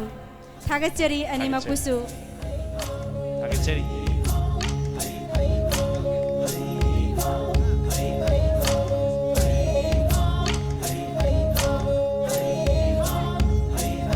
Hauzik LSSP na sinjariba mitei janu lesingani tara taret ka mari leinana thamjaki badugumba selfie changdamnabagi mana Lanthok chakhabagi matungda ngasige ismlaba thawr masibu mapung phana mai pakna asoengam yaudana pangthokpada achouba sel gi tengbang bu oibu oiro lauksing gi bu oiro pangal gi bu oiro pangbirakhi badugumba donor sing dubu ikai khumnabagi tanjadu laujage donor sing asibu ikai khumnabi nabagi damak kausenjari chairman fund committee lining thosana mahi sanapung DH Bijen Lengsin Birakani Fund Committee LSSP ki Chairman ki thawgai pubiriba DH Bijen na donor sing asi ikai khumnabi gani Lengsin Biraksi ahan bada khoigi mangda su Lengsin bidun laibiriba Naharol ki thaudang ki hanagi editor Oza Loya Lengsin Birakani Haujik su oibiriba waru bibi haroi Naharol ki thaudang ki editor oibiriba Oza Loya Lengsin Birakani Mathangda anisubo oina kausinjari donor oinam Roman oinam Thingel dagi anisubo oina kausinjari oinam Thingel dagi oinam Roman oinam Thingel dagi Mathangda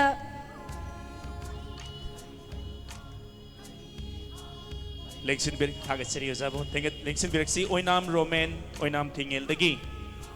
Mathangda Lengsin Biraksi Thangjam Nauba Director Hotel Classic Group of Hotels ki Director Thangjam Nauba Lengsin Birakani Mathangda Kaushinjari M. Asni Kumar Vice Chairman Mida ikai khumnajariba em asni kumar vice chairman a ngasigi thauram asigi dais te lengkhat piraktuna lengyan amiteng khudol lobirana bagidamak nolongna kausinjari Mathangda lengsin biraksi Gopi film producer lengsin biraksi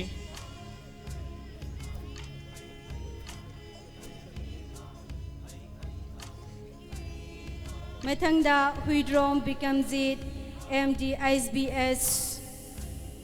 Huidrom Bikramjit MD SVH bu ngasigi thauram asigi dais te lengkhat piraktuna lengyan khudol amiteng tamjabagi tanja du logjige Koina kauthok chariba sing asi mafam sida leibiragadi kitang khonglei thuna phabak thak sida lengkhat pirakani mathangda kauksinjari kakwadagi laishram chawba lengkhat piraksi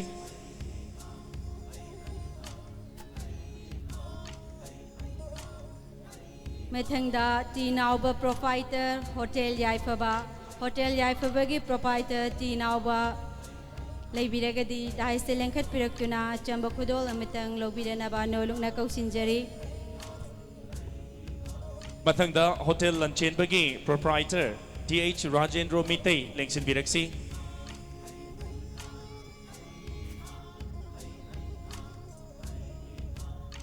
Donor gi tana suboina Namirak Pam Singkhai social worker Thongju Kausinjari Namairakpam Chingkhai social worker Thongju Mathangda lengsin biraksi Chinga Makha Maisnam Lekai dagi Thokchom Tomba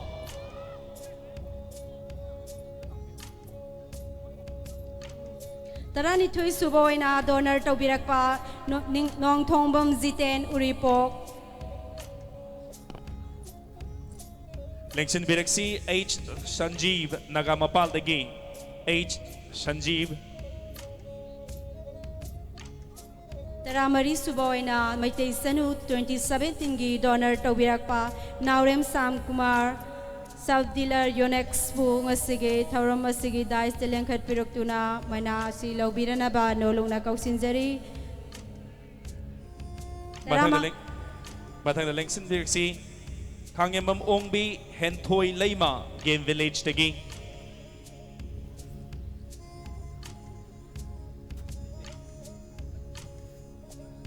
Tara truk suboina donor taubirakpa Haisnam Luang Drain Malem Nganba Eastern Dark Advisor Haisnam Luang Drain Malem Nganba Eastern Dark Advisor lengsin birakli Kangembam Ongbi Henthoi Leima Game Village dagi thauram asibu pangthok na bahonabada ngamjaba tarit senja pangbirapagidamak amukka hanna nolukna kai khumnajari Mathangda kausinjari tara katare chuboina JMKI Ringo IMR IC Police Petrol Pump lengsin birakli basi Haisnam Luang Drain Ngagbigani Haisnam Nong Drain haina Haisnam Nong Drain Eastern Dark Advisor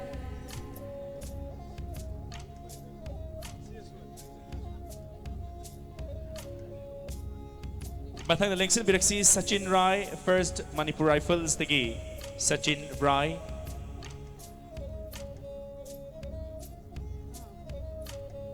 Hauzik mayam gi mang de lengsin birambadu Haisnam Nong Drain Eastern Dark ki singer ni Ramapan suboina kausinjari ke tolen First MR Lelena lengsin biraksi DH Doren First Manipur Rifle dagi DH Doren First Manipur Rifles dagi lengsin biraksi Kumathoi suboina kausinjari Maitan kai sangbam Manikatan Maitai Manikanta Maitai Kunmathoi suboina kausinjari Maitan kai sangbam Manikanta Maitai Mathangda Kangmujam Abhiram lengkhat piraksi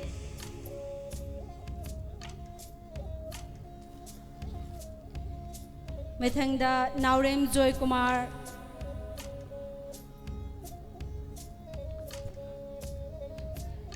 Naurem Joy Kumar lengsin birakani mathangda Apralen Printagi TH Arun RK Pralo KH Lenin ꯂꯦꯡꯁꯤꯟ ꯕꯤꯔꯛꯁꯤ ꯑꯩꯈꯣꯏꯅ ꯀꯧꯊꯣꯛꯆꯔꯤꯕ ꯃꯤꯡ ꯑꯁꯤ ꯁꯣꯏꯈꯤꯕ ꯉꯥꯡꯈꯤꯕ ꯌꯥꯎꯔꯒꯁꯨ ꯉꯥꯛꯄꯤꯒꯅꯤ ꯏꯕꯤꯔꯤꯕꯗꯨꯃꯛ ꯑꯩꯈꯣꯏꯅ ꯀꯧꯊꯣꯛꯆꯔꯛꯄꯅꯤ ꯂꯦꯡꯁꯤꯟ ꯕꯤꯔꯛꯂꯤꯁꯤ ꯅꯥꯎꯔꯦꯝ ꯖꯣꯏ ꯀꯨꯃꯥꯔꯒꯤ ꯃꯆꯥꯅꯨꯄꯤꯅꯤ ꯊꯥꯒꯠꯆꯔꯤ ꯀꯨꯟꯃꯔꯤ ꯁꯨꯕ ꯑꯣꯏꯅ ꯀꯧꯁꯤꯟꯖꯔꯤ April ꯄ꯭ꯔꯤꯟꯇꯔꯒꯤ TH Arun RK ꯄ꯭ꯔꯂꯣ ꯑꯃꯗꯤ KH ꯂꯦꯅꯤꯟ ꯂꯣꯏꯅ ꯂꯦꯡꯁꯤꯟ ꯕꯤꯔꯛꯁꯤ ꯒꯣꯝꯇꯤ ꯑꯀꯣꯏꯖꯝ ꯀꯨꯟꯇꯔꯨꯛ ꯁꯨꯕ ꯑꯣꯏꯅ ꯃꯩꯇꯩ ꯆꯅꯨ 2017ꯒꯤ ꯗꯣꯅꯔ ꯇꯧꯕꯤꯔꯛꯄ ꯁꯔꯠ ꯁꯂꯥꯝ ꯁꯔꯠ ꯁꯂꯥꯝꯒꯤ ꯃꯊꯪꯗ ꯀꯧꯁꯤꯟꯖꯔꯤ ꯅꯤꯡꯊꯧꯖꯝ ꯁꯥꯟꯇꯤ ꯃꯤꯇꯩ ꯅꯤꯡꯊꯧꯖꯝ ꯁꯥꯟꯇꯤ ꯃꯤꯇꯩ ꯅꯤꯡꯊꯧꯖꯝ ꯁꯥꯟꯇꯤ ꯃꯩꯇꯩꯒꯤ ꯃꯊꯪꯗ ꯀꯧꯁꯤꯟꯖꯔꯤ ꯌꯨꯝꯈꯥꯏꯕꯝ ꯄꯤꯕꯥꯇꯣꯟ ꯃꯩꯇꯩ ꯂꯦꯡꯁꯤꯟ ꯕꯤꯔꯛꯁꯤ ꯌꯨꯝꯈꯥꯏꯕꯝ ꯄꯤꯕꯥꯇꯣꯟ ꯃꯤꯇꯩ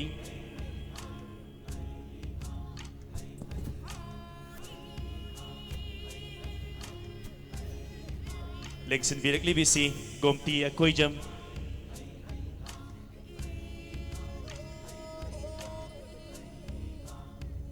ꯊꯥꯒꯠꯆꯔꯤ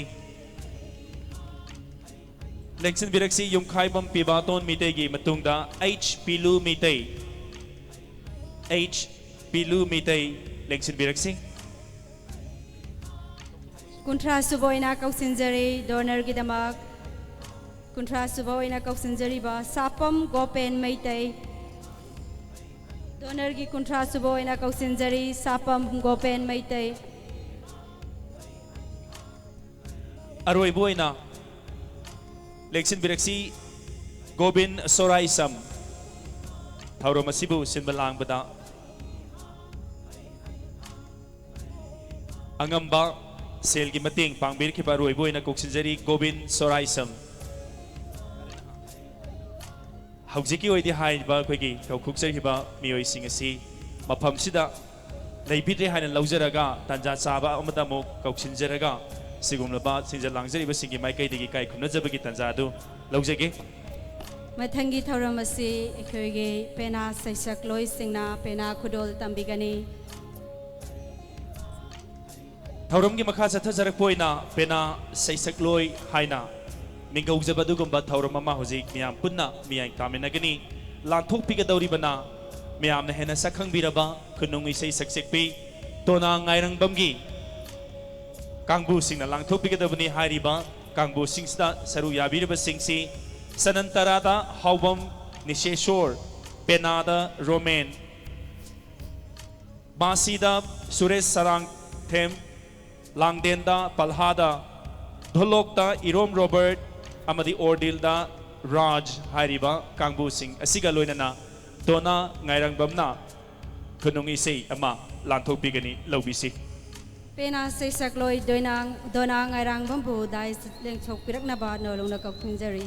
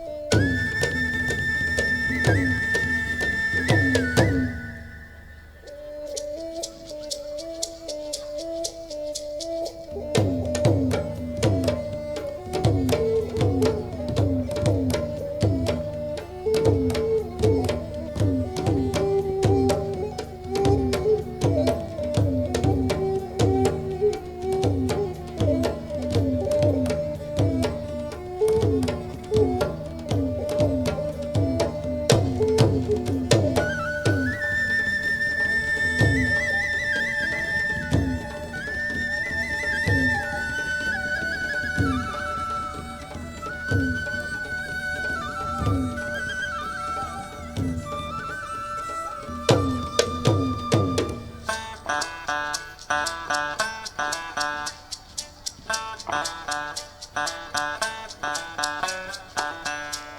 quay đâm đi nang văn tâm ninh tâm ya đâm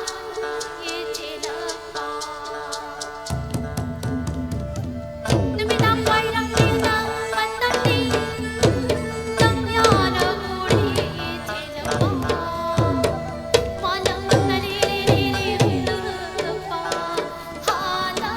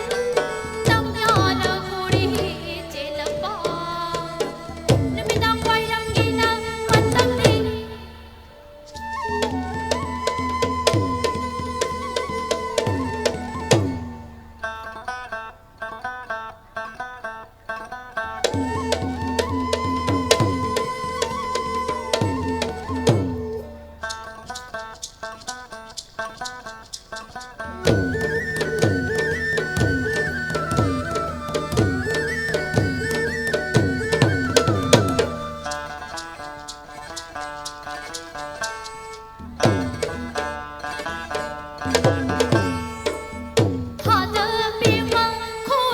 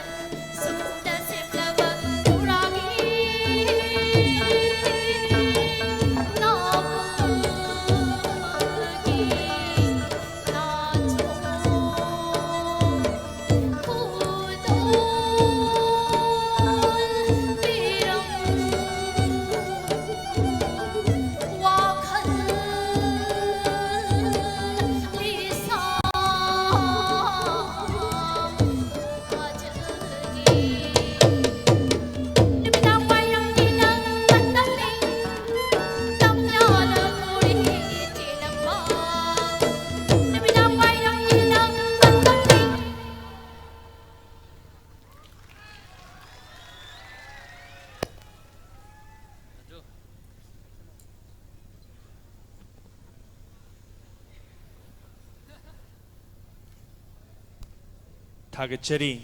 Dona Amadi Kangbu Pena Sai Seglo Lantok Piram bagi tamak Amuka Hadna Kai Kumnazari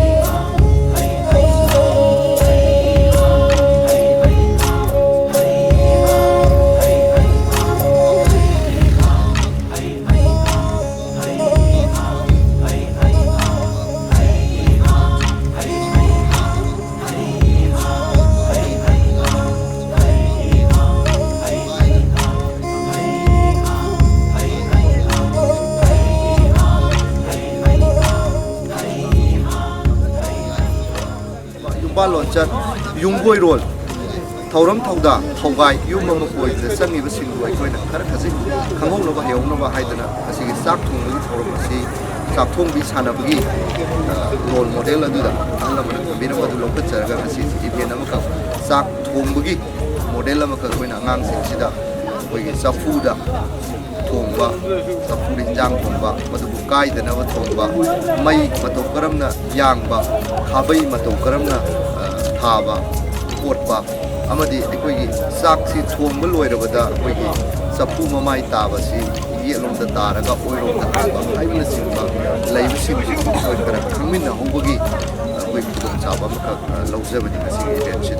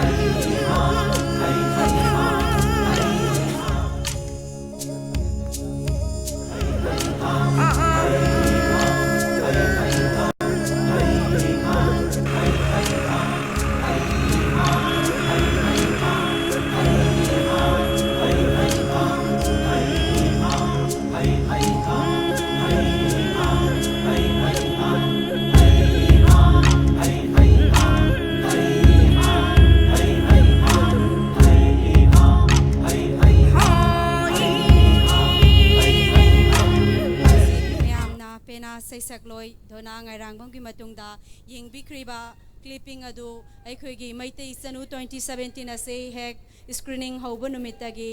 contestant singna thengnakiba amadi makoi na taukiba activities sing aduni hauji aikhoina mayamgi mamangda ani suba round oina puthok jauriba asi maitai gi satnaba chatnabidagi thainadagi hauna tana thana yadana khoiga tana thana yadana lairaklaba lai harauba haiba yamna maru oiba adugumlaba hauram adubu mayamda saktakpo oina mayamda contestant sing dage uba phangbigani changdamnaba sigi ani suba tangkakta khoina yengba phangjagadoribasi maitai phurupki amadi kanglipaki tana thanaba yadraba dugumba maitai phurupki mai haurol takpa maitai phurupki kanglipaki leisem lon takpa chana lon chet yumba lon yumsa lon suna takpa dugumba lai harauba thauramda yumpham moiba tangkak amani lai harauba siba pumoina maibi jagoi leima jagoi amadi khamba toipi jagoi na chingbana sagat laga lan thokpa dugumba lai harauba gi thauramda ngasi changdamnaba sida saru yaribi sakhen bi kun asina saktam langgadori basi atei kisunati moirang thoibi ni haijaba tare runbala miamna ahoba khuba matanga loinana sakhen bi kun asibu thoibi gi saklonda taramna okpigani ani suba round lai harauba mayamdagi ahoba khubak amaga loinana taramna okpinaba nolokchari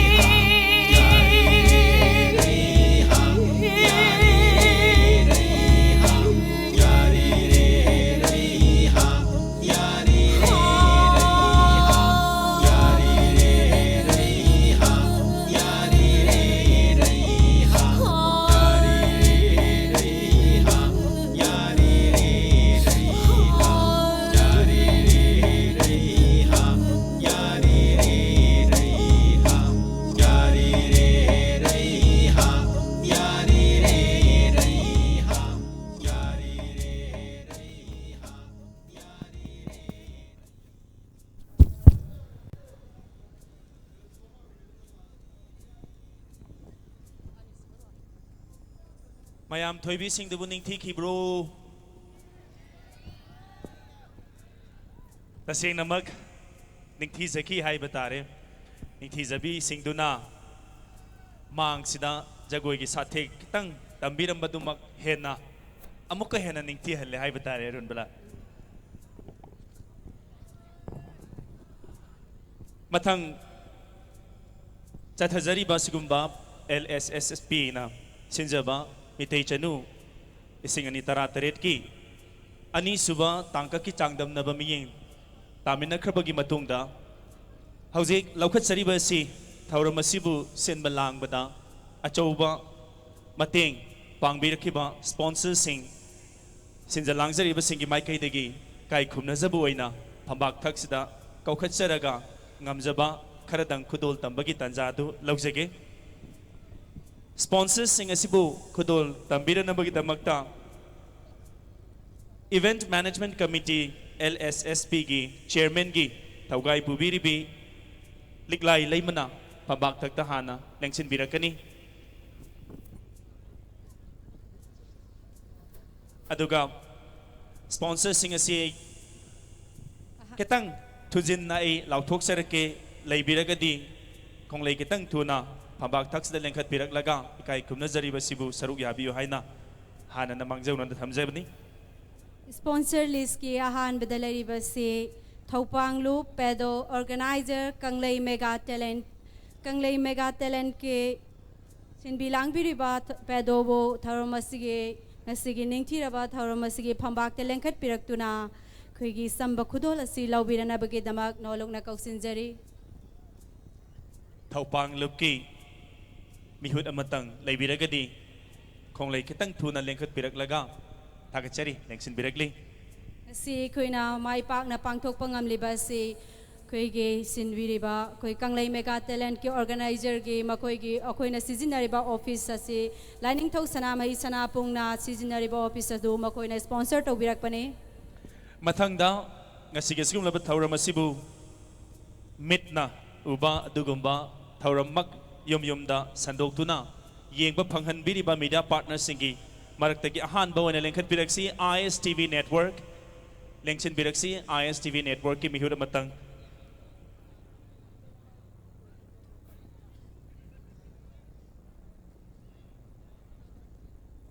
lengsin birakli ISTV network ki mihut ahum suboina sponsor kausinjari Impact TV network ki media partner oina khoigi leibiriba Impact TV ki mihut amatang khoigi da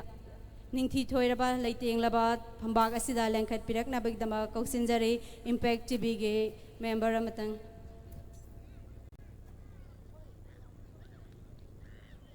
lengsin biraksi ngasige sigum laba thauram asibu live sandoktuna yengba phanghan biriba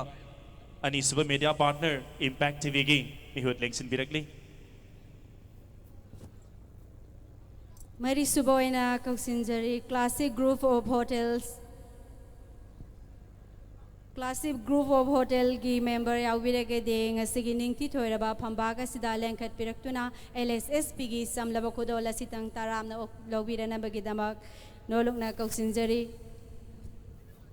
lengsin biraksi Classic Group of Hotels ki mihut amatang phambak thak sida lengkhat birakani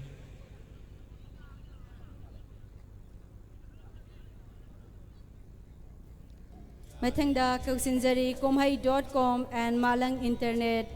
Hozi online amadi media partner oina library Komhai.com Malang Internet ki mayamna ningsing janingbam tang sandok chariba pangthok chariba thauramasi YouTube ki khuthang the live streaming hozik mak Komhai.com amadi Malang Internet na sandoktuna yengba phanghan biri mathangda lengkhat piraksi ekogi photography partner Kanglei Pang Photography Club ki bihur amatang phambak tak sida lengkhat pirakani Tare Suboina Kausinjari Manipur Today and Manipur Live ekoi LSSP gi online partner oibiriba Manipur Today and Manipur Live lengsin birakli bi lengsin birakli ba si Kanglei Pang Photography Club ki bihut ni ꯃꯊꯪꯗ ꯀꯧꯁꯤꯟꯖꯔꯤ ꯃꯅꯤꯄꯨꯔ ꯇꯨꯗꯦ ꯑꯃꯗꯤ ꯃꯅꯤꯄꯨꯔ ꯂꯥꯏꯐꯀꯤ ꯃꯤꯍꯨꯠ ꯂꯦꯡꯁꯤꯟꯕꯤꯔꯛꯂꯤ ꯃꯅꯤꯄꯨꯔ ꯇꯨꯗꯦ ꯑꯃꯗꯤ ꯃꯅꯤꯄꯨꯔ ꯂꯥꯏꯐꯀꯤ ꯃꯤꯍꯨꯠ ꯂꯦꯡꯁꯤꯟꯕꯤꯔꯛꯂꯤ ꯍꯥꯏꯔꯤꯕ ꯂꯨꯞ ꯑꯅꯤ ꯑꯁꯤꯅ online partner ꯑꯣꯏꯅ ꯁꯤꯒꯨꯝꯂꯕ ꯊꯧꯔꯝ ꯑꯁꯤ ꯄꯥꯡꯊꯣꯛꯄꯗ ꯇꯦꯡꯕꯥꯡꯕꯤꯕꯅꯤ ꯅꯤꯄꯥꯟ ꯁꯨꯕ ꯑꯣꯏꯅ ꯀꯧꯁꯤꯟꯖꯔꯤ ꯃꯤꯇ꯭ꯔꯪ ꯇꯦꯛꯅꯣꯂꯣꯖꯤ ꯇꯦꯛꯅꯤꯀꯦꯜ ꯄꯥꯔꯠꯅꯔ ꯑꯣꯏꯅ ꯊꯧ ꯄꯨꯕꯤꯔꯤꯕ ꯃꯤꯇ꯭ꯔꯪ ꯇꯦꯛꯅꯣꯂꯣꯖꯤ ꯂꯦꯡꯁꯤꯟꯕꯤꯔꯛꯁꯤ ꯃꯤꯇ꯭ꯔꯪ ꯇꯦꯛꯅꯣꯂꯣꯖꯤꯒꯤ ꯃꯤꯍꯨꯠ ꯑꯃꯇꯪ ꯂꯦꯡꯁꯤꯟꯕꯤꯔꯛꯂꯤ ꯃꯤꯇ꯭ꯔꯪ ꯇꯦꯛꯅꯣꯂꯣꯖꯤꯅ ꯄꯥꯡꯊꯣꯛꯆꯔꯤꯕ ꯆꯥꯡꯗꯝꯅꯕ ꯑꯁꯤꯒꯤ ꯇꯦꯛꯅꯤꯀꯦꯜ ꯄꯥꯔꯠꯅꯔ ꯑꯣꯏꯅ ꯁꯔꯨꯛ ꯌꯥꯕꯤꯕꯅꯤ ꯃꯊꯪꯗ ꯀꯧꯁꯤꯟꯖꯔꯤ online media partner Mami Taibang online media partner Mami ताइबंगी मिहुद मतंग स्टेज सकता नेकट पिरकनी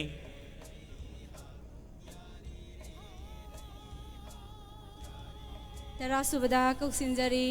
नोंगलै टीवी ऑनलाइन मीडिया पार्टनर होइना थौ पोबिरेबा नोंगलै टीवी दगी मिहुद अमतंग लेंखट पिरक्तुना ngasi ningthi thoiraba phambak asidagi chamba khudol amatang laubiranaba nolokna kausinjari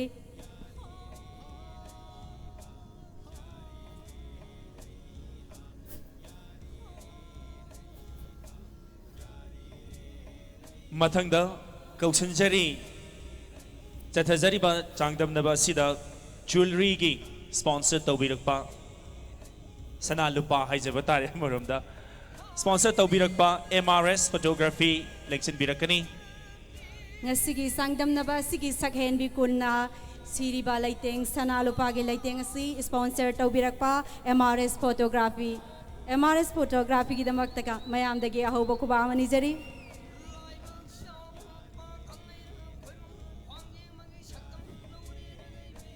tarani thoi suboina kausinjari yening animal foundation lamlong Momentos kudong tambirakpa Yening Animal Foundation Lamlong Chathazariba Saghenbi Changdamnaba Mitay Chanu Bisingani Tratretki Memento Sing Bating Pangbirakpa Yening Animal Foundation Lamlong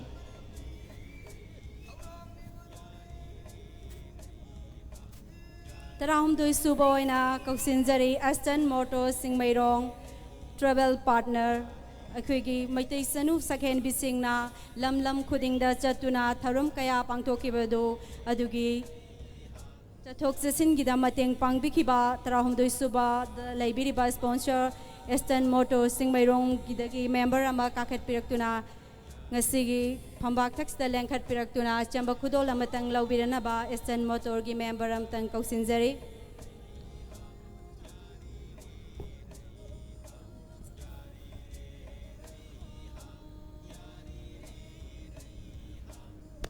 mathangda ningthi bi khongthang hainai khoina mingthon jaba dugumba subtitle asigi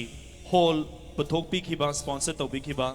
ningthi bi collection naga mapal gi mehuda matang phabak thakta lengkhat pirakani ningthi bi khongthang haina mingthon jaba subtitle gi mapham sponsor to bi khiba ningthi bi collection naga mapal gi mehuda matang koksinjari Tera manga suboina kausinjari Imphal Heirloom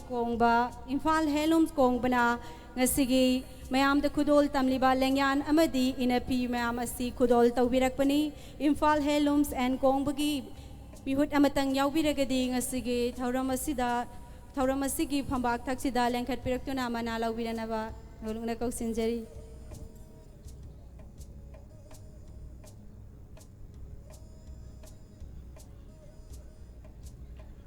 mathangda Mitay Chanu lisingani tarat ki hair makeup amadi ramp sponsor madi mating pangbiba Gyanan Beauty Salon gi bihuda matang phambak thaksida kausinjari Gyanan Beauty Salon gi bihuda matang kausinjari Gyanan Beauty Salon na ꯆꯠꯊꯖꯔꯤꯕ ꯆꯥꯡꯗꯝꯅꯕ ꯑꯁꯤꯒꯤ hair ꯁ꯭ꯇꯥꯏꯂꯤꯡ makeup ꯑꯃꯗꯤ ramp ꯑꯁꯤ ꯁꯦꯝꯕꯤꯕꯅꯤ ꯂꯦꯡꯁꯤꯟꯕꯤꯔꯛꯁꯤ ꯒ꯭ꯌꯥꯅꯟ beauty ꯁꯦꯂꯣꯟꯒꯤ ꯃꯤꯍꯨꯠ ꯂꯦꯡꯁꯤꯟꯕꯤꯔꯛꯂꯤ ꯇꯔꯥꯒ ꯇꯔꯦꯠ ꯁꯨꯕ ꯀꯧꯁꯤꯟꯖꯔꯤ ꯋꯥꯡꯈꯩ ꯐꯤ ꯃꯟꯇ꯭ꯔꯤ ꯍꯦꯟꯂꯨꯝꯁ ꯃꯍꯥꯛꯅ ꯁ꯭ꯄꯣꯟꯁꯔ ꯇꯧꯕꯤꯔꯛꯄꯁꯦ ꯉꯁꯤꯒꯤ ꯁꯦꯠꯂꯤꯕ ꯁꯛꯍꯦꯟꯕꯤ ꯇꯔꯥꯅꯤꯊꯣꯏ ꯑꯃꯗꯤ ꯑꯦꯡꯀꯔ ꯑꯣꯏꯖꯔꯤꯕ ꯑꯩꯈꯣꯏꯅ ꯁꯦꯠꯂꯤꯕ ꯗ꯭ꯔꯦꯁ ꯑꯁꯤ ꯗꯤꯖꯥꯏꯟ ꯇꯧꯕꯤꯕꯅꯤ ꯑꯩꯈꯣꯏꯅ ꯁꯦꯠꯂꯤꯕ ꯐꯤꯖꯣꯜꯁꯤꯡ ꯑꯁꯤ ꯗꯤꯖꯥꯏꯟ ꯇꯧꯕꯤꯔꯤꯕ ꯋꯥꯡꯈꯩ ꯐꯤ ꯃꯟꯇ꯭ꯔꯤ ꯍꯦꯟꯂꯨꯝꯁꯄꯨ ꯉꯁꯤꯒꯤ ꯐꯝꯕꯥꯛ ꯊꯛ ꯑꯁꯤꯗ ꯂꯦꯡꯈꯠꯄꯤꯔꯛꯇꯨꯅ ꯑꯆꯝꯕ ꯈꯨꯗꯣꯜ ꯑꯃꯇꯪ ꯂꯧꯕꯤꯔꯅꯕ ꯅꯣꯂꯨꯛꯅ ꯀꯧꯁꯤꯟꯖꯔꯤ ꯂꯦꯡꯁꯤꯟꯕꯤꯔꯛꯁꯤ ꯁꯛꯅꯥꯏꯔꯕ ꯃꯆꯤꯟ ꯀꯟꯅ ꯇꯨꯝꯈꯠꯂꯛꯂꯤꯕ ꯃꯅꯤꯄꯨꯔꯒꯤ ꯗꯤꯖꯥꯏꯅꯔ ꯋꯥꯡꯈꯩ ꯐꯤ ꯃꯟꯇ꯭ꯔꯤꯁ ꯍꯦꯟꯂꯨꯝ ꯒꯤ ꯃꯤꯍꯨꯠ ꯑꯃꯇꯪ ꯂꯦꯡꯁꯤꯟꯕꯤꯔꯛꯀꯅꯤ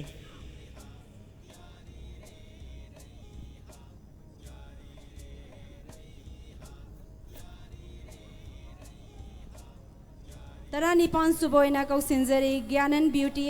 ꯗꯤꯖꯥꯏꯅꯤꯡ ꯑꯦꯀꯥꯗꯃꯤꯒꯤ ꯖꯦꯝ ꯁꯥꯏꯈꯣꯝ ꯃꯍꯥꯛꯅ ꯁ꯭ꯄꯣꯟꯁꯔ ꯇꯧꯕꯤꯔꯛꯄ ꯀꯖꯦꯡꯂꯩ ꯑꯃꯗꯤ ꯁꯦꯁꯥ ꯒ꯭ꯌꯥꯅꯟ ꯂꯦꯡꯁꯤꯟꯕꯤꯔꯛꯁꯤ James Saikhom Gyanan beauty designing academy James ꯁꯥꯏꯈꯣꯝꯅ ꯉꯁꯤꯒꯤ ꯑꯁꯤꯒꯨꯝꯂꯕ ꯆꯥꯡꯗꯝꯅꯕ ꯑꯁꯤꯗ ꯁꯤꯖꯤꯟꯅꯒꯗꯧꯔꯤꯕ ꯀꯖꯦꯡꯂꯩ ꯑꯃꯗꯤ ꯁꯦꯁ ꯈꯨꯗꯣꯜ ꯇꯝꯕꯤꯕꯅꯤ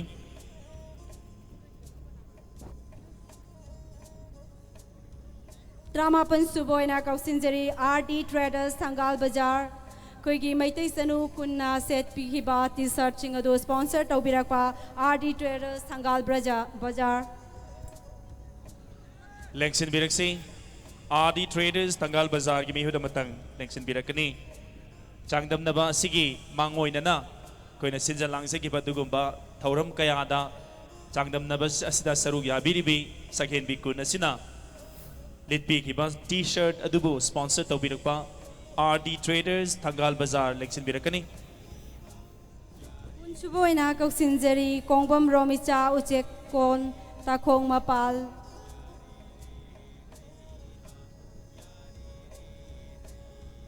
ꯃꯍꯥꯛꯅ ꯁ꯭ꯄꯣꯟꯁꯔ ꯇꯧꯕꯤꯒꯗꯕꯁꯤ ꯑꯩꯈꯣꯏꯒꯤ ꯃꯃꯥꯡꯒꯤ ꯆꯍꯤꯗ ꯋꯤꯅꯔꯁ ꯇꯥꯈꯤꯕꯁꯤꯡ ꯑꯗꯨꯗ ꯃꯅꯥꯐꯤ ꯄ꯭ꯔꯖꯦꯟ ꯇꯧꯕꯤꯒꯅꯤ ꯀꯣꯡꯕꯝ ꯔꯣꯃꯤꯆꯥ ꯎꯆꯦꯛ ꯀꯣꯟ ꯇꯈꯣꯡ ꯃꯄꯥꯜ ꯂꯩꯕꯤꯔꯒꯗꯤ ꯐꯝꯕꯥꯛ ꯑꯁꯤꯗ ꯂꯦꯡꯈꯠꯄꯤꯔꯛꯇꯨꯅ ꯑꯆꯝꯕ ꯈꯨꯗꯣꯜ ꯑꯃꯇꯪ ꯂꯧꯕꯤꯔꯅꯕ ꯅꯣꯂꯨꯛꯅ ꯀꯧꯁꯤꯟꯖꯔꯤ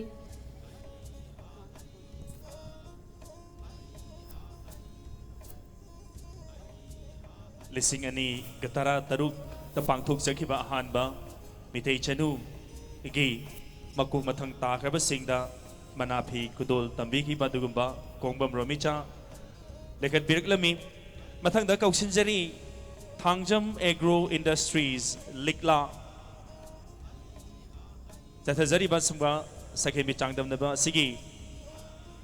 ꯃꯤꯅꯔꯦꯜ ꯋꯥꯇꯔꯁ ꯁ꯭ꯄꯣꯟꯁꯔ ꯇꯧꯕꯤꯈꯤꯕ ꯊꯥꯡꯖꯝ ꯑꯦꯒ꯭ꯔꯣ ꯏꯟꯗꯁꯇ꯭ꯔꯤꯁ ꯂꯤꯛꯂꯥꯒꯤ ꯃꯤꯍꯨꯠ ꯑꯃꯇꯪ ꯐꯝꯕꯥꯛ ꯊꯛꯁꯤꯗ ꯂꯦꯡꯈꯠꯄꯤꯔꯛꯅꯕ ꯍꯪꯒꯠꯆꯔꯤ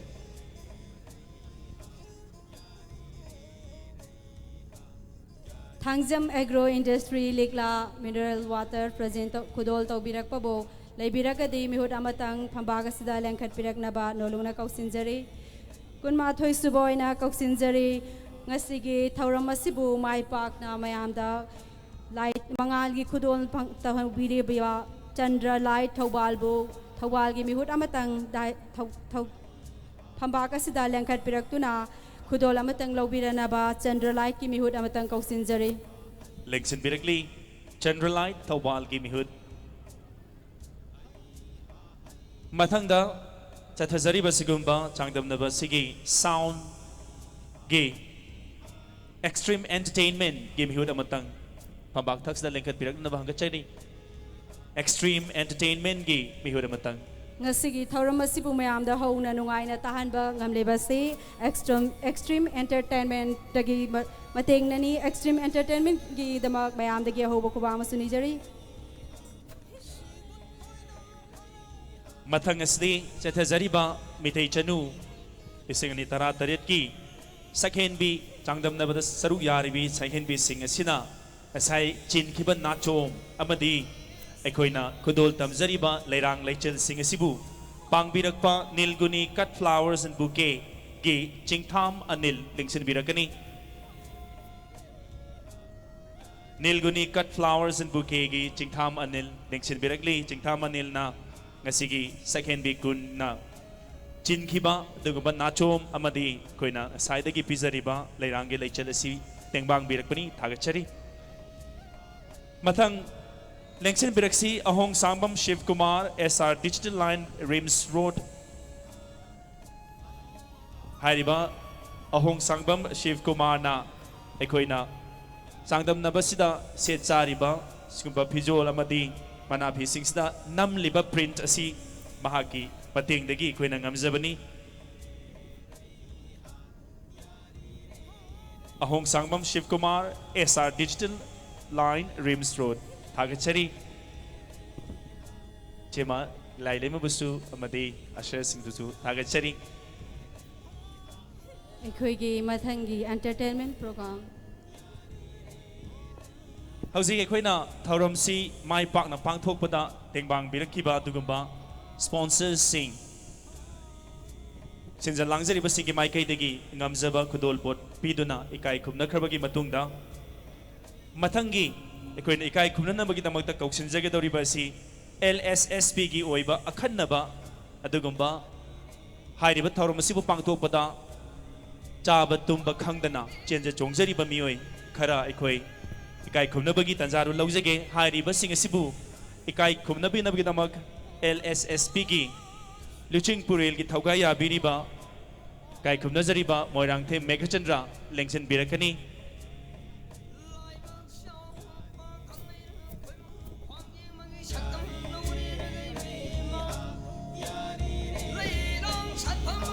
Lengsen Biraksi LSSP gi Luching Puril gi Thogai Yabiriba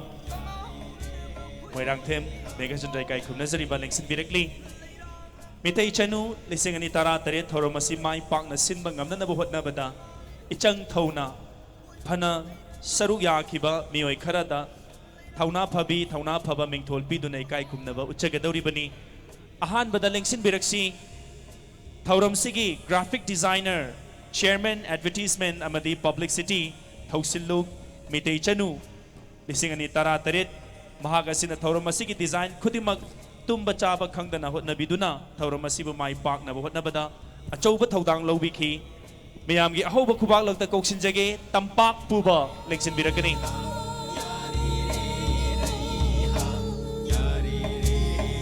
Maitai Sanu Ngasi Mayamanda Mai Pakna Pangthok Pangamlibasi Hek Phom Thaba Hobadagi Ngasi Phawbada Mateng Pangbiduna Latliba Tampak Pubagi Damak Mayamdagi Ahoba Kuba Matang Ani Suboina Kauksinjari Aikhoigi LSSP gi Achouba Thogai Pubiriba Palem Haina Mayamna Sakhangnarabi Liklai Leima Social and Cultural Activist Aduga Event Management Committee Mitei Chanu Lisingani Tara Taret ki Chairman gi Thogai Laubiribi Liklai Leima Stage Pabak Thaksida Lengsin Birankani Ahum Suboina Kauksinjari Joinita Lystrom, Social and Cultural Activist, Amadis Executive Member, Event Management Committee, Maitai Sanu 2017.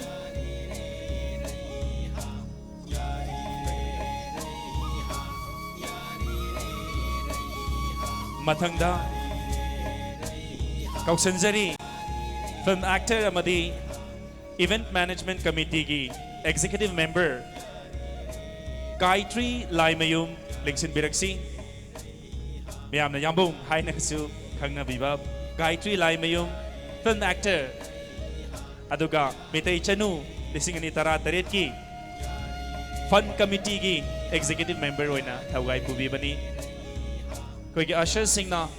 Kudol Pot Sing Adu Puthok Birak Laga Kai Kumnabagi Tanzara Lauzage Marakta na Lengsin Biraba Kwai Kibiktagi LSSP gi Sigumnaba Achouba Thogai Yabiriba Singi Damakta Ahoba Kuba Matang Binabi Nagiri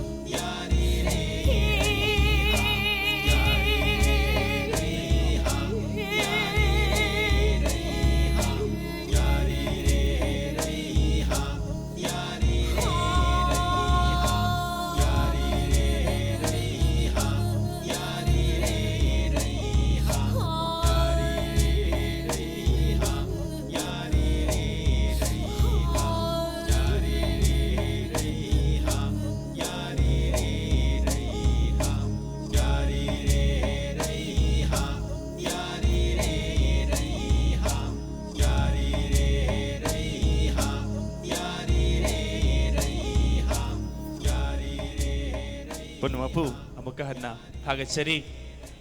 chitha zahoba matang ai masim tang hangachage asai sponsor singduda koigi sinbilang bi sing nasu sponsor amaka kauthok chagadori basigi kudol adu puthok pirakani lengkhat piraksi Royal Photography Manipur gi mihud amatang pabak thak sida lengthok pirakani Royal Photography Manipur gi mihud amatang pabak thak sida lengthok pirakani aduga koigi sinbilang bi sing nasu hairiba sugumba sponsor asida kusina bigadaba dugumba kudol photo pupirakani Nexin Biraksi Royal Photography Manipur gi mihud amatang Royal Photography Manipur gidamak mayam de hoba ko ba manizari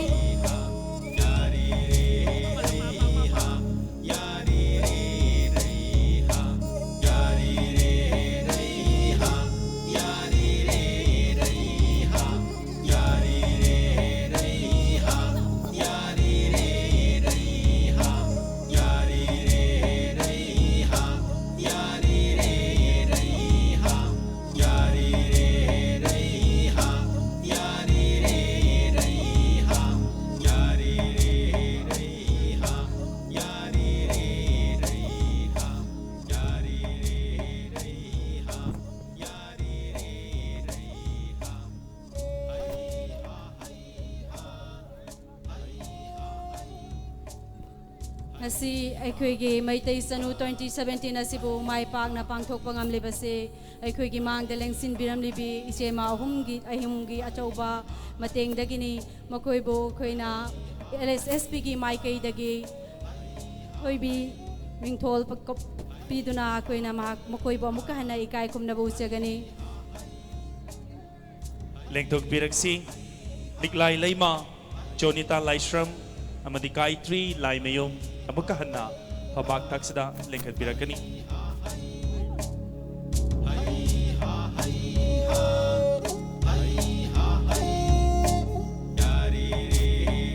athoibi ahum haina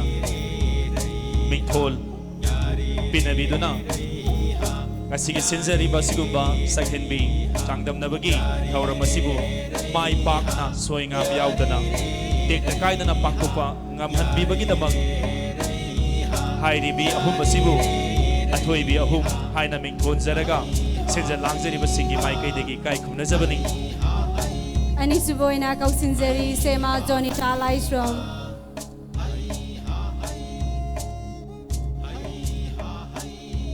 sema Jonita Laishram na tumba chaba khangdana ngasigi thauram asibu mai pakna pangthokna ba honabada achouba thaugai kaya bubiduna ngasi myam mamangda aikoina mai pakna thauram asi pangthokpa ngamlibani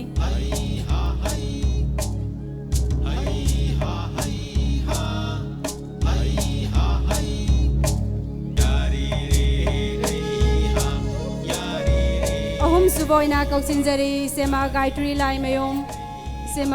Laimayom na achouba thokdang kaya lobiduna fund committee gi chairman su oibi semana asigi thauram asibu achouba thokdang kaya lobiduna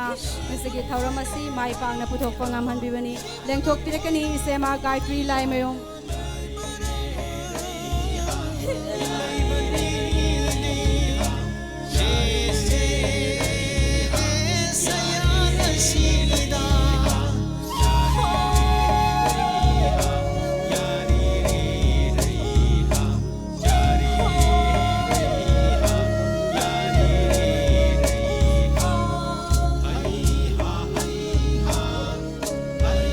Gayatri khwaidagi pamjaba film amtang haibiramo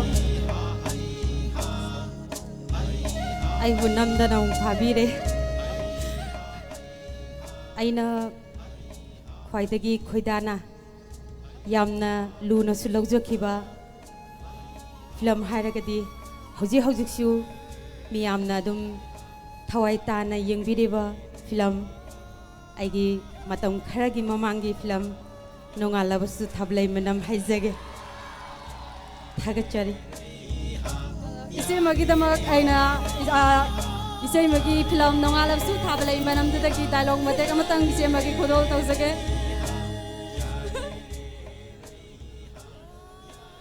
sangsar sida lairiba punamak aigini haina pibiragasu aina pen gadaba nate karimta pibidragasu aina peloidaba nate yambung ngasidi ai khara ngahangi ko he tha thawan michak atia hauzik tai khoi pumnamak sur amata dalai rambadai ai budi lapthok pire yambo nangna nong mahai kiba kaina ba haibado oirani ko yambo nangna phamambagi morahasine nangna charambagi pukhammasine ai khoi ohum chuk kaya maphammasida nungolo haidna sap tawbiramo aduk yamna hei de ai na hangai khangju khangmu de herun bala isema gaitri da dedicate tawjare madu ai gi wakhanda di hoi chema gaitri su leibri re du aseng ba gaitri da di nang ni hen man gre nang ni hen ting pa Charlie Chaplin ki competition da fast hai do tha de basi ai election bir ba khwai khibek tagi ai ga ngasai dagi thauram asibu thauga yaminari bi arun balalai magi damakta hom khubam tang ni jage thank you thagachari pumna mapu mathang asidi akhoi gi manipur ge dugumba malem gi thak ta sak tak pada chauba thaudang lauriba thangta gi khudol khara khoi ming taminagani aina hen haidraba sumya me hen khangbirabani mamang haktakta ningthau palingai matamda soknakiba adugumba lanna lengdraba khudamni maitei kauba phurup asi mina lakchaba yadaba haithoi singthoi ba sarit sarata thang tada mina henjanba yadaba duguma phurup ni haiba singa simaksu lengdana adumak khudam oina yengba phangli badugumba thang tagi khudol miyamda khudol tamjari thang ka sibu mayam puna meng taminasi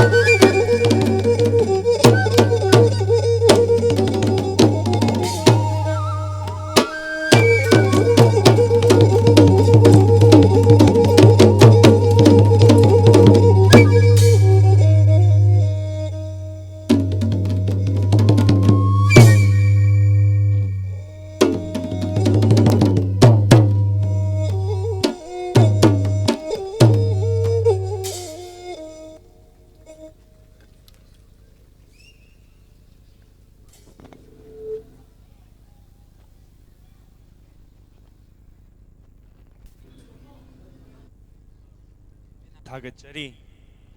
Mehulgi Thangta Sanaroi Singna Lanthok Piramadugumba Manipurgi Saktambu Malem gi thakta saktak pada chauba thadang laibiri badugumba thangtagi kudon miyam punna ming taminakrik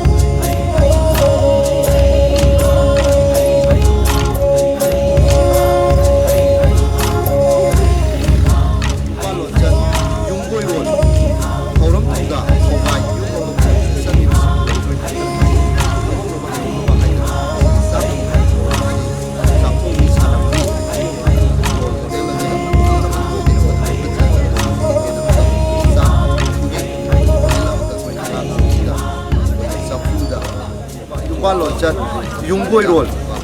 thauram thauda thaugai yung mo boy de sami basing ya ko na har khasi khangong no ba heong no ba haidana sigi sak thung ni thauram si ꯆꯥꯛ ꯊꯣꯡꯕꯤ ꯁꯥꯟꯅꯕꯒꯤ role model ꯑꯗꯨꯗ ꯑꯍꯜ ꯂꯃꯟꯅ ꯇꯝꯕꯤꯔꯛꯄ ꯑꯗꯨ ꯂꯧꯈꯠꯆꯔꯒ ꯉꯁꯤ event ꯑꯃꯈꯛ ꯆꯥꯛ ꯊꯣꯡꯕꯒꯤ ꯃꯣꯗꯦꯜ ꯑꯃꯈꯛ ꯑꯩꯈꯣꯏꯅ ꯑꯉꯥꯡꯁꯤꯡꯁꯤꯗ ꯑꯩꯈꯣꯏꯒꯤ ꯆꯐꯨꯗ ꯊꯣꯡꯕ ꯆꯐꯨꯗ ꯏꯟꯖꯥꯡ ꯊꯣꯡꯕ ꯃꯗꯨꯕꯨ ꯀꯥꯏꯗꯅꯕ ꯊꯣꯡꯕ ꯃꯩ ꯃꯇꯧ ꯀꯔꯝꯅ ꯌꯥꯡꯕ ꯈꯥꯕꯩ ꯃꯇꯧ ꯀꯔꯝꯅ ꯊꯥꯕ ꯀꯣꯠꯄ ꯑꯃꯗꯤ ꯑꯩꯈꯣꯏꯒꯤ ꯆꯥꯛꯁꯤ ꯊꯣꯡꯕ ꯂꯣꯏꯔꯕꯗ ꯑꯩꯈꯣꯏꯒꯤ ꯆꯐꯨ ꯃꯃꯥꯏ ꯇꯥꯕꯁꯤ ꯌꯦꯠꯂꯣꯝꯗ ꯇꯥꯔꯒ ꯑꯣꯏꯔꯣꯝꯗ ꯍꯥꯏꯕ ꯍꯥꯏꯕꯅꯆꯤꯡꯕ ꯂꯩꯕꯁꯤꯡꯁꯤ ꯑꯩꯈꯣꯏ ꯈꯔ ꯈꯪꯃꯤꯟꯅꯍꯧꯕꯒꯤ ꯑꯩꯈꯣꯏ ꯈꯨꯗꯣꯡꯆꯥꯕ ꯑꯃꯈꯛ ꯂꯧꯖꯕꯅꯤ ꯉꯁꯤꯒꯤ ꯏꯚꯦꯟꯁꯤꯗ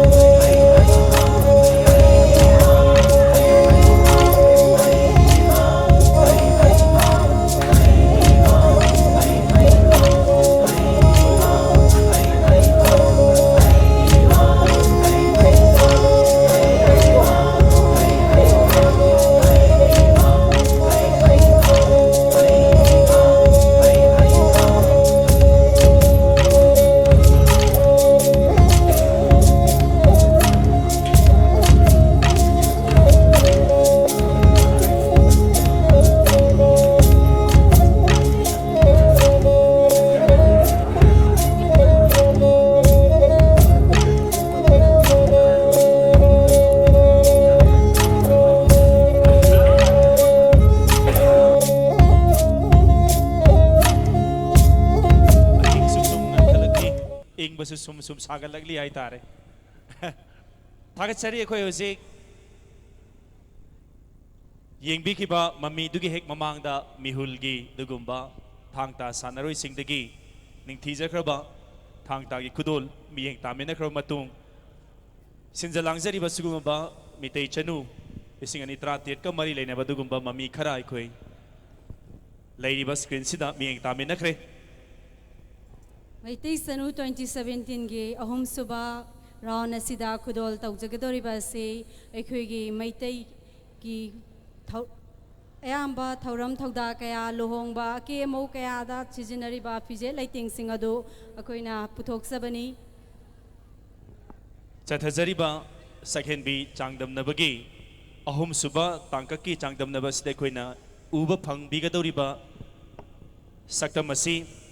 ꯃꯅꯤꯄꯨꯔꯒꯤ ꯂꯩꯔꯤꯕ ꯑꯗꯨꯒꯨꯝꯕ ꯀꯨꯝꯍꯩ ꯍꯔꯥꯎ ꯑꯃꯗꯤ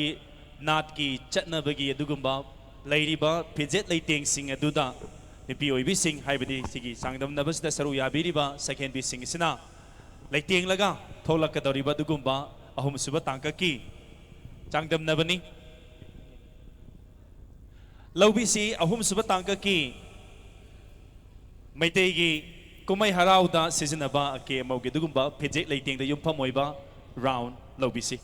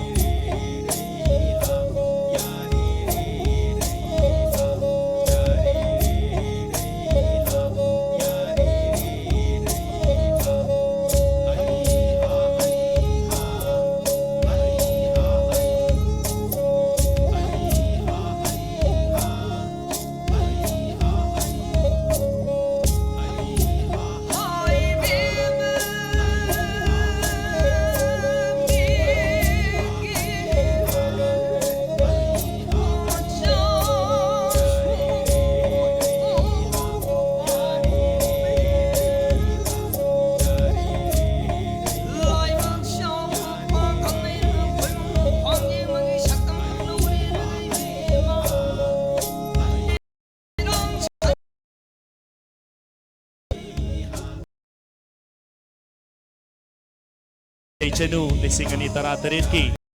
Nabasida Sarugya Anim Priyadashni Ani suba second B Seram Priyadashni gi Pongnapam Lamdam Kongwan Zone 4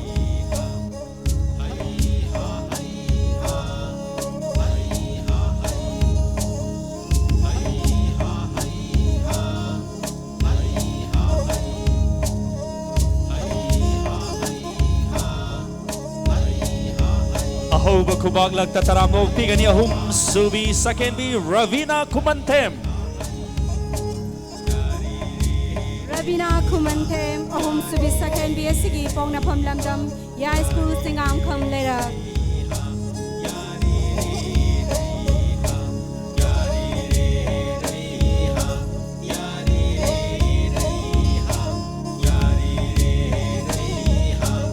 Lengsin biba kwai tarana ahoba kubag amaga loina na taram no bigani mari subi second B Tekcham Sofia Chanu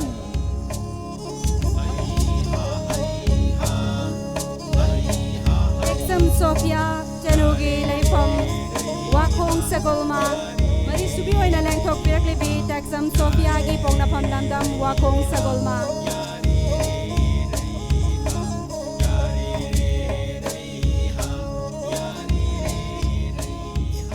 Mga subi second B kita magdamiyan ahom kuwam nagbibigani Achom Sanarembi Chanu Mga subi second B Sanarembi Achom gi Pongnapam Lamdam Kangabam Laikai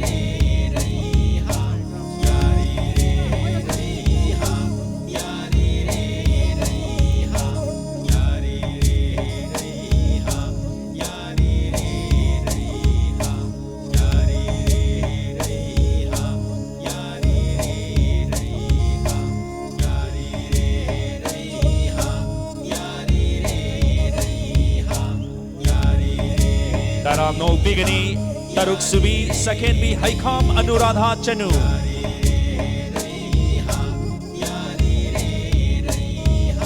Taruk subi second B Hazing Mayam gi Mang Lengthok piraklibi Anuradha Haikam Mahagi Pongnapam Lamdam Kurkul Makalaikai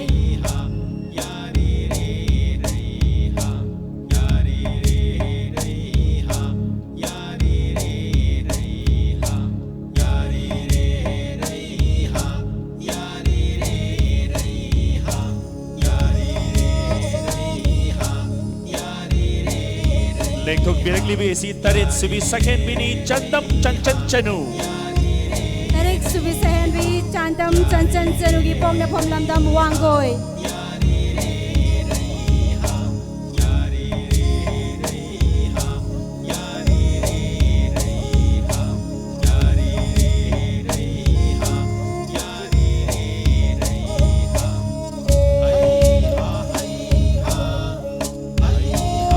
Kuwag lang dataram no bigani Nipan subi second B Khongban Tabam Anjali Nipan subi second B Khongban Tabam Anjali gi Pongnapam Lamdam Kakting Punau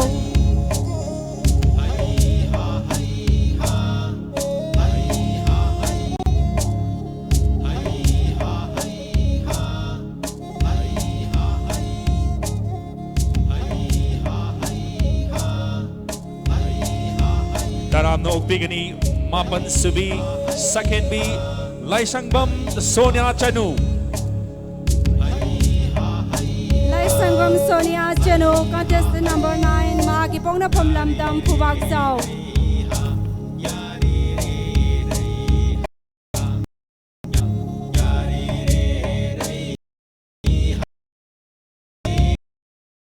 Sujitra gi Pongnapam Lamdam Kaisam Thong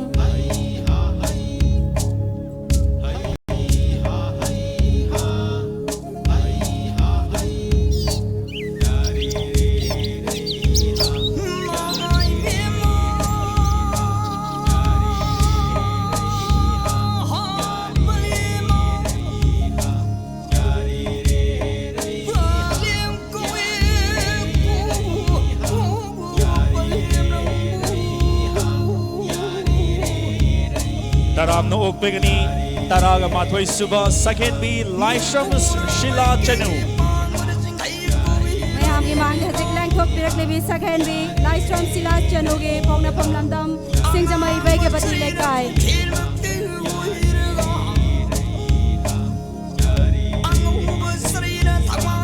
Lexin Biri Bakwai Taran, Ho Bakubal and Pibigani Tarani Toy Subi, Saikom Daphne. Tarani Toy Subi, second bi Daphne Saikom gi Pongna Pom Lamdam Kongman John 5.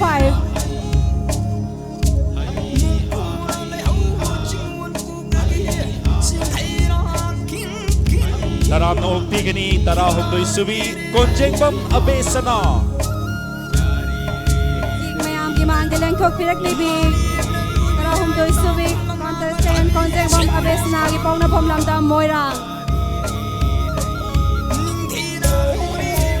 Taraga Mari Subi, second B Asigi Mamigna, Tanu Mutum. Tara Mari Subi, second bi Tanu Mutum gi Pongna Pom Lamdam Thang Maiban Lolong Pure Laikai.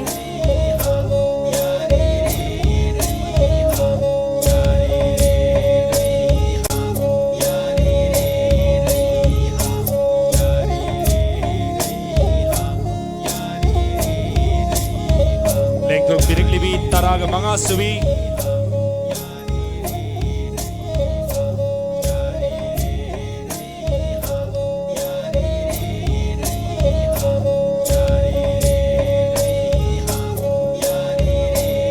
Taraga Manga Subi, Loitongbam Sushma Chanu.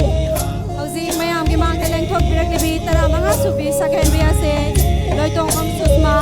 Mahagi Pongna Pom Lamdam Muang Khai Topon Laikai.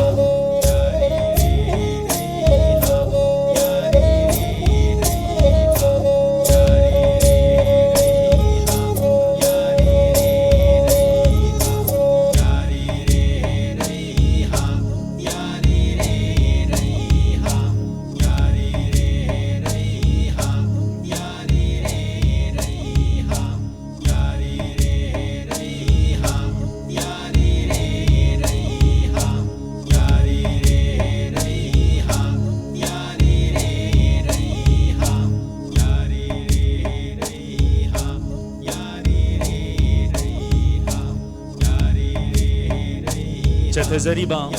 Mete Chanu, Bisingani Tara Tariet Ki Taraga Taruk Subi, second B Skipaming, Tokchom Sun Soria.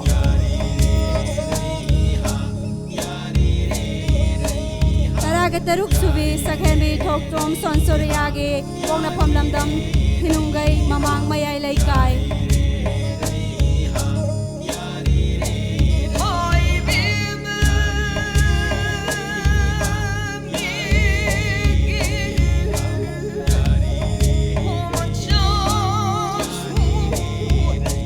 Taram no Pigani, Taraga Tarit Subi, Oina Merina Chadu.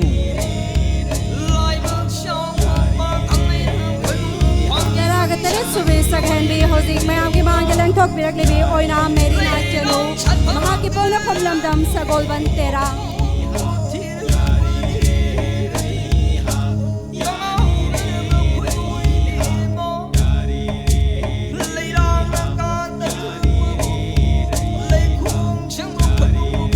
Sinjari Changdam Nava Sigi, Taraga Nipan Subi, second B Konjengbam Christina. Khajara Balaiting Kaya Galoy na Namayam gi mang de lang thok pirak lebi second bi ase contestant number 18 Konjengbam Christina Mahagi Pongna Pom Lamdam Langol Laimanai.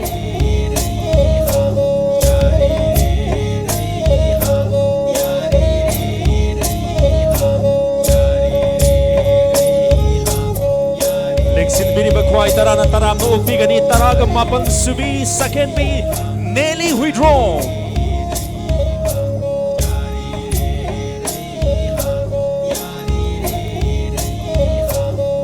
Taraga Mapan Subi, second bi Nelly Huidron. Mahagi Pongna Pom Lamdam Moirangkom Sawaizam Laira.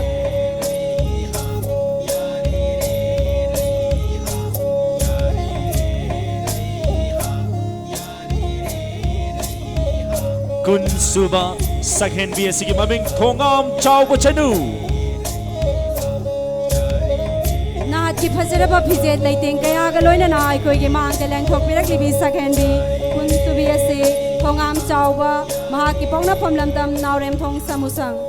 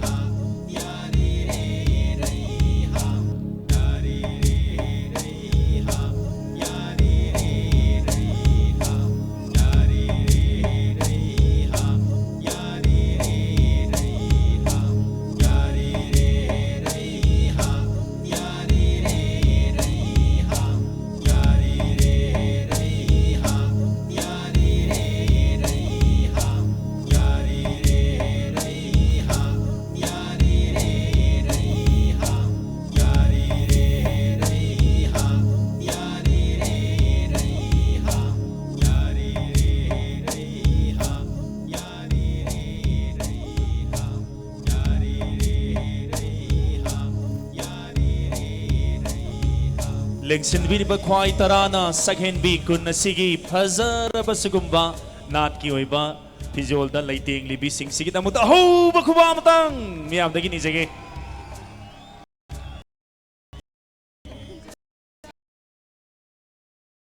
सिदा लैजरिबा पुन्ना subtitle असि मरीनी निंगथीबी समलांग सुमहत मिनोग निंगथीबी खोंगथांग अमदी चंगखोन B थौगलोन हाइना मिंगौ जबदुगुम्बा subtitle मरी असी खनबदा थौदांग लौबी खिबा मियोय सिंग अदु एखोय इकाय खुमनजनबगी दमक LSSP गी लुचिंग पुरेल की थौगा यावबिरिबा ओजा मोइरांगथे मेघचंद्रना पंबाक थक इलेक्शन बिरकलगा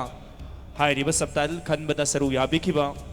कोई जूरी मेंबर्स सिंग असिबु इकाय खुमनबदु उत्पीगनी हाइना हंगचरी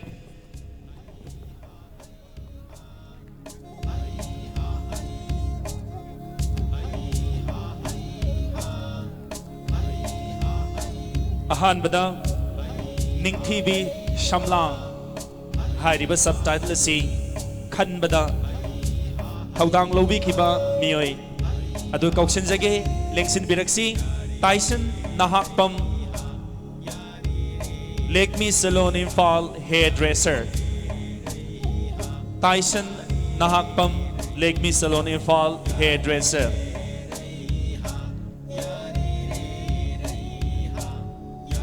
निंगथीबी समलांगी जुरीज ओइबिगिबा टाइसन नाहाकपमबो नसिगी निंगथी थोइरबा फंबाक असिदा लेंखत पिरक्तुना मना लौबिरनबगिदमक नोलोंना कखचरी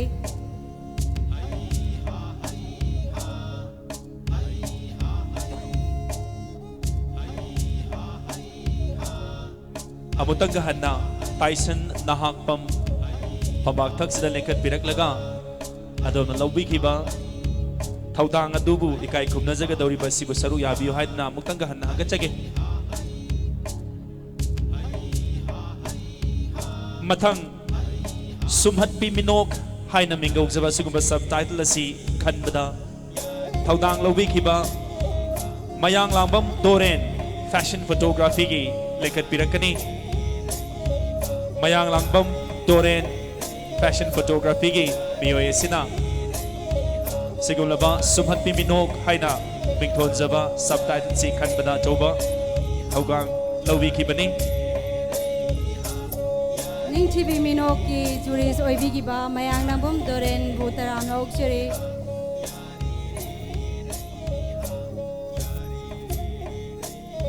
मथंगदा निंगथीबी खोंगथांग के सबटाइटल जसी खनबदा थौदांग याबिखिबा अलुलियु लेक्शन बिरकनी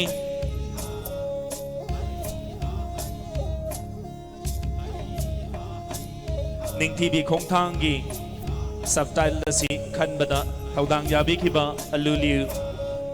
फंबाक थक्सदा लेक्शन बिरकनी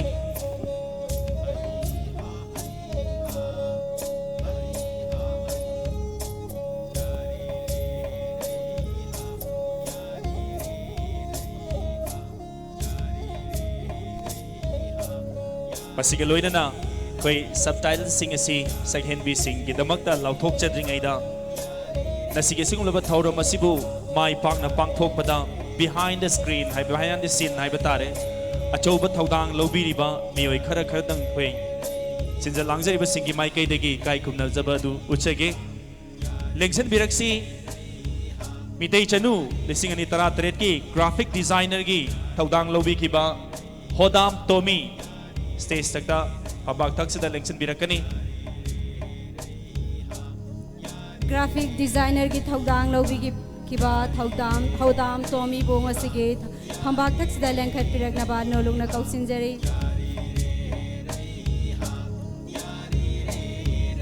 hodam tomi amuk tang hanna kausinjari ahoba kubam tang miyamna bibigani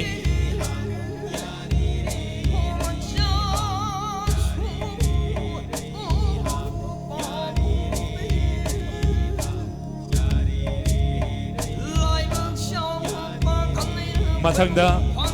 chathasariba changdamnaba sigi ake amaugi saudang lobiriba gyanan lengsen birakani sigi contest asibo hobadagi loiba phauba ake mauge thaudang lobiba gyanan ayam dagi gyanan gi damak ahoba khuba amatang nijari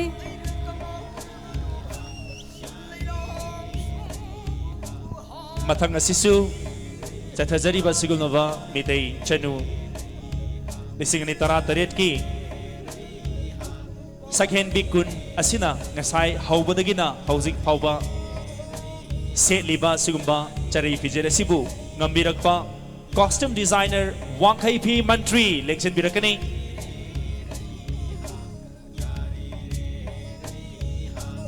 Wangkai P Mantri ki damak mayam dagi ahoba khuba amanijari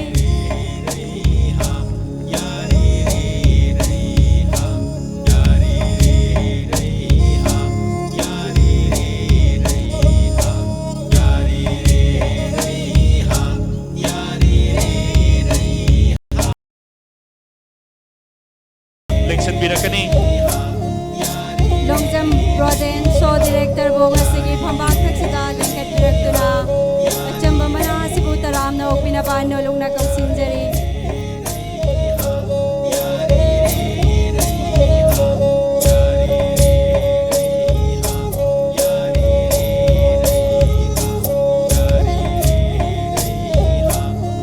meyamna hoba kubam tang binabigani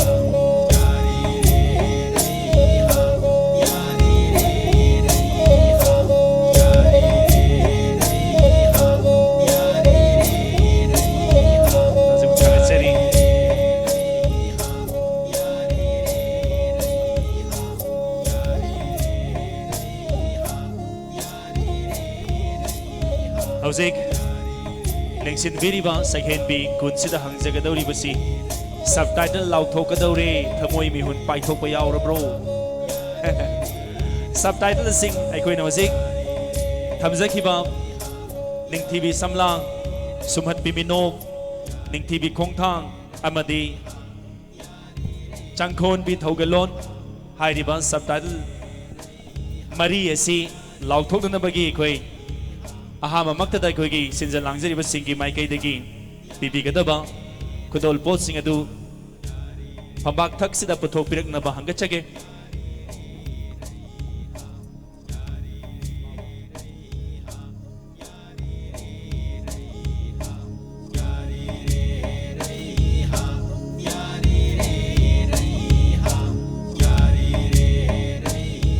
hauzik lanthok sagadoriba si chathajariba mitei chanu lisingani taraga taret ki thamjariba dugumba subtitle mari mingda kachaba sugumba subtitle gi manani sumhat piminoki mana sibu tengbang birakpa kongkham sobharani pambak takta lengkhat birakani kongkham sobharani na mitei chanuna pangthok liba makai hairiba subtitles asi lepa leitana ngamjage haiba wafam simang thambirei wafamagi damakta lengsen biriba khwai khibigna ahoba kobam tang bibigani sumat biminok Kongkham Sobharanina Kongkham Tarun Kumar gi ming da kachab mangda haji nganthoi bi ba sakhen bi kun asigi manungda juris na kwai digi hena sumat labini haidna kanbiri bising asiga mayam ga sana breng biu sumat timino ki damak kokthok sari contestant number 2 Seram Priyadarshini Sumat Biminoki Manalaw Birebi Sakhen bi Ani Sibi Sakhen bi Seram Priyadarshini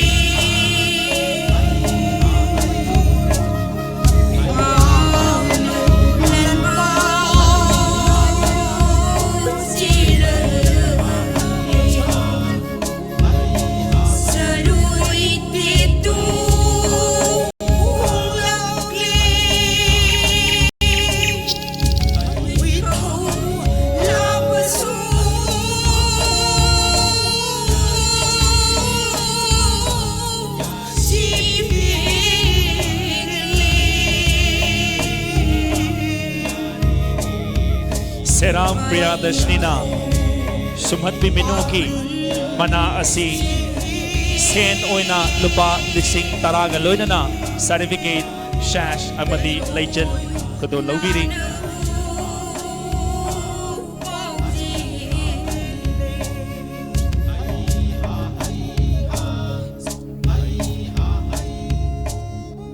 Mathangi Subtitle Asi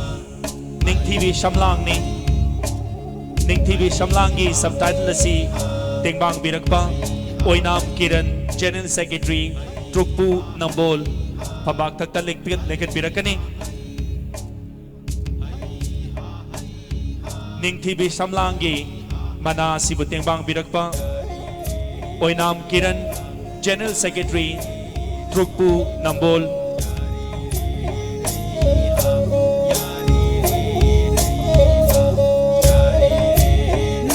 Samlang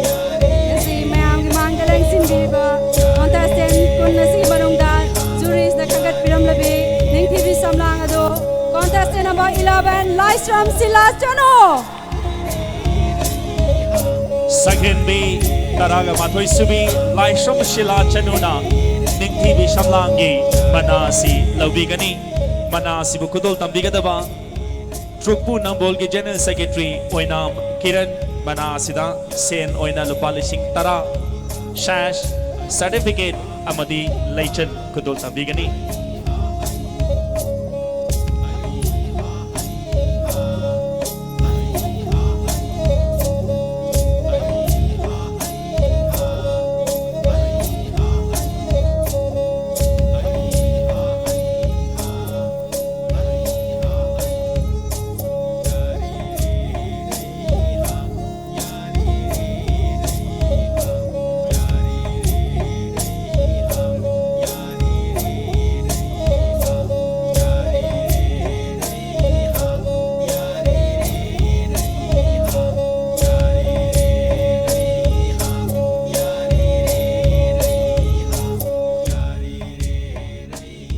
Matangi subtitle asi Ning TV Kongthang Ning TV Kongtangi subtitle asi Butengbang Birakpa Council of Higher Secondary Education Manipur ki Director Maza Mahendra Pabak Taktaling Pagkat Birakani Ning TV Kongtangi subtitle asi Butengbang Birakpa Council of Higher Secondary Education Manipur ki Director Mahendra Pabak Taktaling Pagkat Biraksi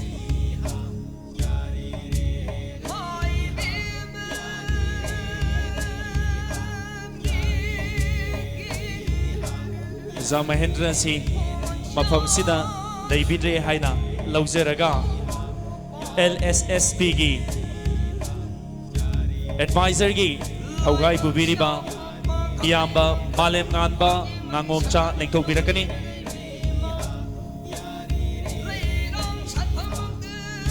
Ning TV Kongtangi subtitle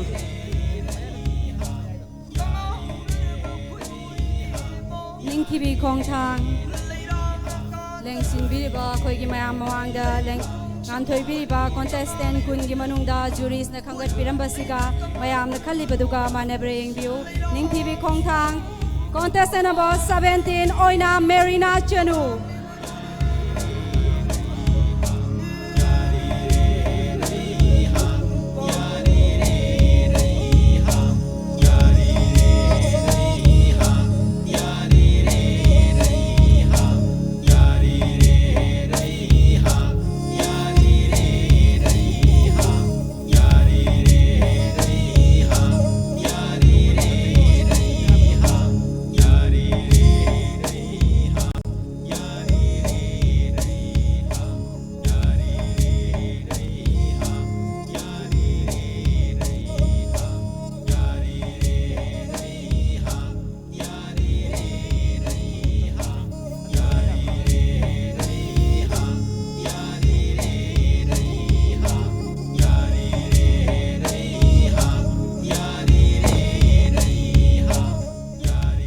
लाथोक सरीबा subtitle की अरोइबा subtitle असी थौगलोल चंखोनबी हाइने मिंगौ जबदुगुंबा subtitle अदुनी हाइरिबा subtitle असिबु तेंबांग बिरकबना advocate general ओजा कुमारजीत मफमसे लैबिरगदी फंबाक थक्से लेंखत बिरकनी थौगलोन चंखोनबी की subtitle असिबु तेंबांग बिरकबा advocate general कुमारजीत ओजा कुमारजीत मफमसे लैरगदी Pambak taksi lengket birakani.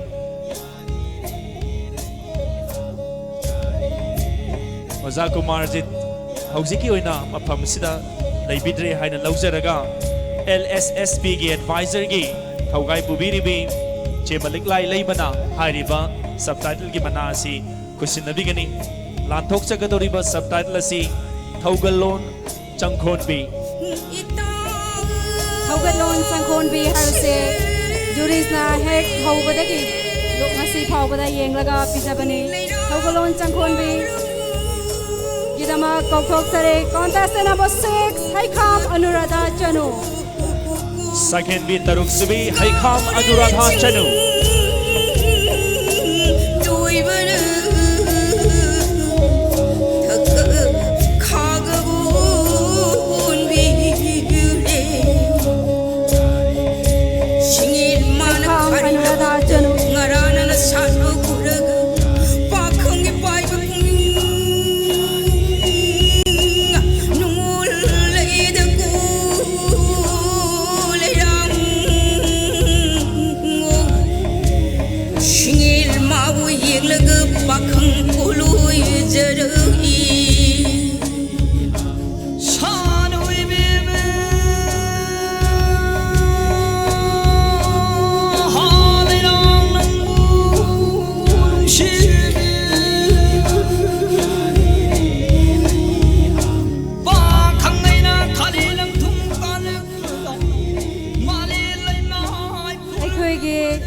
Finalists Lautok Jadingai Mangoinana, I Queen see my partner Sin Bangam Liba, Tauromasibo, sponsor Taubirak Pasing, Amukahana Mayang Mangda, Lautok Sage, Ahanboina, Taupang Luke Pedo, organizer Kanglay Mega Talent, Ani Subada, ISTV Network, Ahum Subada, Impact TV, Mari Subada, Classic Group of Hotels,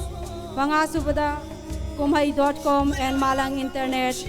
Taruk Suboina, Kanglay Park Photography Club, Taret Subada, Manipur Today and Manipur Live, Nipan Subada, Mitrang Technology, Mapan Subada, Mami Taibang, Tara Subada, Nonglay TV, Taramathoy Subada, MRS Photography, Taraganitoy Subada, Yening Animal Foundation, Lamlong, Tarahumdoy Subada, Eastern Motors, Singmairong, Taramari Subada, Ning TV Collection, Nagamapal, Taramanga Subada, Impal Heirlooms, Kongba, Taragataruk Subada, Gyanan Beauty Salon, Taratare Subada, Wangkaifi Mantri Handlooms, Taraganipan Subada, Gyanan Beauty Designing Academy, Zam Psycho, Taragamapan Subada, RD Traders, Thangal Bajar, Kun Subada, Kongbam, Romicha Usekon Tangkong Mapal, Kunmathoy Subada, Thangzam Agro, Industry Likla, Kunmathoy Subada, Chandralight Thobal, Kulumdoy Subada, Extreme Entertainment, Kunmari Subada, Nilguni Cut Flowers and Bucket, Kunbanga Subada, Ahong Sabang Sibakumar SR Digital Lines Dreams Road. ngasi siung labat thauram asibu mai pang na pangthok pada angam ba tengbang pangbir khiba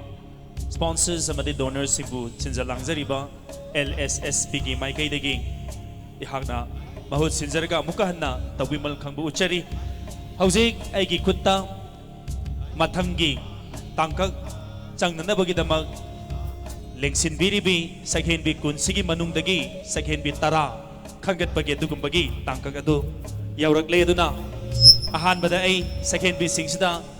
adom sem sabirabro haiba wahang simtang han hangjage aduga lengsin biriba khwai ki biksu hariba mathangi tangkakta koina pukhat chagadawribi sakhen bi tara singsigi meng lauktok pasi yarabro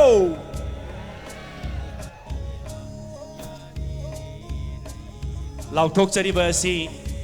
makok mathang naina lauktok chaba nate jury singna pibirakpa sing adu ekoina yengjaraga mathang manau naina lauktok tabida ekoina u abud lauktok sabani sakhen bi sing sinasu sem sabiri haibirabrina ahanba sakhen bi taragi khufam mafam kanbiribi asi taraga mathoi subi sakhen bi laisham shila chanu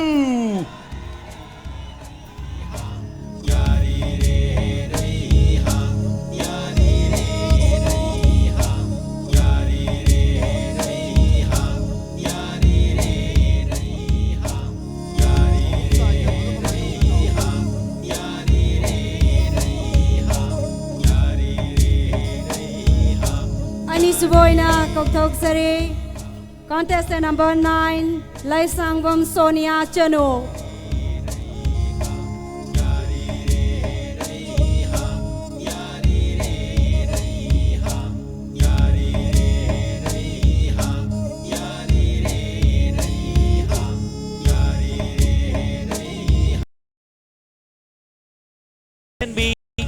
Taraga Tarit Subi Oina Merina Chanu.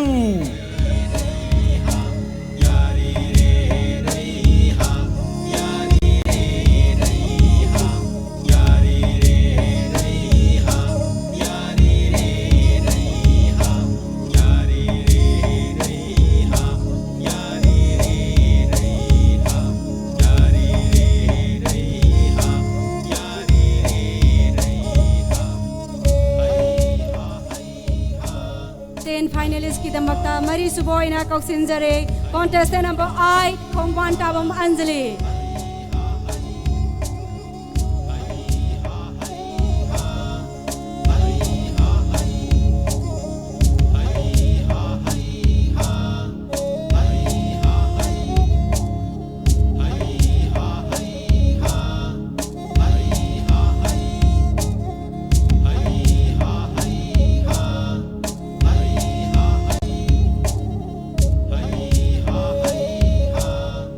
Sakhen bi kun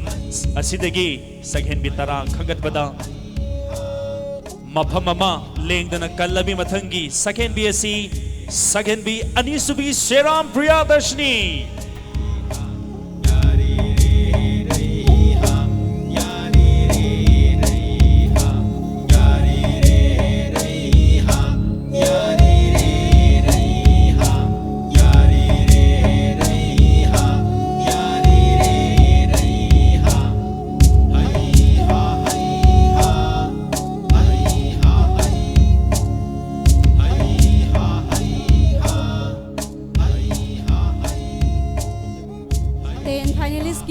Taruk Suba Mapam Kanbangam Live, contestant Adude, contestant number 13, Konjengbam Avesna. Hãy subscribe cho kênh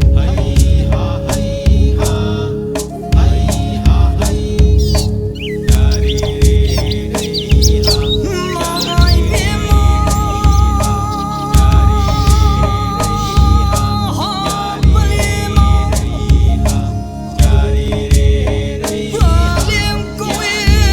lỡ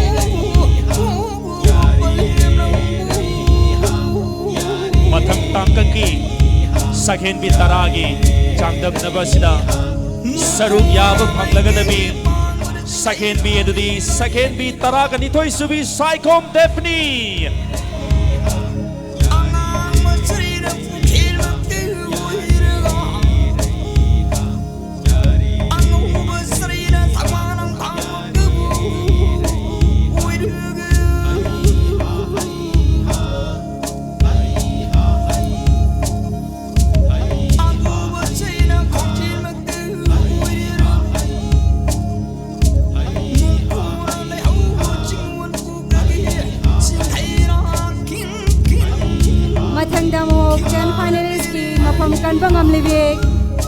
Contestant number 20, Thongam Chao Wistenu.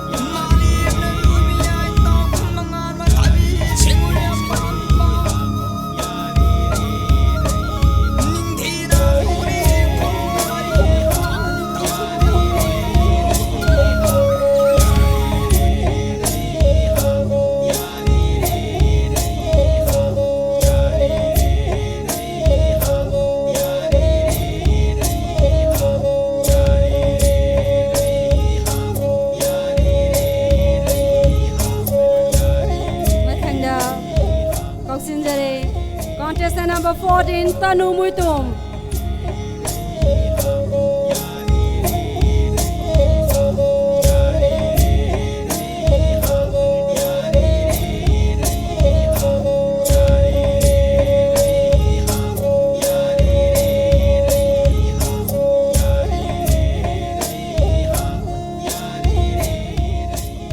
Sakhen bi kunna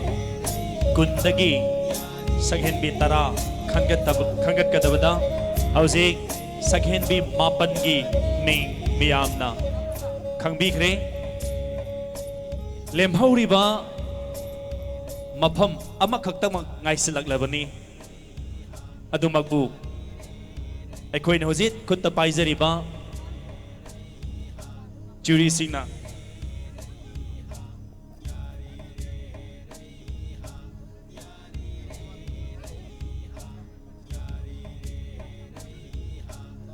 Hauzik, ako'y nagkunta paizari ba jury singna kusin nabirak pasigum na ba results asi yeng lagadi tara suba mafam si kanana bagidamag miyoy sakhen bi ahum tai taduna leire chap manaba masing phangduna leire hairi bi sakhen bi ahum sing asi ai mamangda kaukhatchage aduga lengsin biriba jury gi yanabagi matungina lottery gi basis ta hairiba mafam ama si laukat sira natragana wahang hangbiraga haiba ahum sida wahang hangbiraga laukat sira haibatu jury singna khanabigani adumakpu lemhauriba mafam ama si kananabagi damakta chap manaba masing phangduna leirabi miyoi ahum second bi ahum sing adu ai ahanbada Taraga Nipan Subi Konjengbam Christina Lengkat Birakani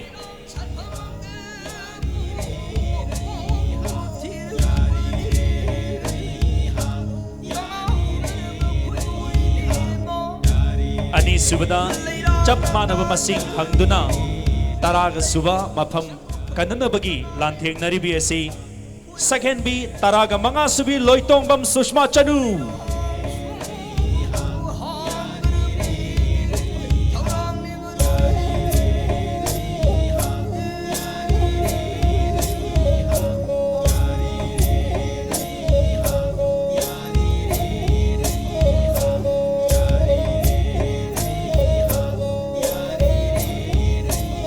aduga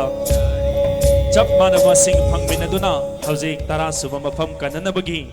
lanthengna sida saru yagadaribi ahum subi adudi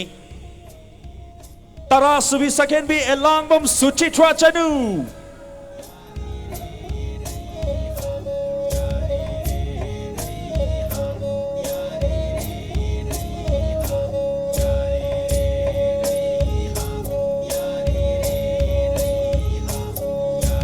maning dale piribi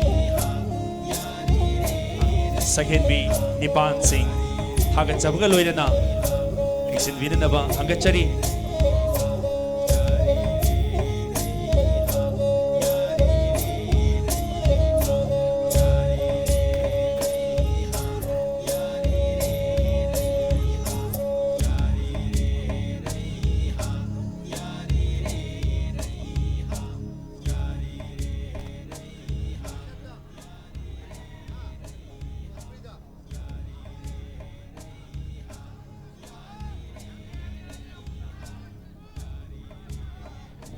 matangi tangkak ta changnanabagidamag sakhenbi kun leirambadagi sakhenbi tara khangatkadabada sakhenbi mapan amadi mangjaunana hairiba mafam asi kanduna laikhrabani adumapu tara suba mafam asi kananabagidamag chap manaba masing phangduna somda leiribi sakhenbi ahum sing asi hojik lottery gi khuthangda matangi tangkak ta changnanaba asi khallagani haina jury singna takpirai jury singna takpirakpagi matungina hairibi ahum sing asida lottery tauraga maduda ngamba duna matangi tangkakta changani haina jury singna takpirai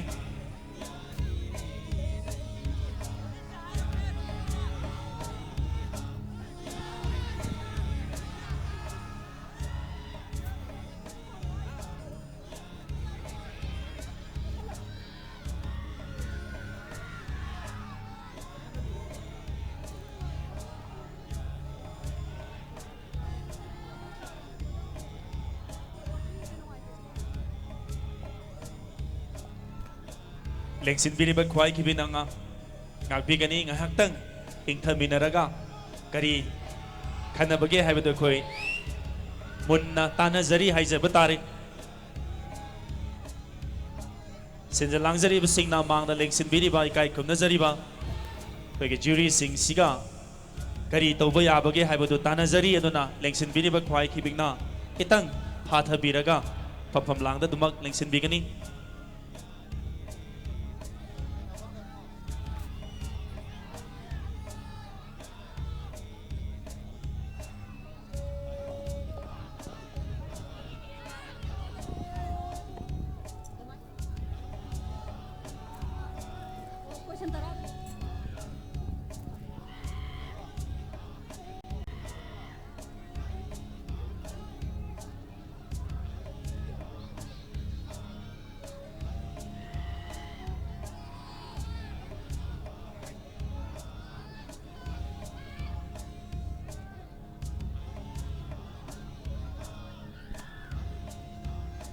yamna luba tangkak ni koina su thamjar baduni sakhenbi kun leirambadagi sakhenbi tara khangatpada mapal amadi mangjaunana mafam asi kanduna lengdana dumak mathangi tangkak changnanabagi sem sadana laikhrabani adumapu tara suba mafam asi launanabagidamak chap manaba masing phangminaduna sakhenbi ahum asina hojik marai baglep kadauri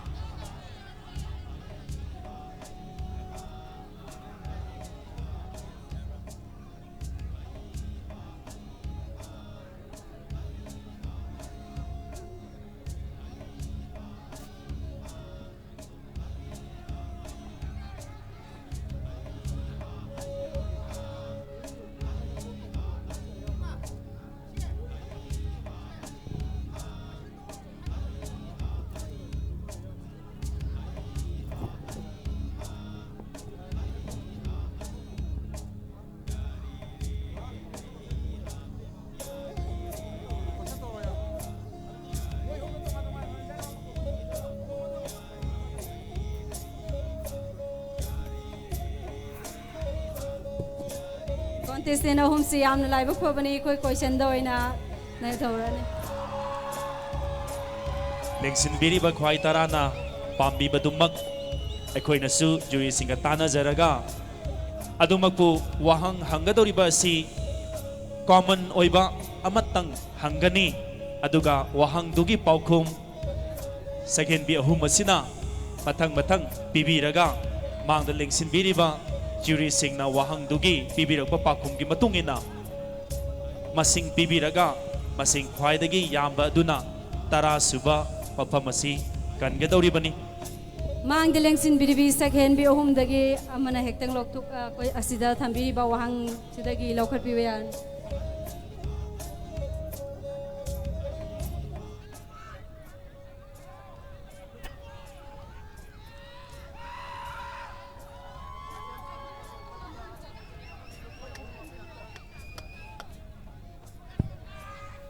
Hello.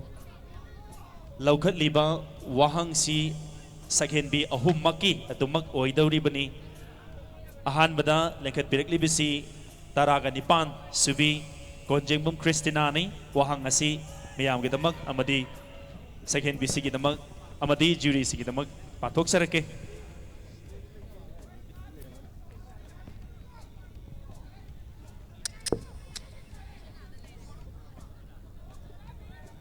Question muna tabiyo. ꯂꯦꯡꯁꯤꯟꯕꯤꯔꯤꯕ ꯈ꯭ꯋꯥꯏꯈꯤꯕꯤꯛ jury member ꯑꯃꯗꯤ ꯁꯛꯍꯦꯟꯕꯤ ꯑꯍꯨꯝꯅ ꯋꯥꯍꯪ ꯑꯁꯤ ꯃꯨꯟꯅ ꯇꯥꯕꯤꯒꯅꯤ ꯄꯥꯊꯣꯛꯆꯔꯛꯀꯦ ꯃꯤꯇꯩꯁꯤꯡꯅ ꯌꯦꯛ ꯁꯂꯥꯏ ꯇꯤꯟꯅꯕ ꯊꯣꯛꯅꯕ ꯅꯨꯄꯥ ꯅꯨꯄꯤ ꯑꯗꯨ ꯂꯧꯅ ꯂꯩꯅꯕ ꯌꯥꯗꯦ ꯍꯥꯏꯔꯤꯕ ꯑꯁꯤꯒꯤ ꯃꯔꯝ ꯀꯔꯤꯒꯤꯅꯣ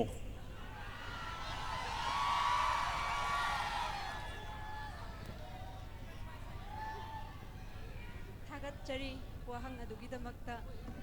ꯃꯩꯇꯩꯁꯤꯡꯅ ꯌꯦꯛ ꯁꯂꯥꯏ ꯇꯤꯟꯅꯕ ꯊꯣꯛꯅꯕ ꯂꯧꯅꯕ ꯌꯥꯗꯦ ꯍꯥꯏꯔꯤꯕꯒꯤ ꯃꯔꯝꯗꯤ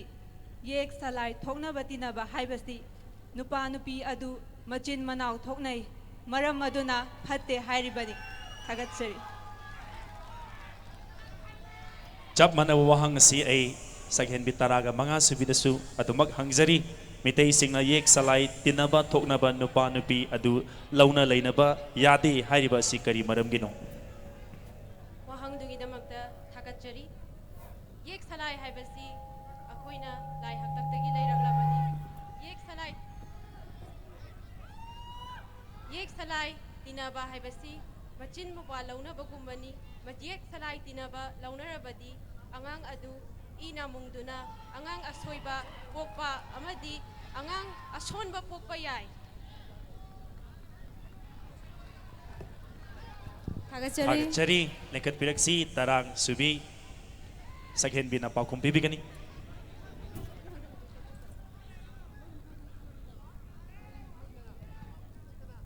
ꯌꯦꯛ ꯁꯂꯥꯏ ꯇꯤꯟꯅꯕ ꯂꯧꯅꯕ ꯐꯠꯇꯦ ꯍꯥꯏꯔꯤꯕꯒꯤ ꯃꯔꯝꯗꯤ ꯃꯈꯣꯏꯒꯤ ꯃꯆꯥ ꯑꯗꯨ ꯁꯣꯏꯅꯥꯏꯕꯗ ꯅꯠꯇꯅ ꯃꯈꯣꯏꯒꯤ ꯏꯃꯨꯡ ꯃꯅꯨꯡꯗꯨꯕꯨ ꯇꯨꯔꯩꯏꯔꯩ ꯆꯦꯟꯗꯨꯅ ꯑꯌꯥ ꯑꯌꯦꯛ ꯇꯥꯒꯅꯤ ꯑꯃꯗꯤ ꯃꯋꯥ ꯃꯄꯨꯔꯣꯏꯕꯁꯨ ꯀꯨꯏꯅ ꯄꯨꯟꯁꯤꯗꯦ ꯍꯥꯏꯕꯅ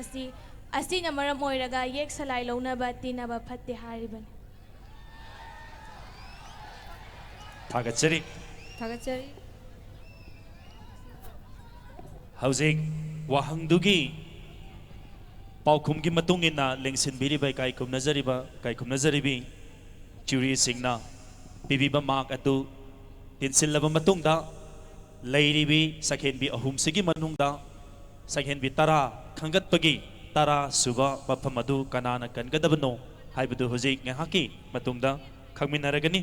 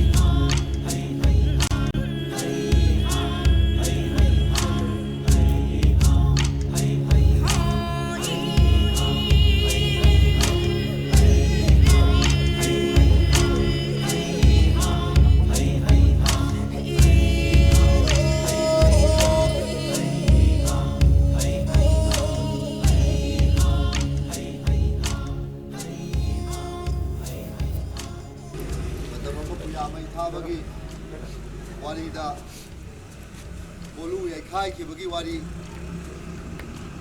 अनमना तारम मद्रा खल्ले निताई चनु निंगोल अमोइना मफम सिदनी लाइनिंग थौ सना महीगी पोलू यखाई खिबा तानरिबा लैनरिबा दुंबा दो पाखंग बगी अहक्पा लाइफम lensing थादोक्नबा यादबा पुंसीदा my Pakke लानफमदा my Pakke हाइना इबथौमक्की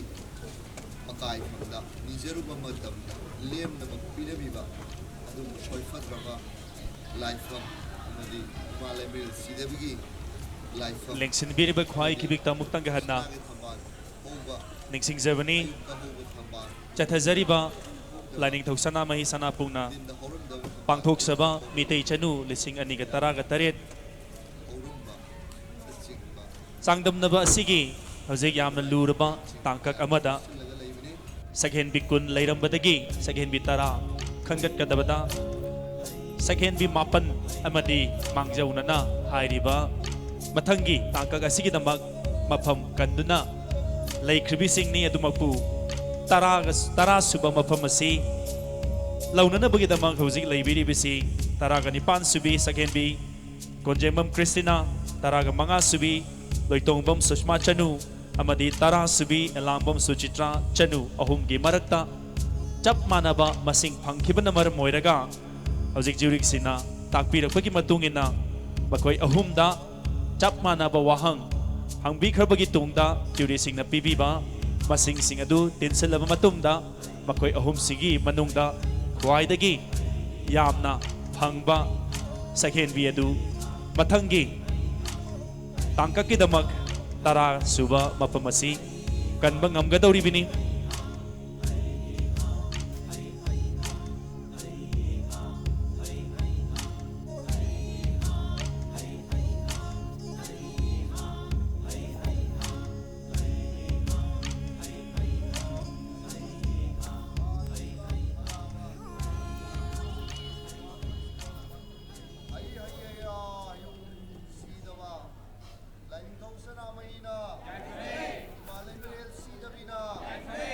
Marak thak na simatang suy ningsing jage adudi chathajari basikum laba mitay chanu lising aniga taraga tariat ki thauramasi ISTV gi ISTV nongin amadi ISTV sangai HD loilolena Impact Mix HD da hauzik mag live sandoktuna Manipur gi kachin koya sinba thungna yenba phanghanjari loilolena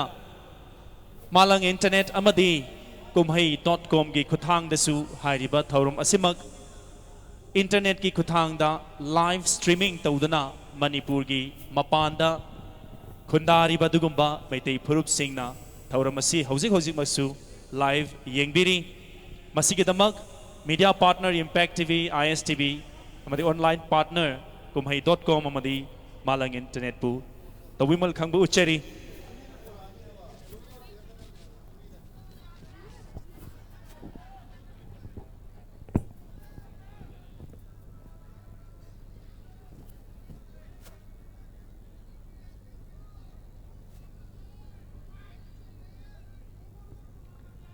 Hauzik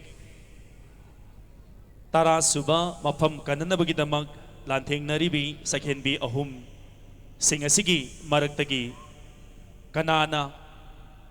mathang tangkaki damak changlagadagi haibadu meyamda mutang thamjarake hairiba asi churina bibirakpa masing singadu punna tinsillaga phangakpa masing adu khwaidagi yambadu laukhatjaraga makoi ahumsigi manungda second bi asina changle haibaduni lauthok jagadoribisi miyamge ahoba khubak marakta tarasuba mafamgi damakta kauksinjari tarasubi second bi elangbam suchitra chanu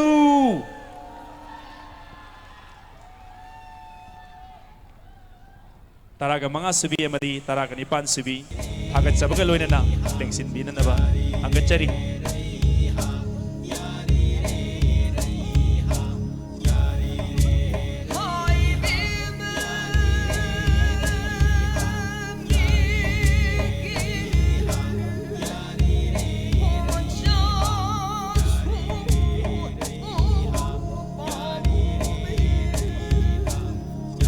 Hojik Sakhenbi Kun Leirambadagi Athoibi Sakhenbi Tara Khangatjaraba matungda mathangi tangkaki Wahang Pahong asi chathajagadabani Wahang Pahonggi Sigumba tangkak asi Wahang sing asi mangda lengsinbiriba jury singna hangbigadaba nate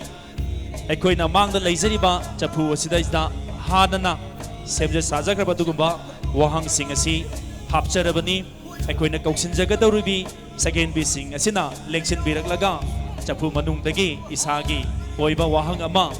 khangat piraba matungda aikoida piraklaga madu pathokcharaba matungda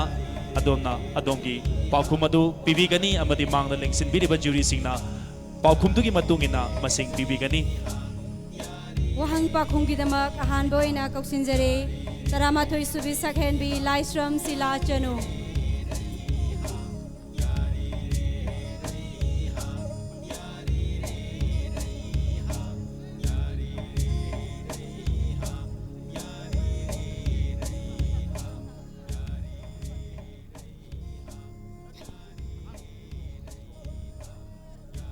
Judges sing akhigi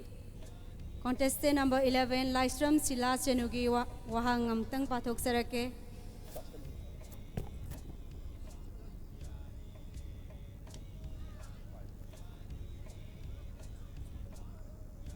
wahang si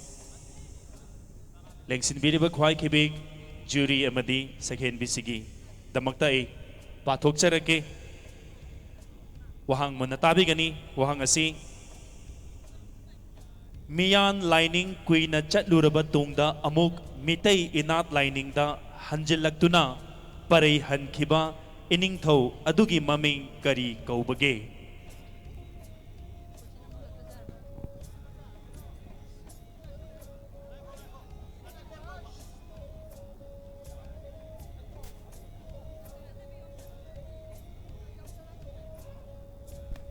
lengsin biriba khwai khibikna chathajari basigum bachangdam na basigi yamna luba tangkak ama oirakpana maram moiraga isai isai na ngahak tang phatha biraga engna tapna isai phampham langda dumak lengsin bigani jury sing na takpirakpagi matung ina maningda sarang na ba aduna maram moiraga bibirakadawriba paukhum asi taba phangloidabagi fifam ama laibana maram moiraga lengsin biriba khwai khibina kitang ingthana laibina na bahanga chage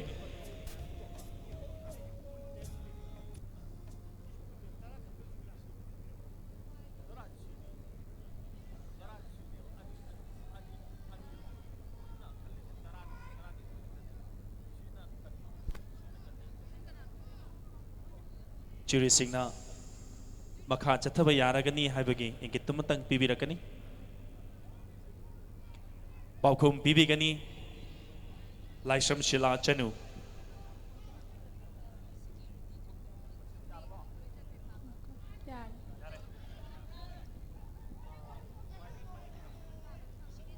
Amuka suhana jury sing buso ikono na kurumjari Miya lining tung na chatlur batungda Maitai lining da amu hanjalalakhiba ningthawa dugi maming di Okendrajit kawi Thank you Thagachari Mathangi wahang pakhumgi damak kauksinjari Mapan subi Sakhenbi Laisangbam Sonia Chenu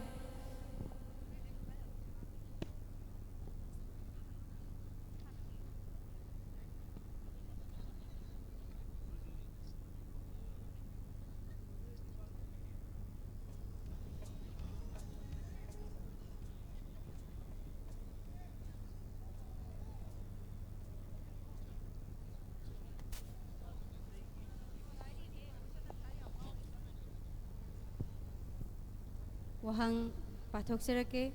maitai ama luhongba matamda yumda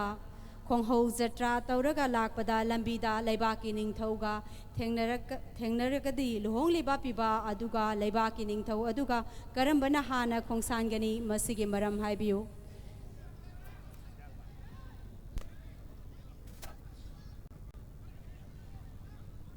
amuka suhana jury singbu koknona kurumjari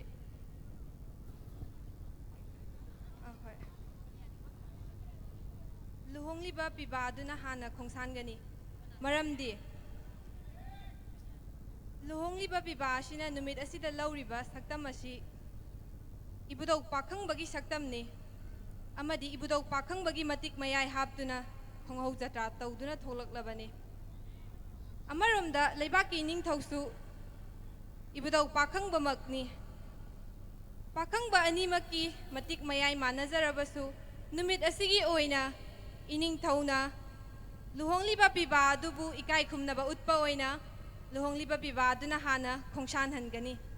thagatchari Thagachuri Mathangi wahang pakhungi dama kausinjare taragatare subisa khenbi oina merina chenu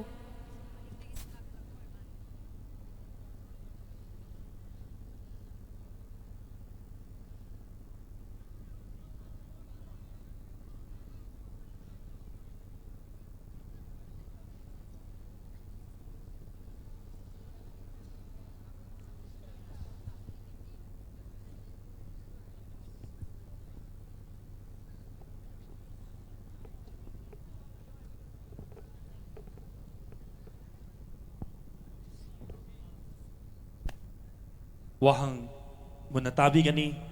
wahang adudi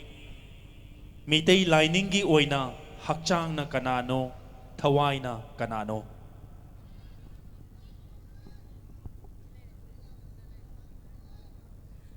Wahang asigidamakta amukasuhana khurumjari Maitai liningi oina haksangna pakhangbani aduga thawaina sanamahi lining thawni khurumjari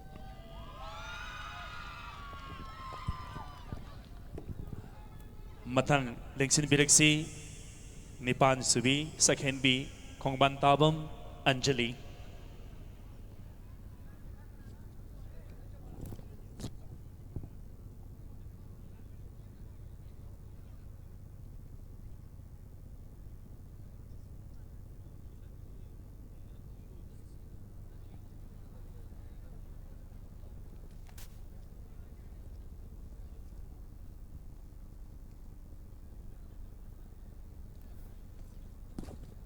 Wahang pathok sarake Maitai nupi ama oina nahak na ayukta numit yung bada numidangda kari karamba wahay haraga khurambage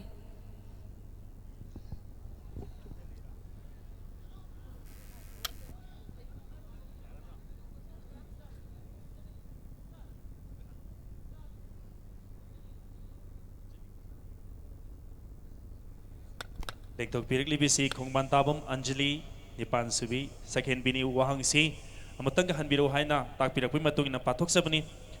mitay nupi ama oina nahak na ayukta numit yung bada numidangda kari karamba wahay hayraga kurumbage Aigidamaktadi yamna layba fuwa question ni aina maitai nupi ama oina ayuk angan bada corona maset mangan nairak pada korongan ba mangonda aina khurumjagani aduga numid yung ba matung corona nungdol da layba matamdana aina korohan ba mo khurumjagani ayuki numidangoy silaglaba matamdana aina numidang bukonshin bibalayda thank you Thagachuri Matang lengsin biraksi Sakhenbi Anisubi Seram Priyadashni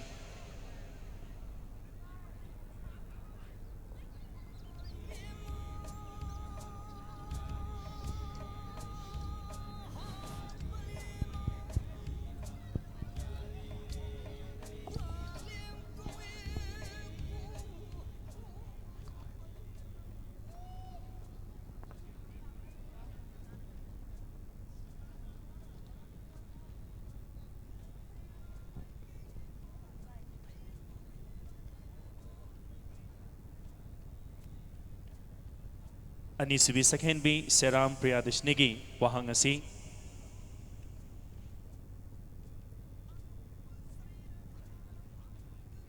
Ipu Maichau Singi Manungda Tarit Khaki Maming Hayo Wahang asigidamagta thagachari ipu maisau taret chingi maming adudi laurengmam khongnang thaba samurau chigong moirang lalhaba kameng phadiba konok thengra laisang khoma amadi salam sanani khurumjari Thagachari mathangi wahang pakhonggi damak ngoksinjari taraga thumdui subi sakhenbi konjengbom abesna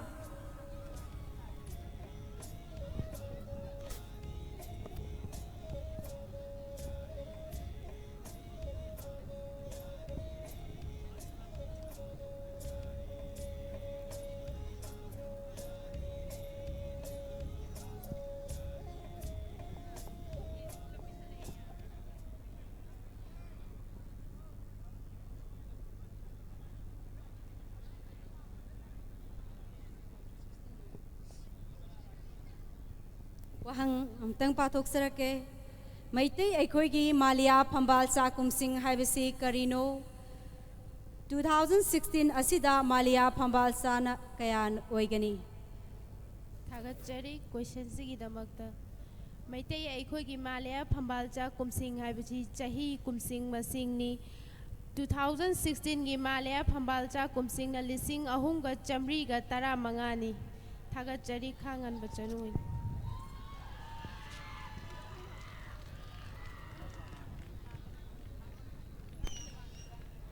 Mathangda taraga nithoi subi sakhenbi Saikhom Daphne lengsin birakani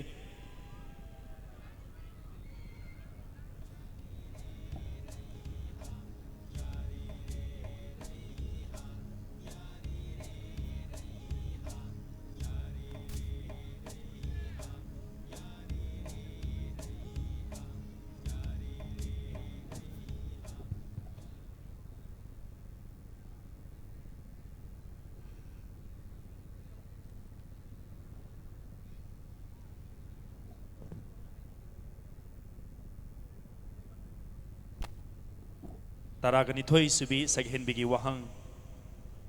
luhongba hairiba wahai asigi wahan thok karino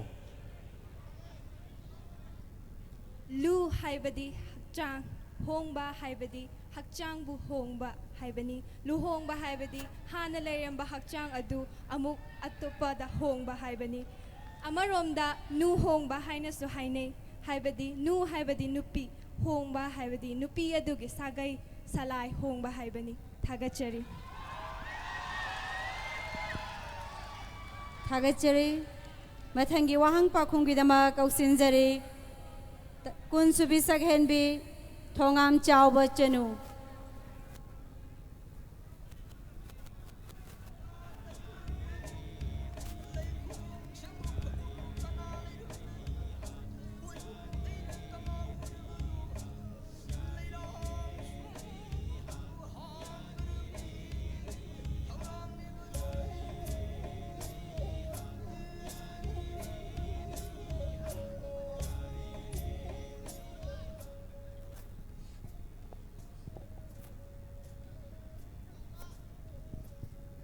wahang muna tabigani laibakta namliba paklainam sagi maroiba wahan thok karino Thagachari paklay namsa haibasi aikhoina imagi laman mapok tareta imagi laman singam re haiduna imabu ikai khumnaba uchabaga loinana aikhoina imagi laman singba saksabani haiduna paklay namsa sinamjabani aduga amaromdana imana hek pokpadagi miyoiba ama oina thorakpadagi aikhoina imagi khonglam laman chindamduna lakle adugi matung aikhoina malem leishada hauba panba asing singsina mahul sinduna imagi khomlang lamangi mahul silamni aduna mapok tareta singba ngamloida bal imagi laman adubu aikhoina laibakta namjaduna imagi laman singba sakjabani aduga loina na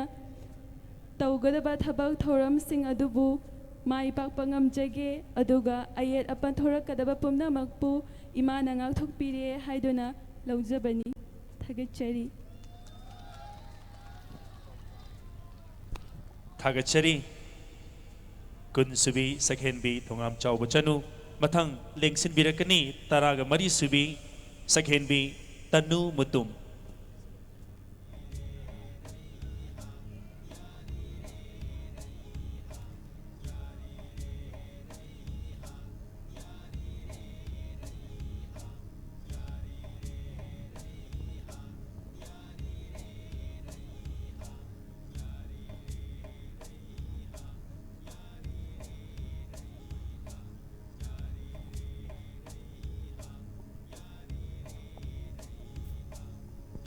Mamana macha chathok lamdaida manam nam thokpa amadi yana kakak chikthok lebasigi nunggi oiba wahan thok karino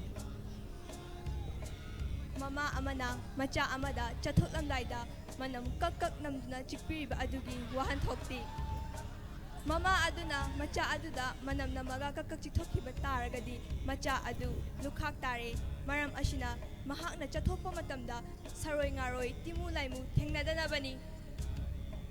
Thagachari Thagachari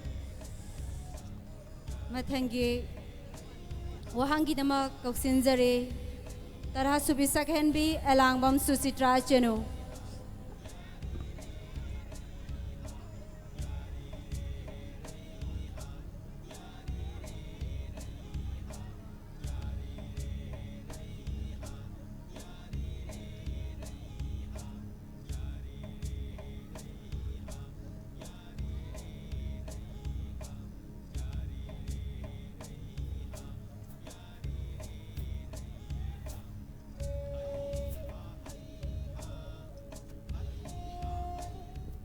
Wahang munatabigani Maitay sanu ama oina nahak laisabini habisi mayamda karamna khanghangani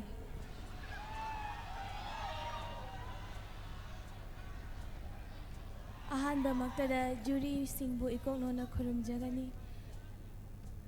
Aina maitai chanu amani haina taklibagi maramdi sablang koi kaknabi amadi phane khongkha naina setpa mibu maitai chanu amani haina takani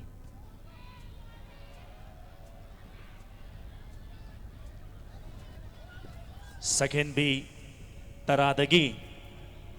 Hangbikiba Wahangi Matungina Mahaki Paukum Bibikre Manaling Sinvirba Juri Singna Hariba Paukum Dugi Matungina Bibiba Masing Singadu Tinsin Biringai Ekoyozik Sakhen B Tara Sing Si Amamamtang Kaktok Seraga Adomgi Sathe Adomgi Kongtang Miyam Damutang Kadol Tambigani Han boina kokthok sare Taramathoi Subi Sakhen B Laisrom Sila Chenu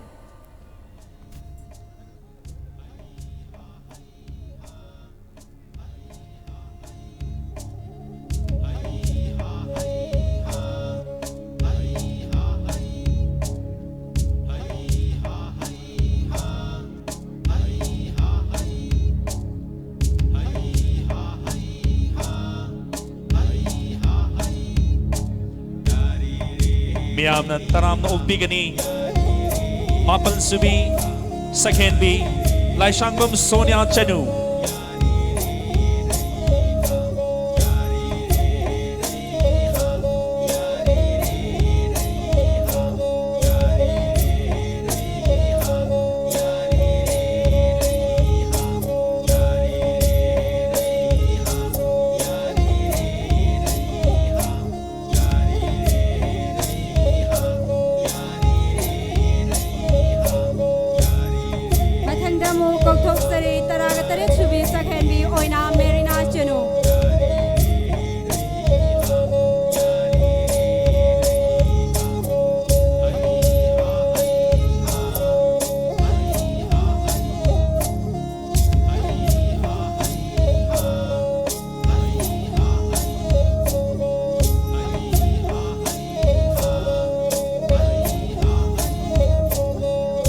Lengsin biri bakwai tarana taram na upigani Nipal Subi Sakhen B Kongpantabam Anjali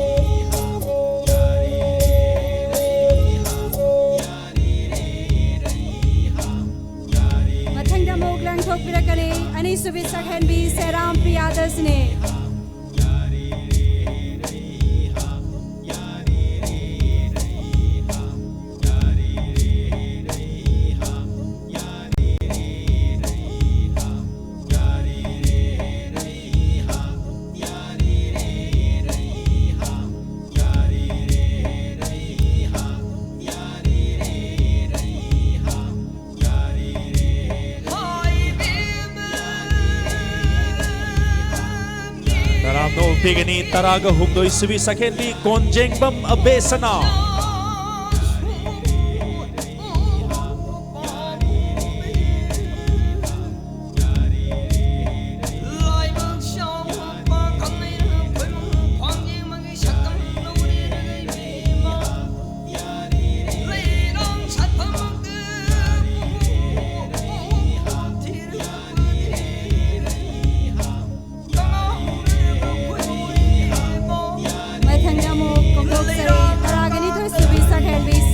Daphne.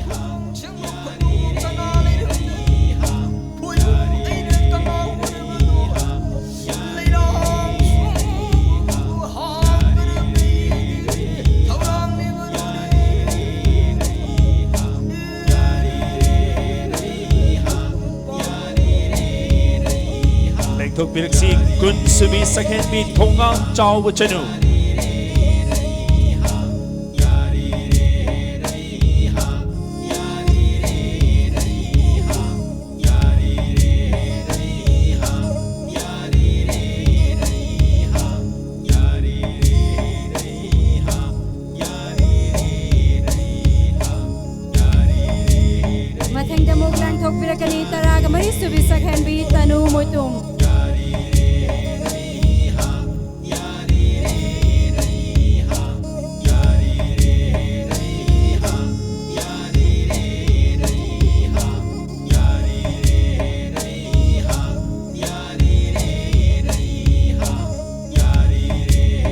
Boy na lengkok birakani Tara Subi Sakhenbi Elangbam Suchitra Chanu.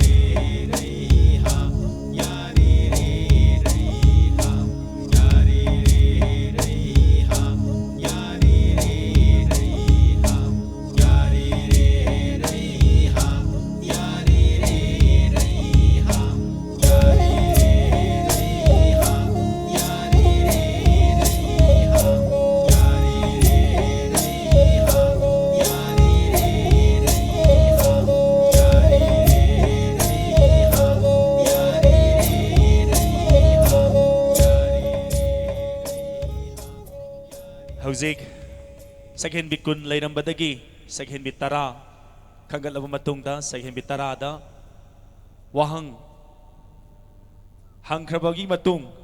Sakhen Bitara na Magi Way Badagumba Paukum Bibi Krabagi Matungda Jury Sing na Bibi Bamasing Singadu Tin Silay Ngahak Hauzik Laubi Gani Kanglay Sintha Luptagi Isaygi Taugal Lengsin Biraksi Kanglay Sintha Lup.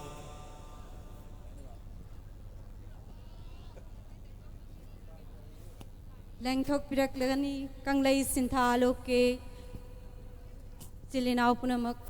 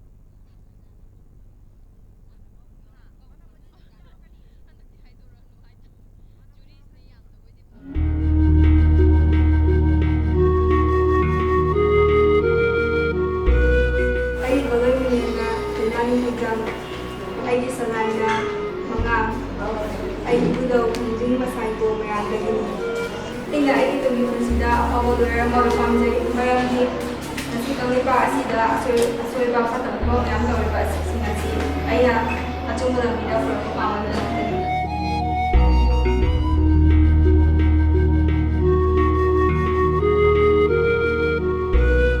ꯑꯩꯒꯤ ꯀꯣꯂꯣꯅꯤꯂꯦ ꯁꯦꯔꯥꯝ ꯄ꯭ꯔꯤꯌꯥꯗꯁꯅꯤ ꯆꯅꯨ ꯑꯩꯒꯤ ꯁꯂꯥꯏꯅ ꯑꯃꯨꯛ ꯑꯩꯒꯤ ꯄꯣꯛꯅꯐꯝ ꯂꯝꯗꯝꯅ ꯈꯣꯡꯃꯟ ꯑꯇꯣꯝ ꯂꯩꯔꯛ ꯑꯩꯒꯤ ꯇꯨꯡꯒꯤ ꯂꯥꯛꯀꯗꯧꯔꯤꯕ ꯄꯨꯟꯁꯤꯗ ꯑꯩꯍꯥꯛ ꯂꯝꯗꯝ ꯑꯁꯤꯒꯤ ꯁꯛꯅꯥꯏꯔꯕꯤ ꯖꯒꯣꯏ ꯁꯥꯕꯤ ꯑꯃ ꯑꯣꯏꯕ ꯄꯥꯝꯖꯩ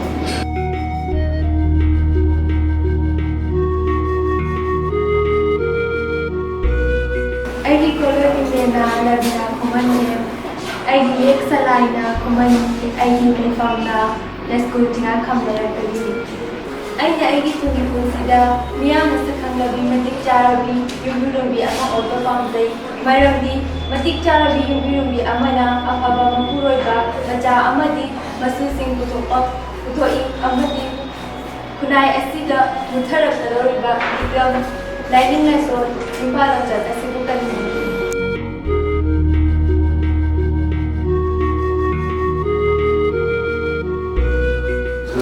ꯀꯣꯂꯣꯅꯤꯂꯦꯅ ꯁꯣꯐꯤꯌꯥ ꯇꯤꯆꯝ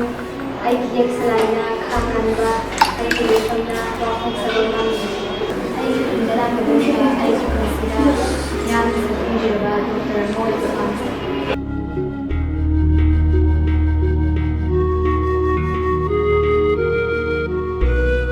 ꯑꯩꯒꯤ ꯏꯃꯤꯡ ꯁꯅꯥꯔꯦꯝꯕꯤ ꯑꯩꯒꯤ ꯂꯩꯐꯝꯅ ꯂꯥꯡꯂꯣꯡ ꯂꯩꯀꯥꯏꯒꯤ ꯌꯦꯛ ꯁꯂꯥꯏꯅ ꯑꯣꯏꯔ ꯑꯩꯅ ꯑꯩꯒꯤ ꯂꯥꯛꯀꯗꯧꯔꯤꯕ ꯇꯨꯡꯒꯤ ꯄꯨꯟꯁꯤꯗ ꯂꯝꯕꯤ ꯂꯥꯏꯔꯪꯗ ꯈꯣꯡꯗꯥꯖꯗꯨꯅ ꯃꯤꯌꯥꯝꯒꯤ ꯁꯦꯕꯥ ꯇꯧꯕ ꯄꯥꯝꯖꯩ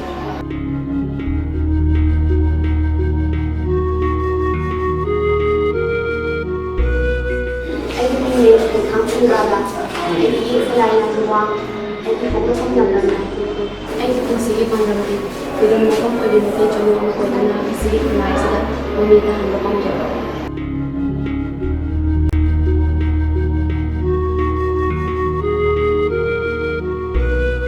ꯑꯩꯒꯤ ꯃꯤꯡ ꯆꯥꯗꯝ ꯆꯅꯨ ꯆꯟꯆꯟ ꯑꯩꯒꯤ ꯌꯦꯛ ꯁꯂꯥꯏꯅ ꯈꯨꯃꯟ ꯑꯩꯒꯤ ꯂꯩꯐꯝꯅ ꯇꯣꯞ ꯁꯤꯄꯥꯏ ꯀꯩꯊꯦꯜ ꯀꯁꯅꯤ ꯕꯖꯥꯔꯗꯒꯤ ꯑꯩꯅ ꯑꯩꯒꯤ ꯄꯨꯟꯁꯤꯒꯤ ꯄꯥꯟꯗꯝꯗ ꯈꯟꯖꯕ ꯈꯔꯗꯤ ꯇꯨꯡꯗ ꯍꯧꯔꯛꯂꯤꯕ ꯅꯍꯥꯔꯣꯜꯁꯤꯡ ꯉꯥꯎꯊꯔꯛꯂꯤꯕ ꯀꯌꯥꯁꯦ ꯅꯥꯠꯀꯤ ꯑꯃꯗꯤ ꯂꯥꯏꯅꯤꯡ ꯂꯥꯏꯁꯣꯜ ꯀꯌꯥꯕꯨ ꯇꯥꯛꯄꯤ ꯇꯝꯕꯤꯗꯨꯅ ꯃꯁꯛ ꯅꯥꯏꯔꯕ ꯑꯣꯖꯥ ꯑꯃ ꯑꯣꯏꯕ ꯄꯥꯝꯖꯩ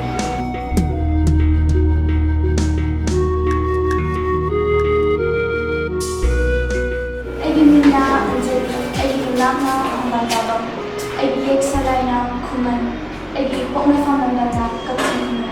ꯑꯩꯅ ꯑꯩꯒꯤ ꯇꯨꯡꯒꯤ ꯄꯨꯟꯁꯤꯗ ꯑꯩꯒꯤ ꯃꯤꯌꯥꯝꯅ ꯁꯦꯕꯥ ꯇꯧꯒꯦ ꯍꯥꯏꯅ ꯈꯟꯖꯩ ꯑꯩꯅ ꯍꯌꯦꯡ ꯃꯇꯤꯛ ꯆꯥꯕ ꯑꯃ ꯑꯣꯏꯗꯨꯅ ꯑꯆꯧꯕ ꯃꯄꯤ ꯃꯄꯥ ꯑꯃ ꯑꯣꯏꯗꯨꯅ ꯂꯩꯕꯥꯛ ꯑꯁꯤꯒꯤ ꯃꯌꯥꯝꯒꯤ ꯁꯦꯕꯥ ꯇꯧꯒꯦ ꯍꯥꯏꯅ ꯈꯟꯖꯩ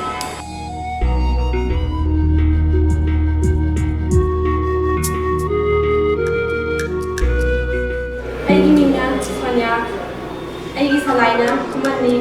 ꯑꯩꯒꯤ ꯂꯩꯐꯝꯅ ꯄꯂꯦꯜꯗꯒꯤꯅꯤ ꯑꯩꯅ ꯑꯩꯒꯤ ꯂꯥꯛꯀꯗꯧꯔꯤꯕ ꯇꯨꯡꯒꯤ ꯄꯨꯟꯁꯤꯗ ꯀꯅꯥ ꯂꯩꯖꯗ꯭ꯔꯕ ꯆꯥꯎꯔ ꯆꯥꯔꯕ ꯑꯍꯜꯁꯤꯡꯒꯤ ꯃꯇꯦꯡ ꯄꯥꯡꯕ ꯄꯥꯝꯖꯩ ꯑꯃꯗꯤ ꯃꯈꯣꯏꯒꯤ ꯄꯥꯈꯣꯜꯂꯣꯏ ꯑꯣꯏꯅ ꯂꯩꯕ ꯄꯥꯝꯖꯩ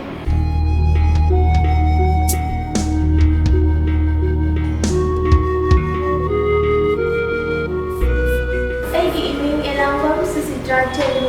ꯑꯩꯒꯤ ꯌꯦꯛ ꯁꯂꯥꯏꯅ ꯈꯥꯉꯥꯝꯕ ꯑꯃꯗꯤ ꯑꯩꯒꯤ ꯂꯩꯐꯝꯅ ꯀꯩꯁꯥꯝꯊꯣꯡ ꯑꯦꯂꯥꯡꯕꯝꯗ ꯑꯩꯅ ꯑꯩꯒꯤ ꯇꯨꯡꯒꯤ ꯂꯥꯛꯀꯗꯧꯔꯤꯕ ꯄꯨꯟꯁꯤꯗ ꯋꯥꯌꯦꯜ ꯆꯨꯞꯄꯤ ꯊꯧꯗꯥꯔꯣꯏ ꯑꯃ ꯑꯣꯏꯕ ꯄꯥꯝꯖꯩ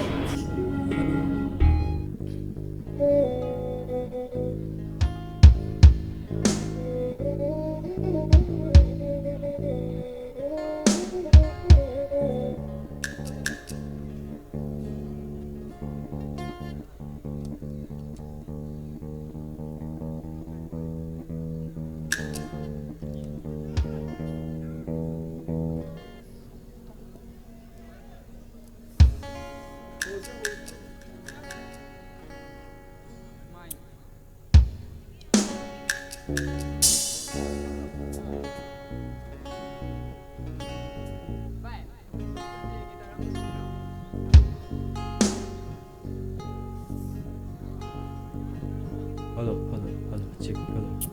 hello, hello, hello, hello, hello, hello.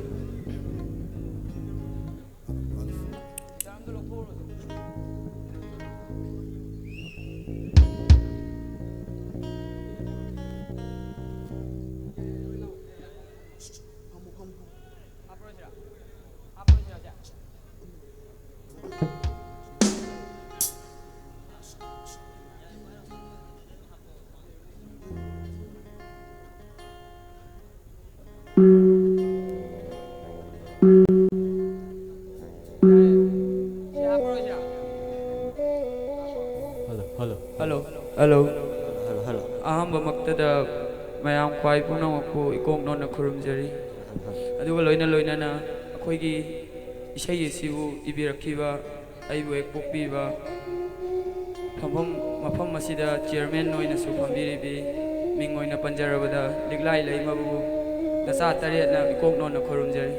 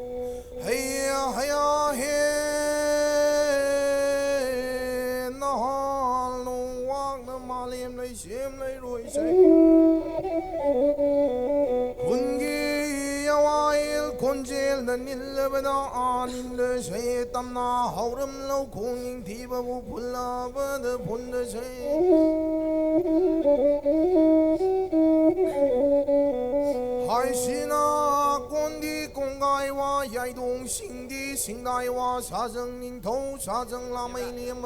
na pamu pamui lo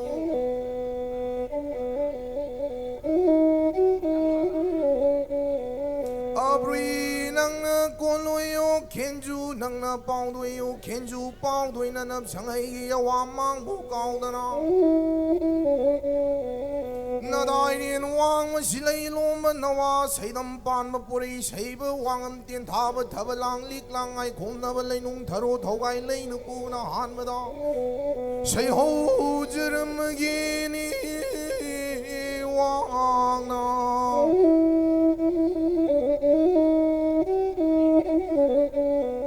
Awang phalo lai ma kol miran namu pong thong lam ing na chik na khunda rak bdi bdo nong da lai dil pa khang wa Siegla hum bu mari mang na machil ya ka kai ba lam tang jili la pa khang ma yi wai chalam hawai nura pon di wi yi wai kui lam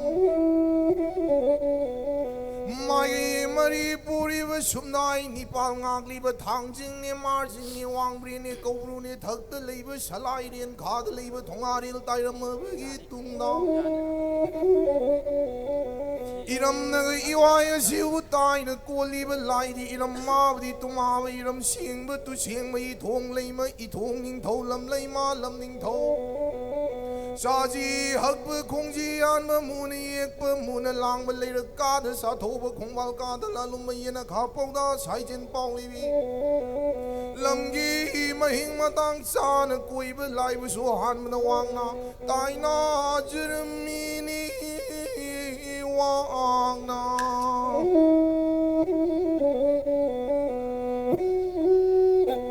Lei pa til le Kwai tara phamiri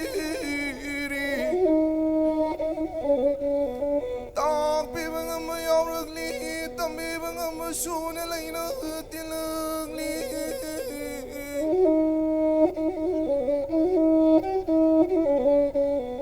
Pan thau gi leng wai su na til li palim gi leng wai su na chol li Na dai nian wang wan ta ni ti kurai la na sai sak tri ba wang kai la na sai dam ri ba na wa ui ba na Taragi mai na kan ba na hai da wa na di hai hu da hai da wa na di mang ui na ki ba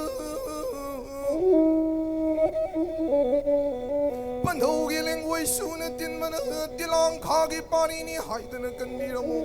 Palim gi leng wai su na tin ma na I khau nung gi na wa ni kan da na kan me ra mu da na Sang jo ꯆꯦꯝꯅ ꯈꯨꯔꯨꯝꯖꯔꯝꯃꯤ ꯌꯥꯝꯕ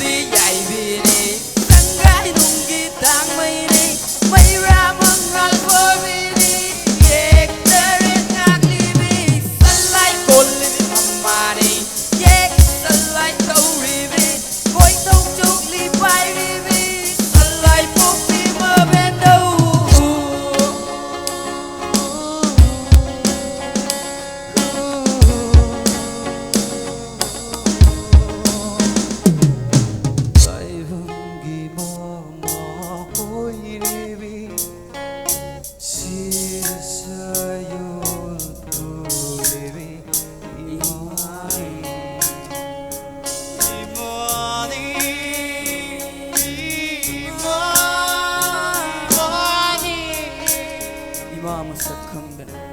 wangang kamjau hundana thaksi khasi naidana yawa hai konpham jongdana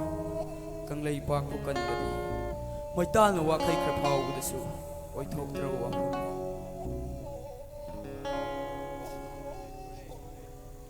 mayam punna yai foren to long mina se lining thok sana mahina yai fore ima lemral sidabina yai fore lining thok sana mahi sana pungna yai fore. Thank you.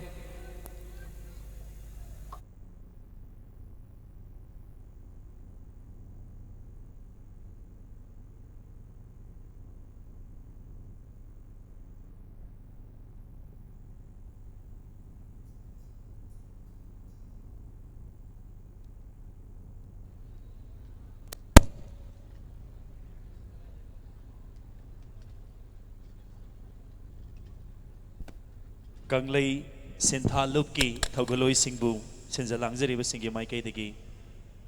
Thagat Pongduk Shari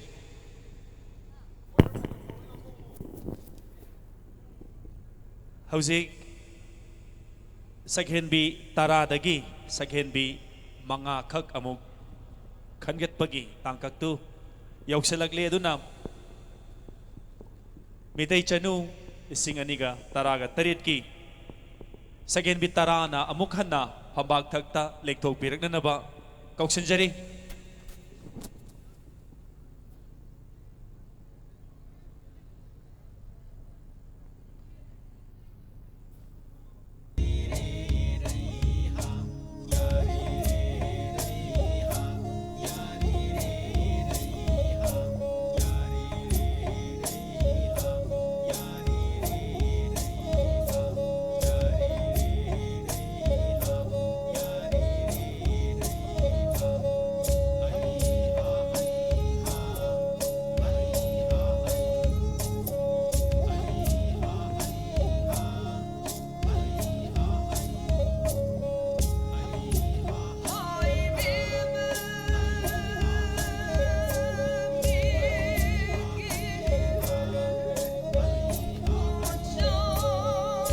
Lengsin biriba kuai tarana sakhen bitara sigida mukta hau bakuwa matang pinabigani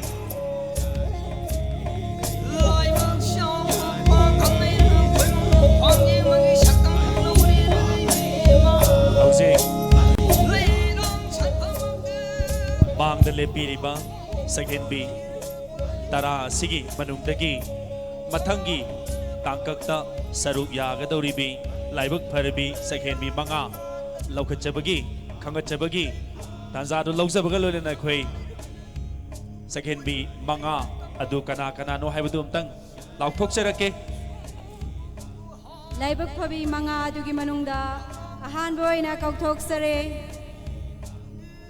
Mapan Subi Second B Lai Sangbom Sonia Chanu Mayam na Hobukuba Magaloina Nataram Upigani Second B Tara Sigi Manungdagi Second B Manga Kangat Bagi Ahan Ba Pida Kanbang Amlabi Mapan Subi Second B Lai Sangbom Sonia Chanu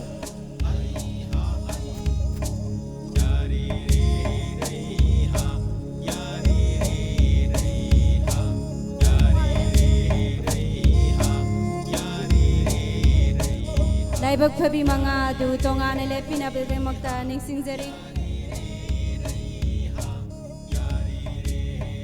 Laibak Pabi Mangagi Ani Subama Pamkan Bangam Lebe Contestant number 11 Laishram Silas Chanu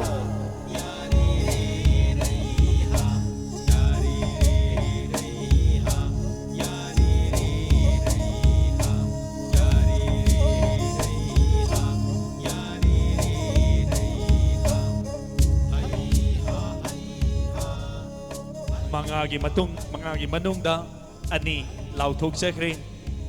second B mangagi mapamda ahum subi oina mapam kalabi tara ganitoy subi Psycom Daphne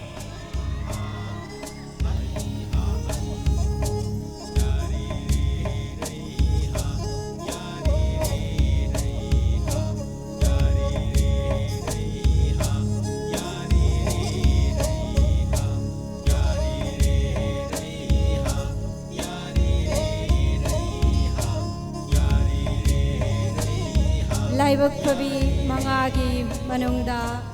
मरी सुबी कनबंगम लिबा मरी सुंब फिदा कनबंगम लिबे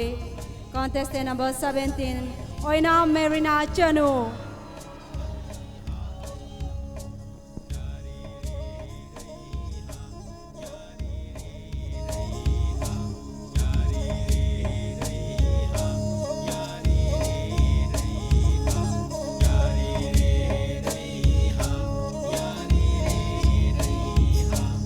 Punna second B tara laibagi manungna second B manga laukat chagadabani aduga second B manga sigi manungda mari amadi bahag ki phida kandana laikre lemhauriba second B taruk sidagi second B manga gi manung changadori bi adudi atai kananate second B tara subi elangbam Suchitra Chanu.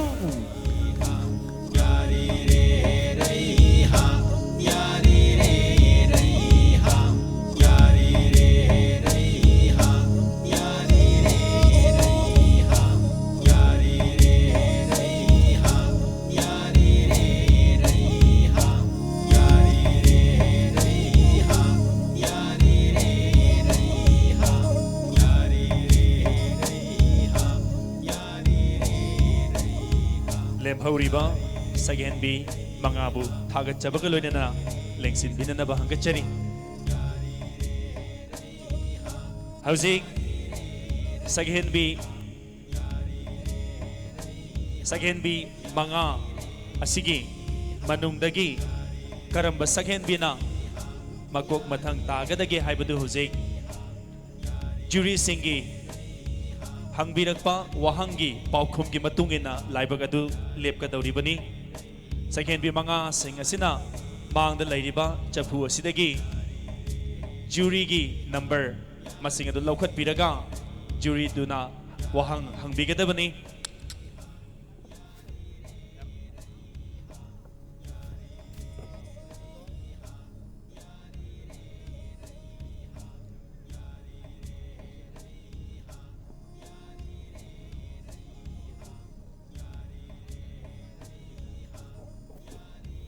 jury singna sem saban loibire haibiragadi khoi wahang pahong si jathana ba hona jage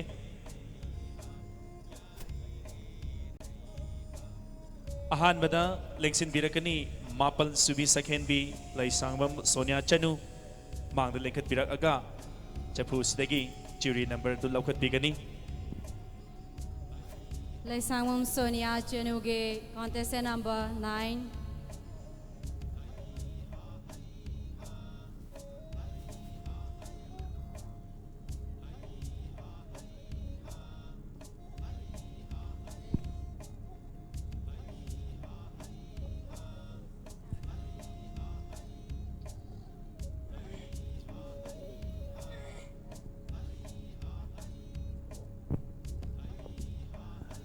second B mapal subi laisangbam Sonia Chanuna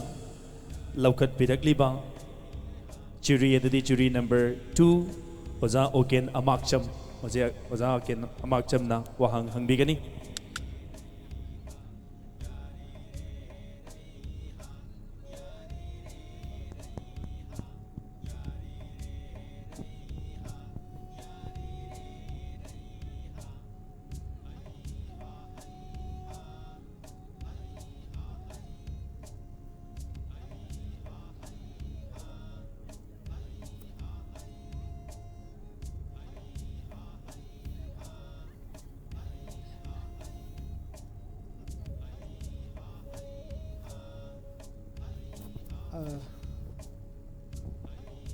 Hello.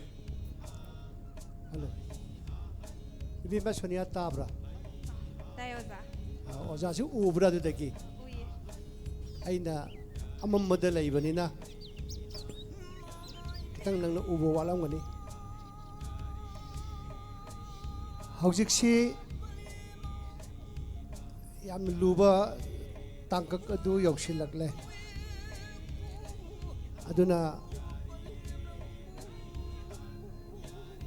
question si muna tabiyo ꯍꯧꯖꯤꯛ ꯁꯣꯅꯤꯌꯥꯒꯤ ꯅꯤꯡꯗ ꯃꯅꯤꯡꯗ ꯃꯩꯇꯩ ꯌꯨꯝꯖꯥꯎ ꯑꯃ ꯂꯩ ꯑꯃꯨꯛꯇꯪ ꯌꯦꯡꯕꯤꯒꯦꯔꯥ ꯇꯨꯡꯗ ꯑꯃꯨꯛꯇꯪ ꯌꯦꯡꯕꯤꯌꯨ ꯃꯩꯇꯩ ꯌꯨꯝꯖꯥꯎ ꯑꯃ ꯂꯩ ꯑꯃꯨꯛꯇꯪ ꯇꯨꯡꯗ ꯌꯦꯡꯕꯤꯌꯨ 시기 yumjaw asi jare haibai sidai da phamen haiba maga mangsok haiba maga mafam mani lei adu karam bano amuta haibiyo phamen haibisina kadom dano mangsok haibasina kadai dano ya phamen haibasina homgi boi thangba hai mai harage do homgi nakanda lairibasina phamen hoigani aduga mangsok haibasina yumsigi mamang thanglakpa saruk sida hoigani de hojiki phamen duma nakai sengnarasi hojiki ada maitai januna thari base asi maitai gi makha thang basal sunatra em gi maitai na thari basigi makha thang basu oibirabra oh yes adum yajare phamen takbi gre mangsok si kadai dano mangsok haragadi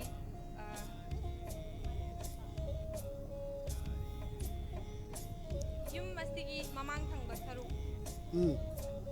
phamen gi na kadom phamen gi su mamang hoigani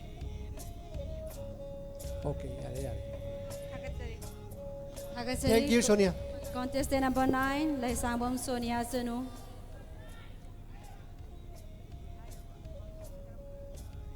Mathangda mo juries number Lokhwat Pinapagi Damakta Kausinjari contestant number 11 Laishram Sila Chanu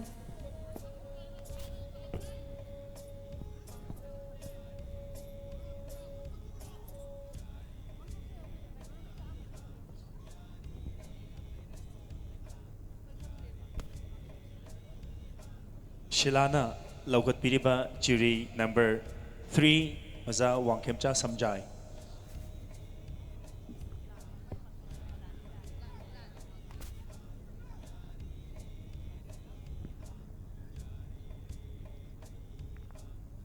Achila Chandu Wang Hangeko Munataka Dabni Ideal woman Haibadi Kui Pidim Nanga Yobani Pisha Karabuke Nanga ideal women amani Pidim Nanga Yobani Pi Amani Haina Kalagadi Kari Karimagul Crescent Gadige Nana Kamakra Hayu Oja amutanga hanbiyo ba question Ideal woman Haibadi Kui Pidim Nanga Yobani Pi Haina Jana Papa Mama Papa Nupi Haibani Papa Nupi Emma Oba Taragadi Mangonza Karam Karamagul Sengadege Adu Gun Singim Ramda Amida Haibu afaba mama afaba nupi habagi guna machin bahibagadi nupi ama oina mapandonggi phajaba khaktuna tana manungda minushi chawba kathokpa haiba amadi macha masusingbu nushiba ngamba amadi ekhoigi samasa sigi thobak thoram khudimakta yawba leikaigi thabak thoram amadi samasa sida manipur sida thokliba thabak khudimak haibadi samna haibada ekhoigi nupi lan haire adaidi asigumba maitai ekhoigi kannabagi damakta maitai furup asibu kannabagi damakta maitai gi asigumba thabak thoram kayada thodang yaba nupi adubu asengba nupi thona leibi nupi ne haina aina khanje thagachari jabu Thagachari contestant number 11 Laishram Sila Chanu Mathangi juries Lokhwat Pinapagi Damakta Lengthok Pirakani contestant number 12 Saikom Daphne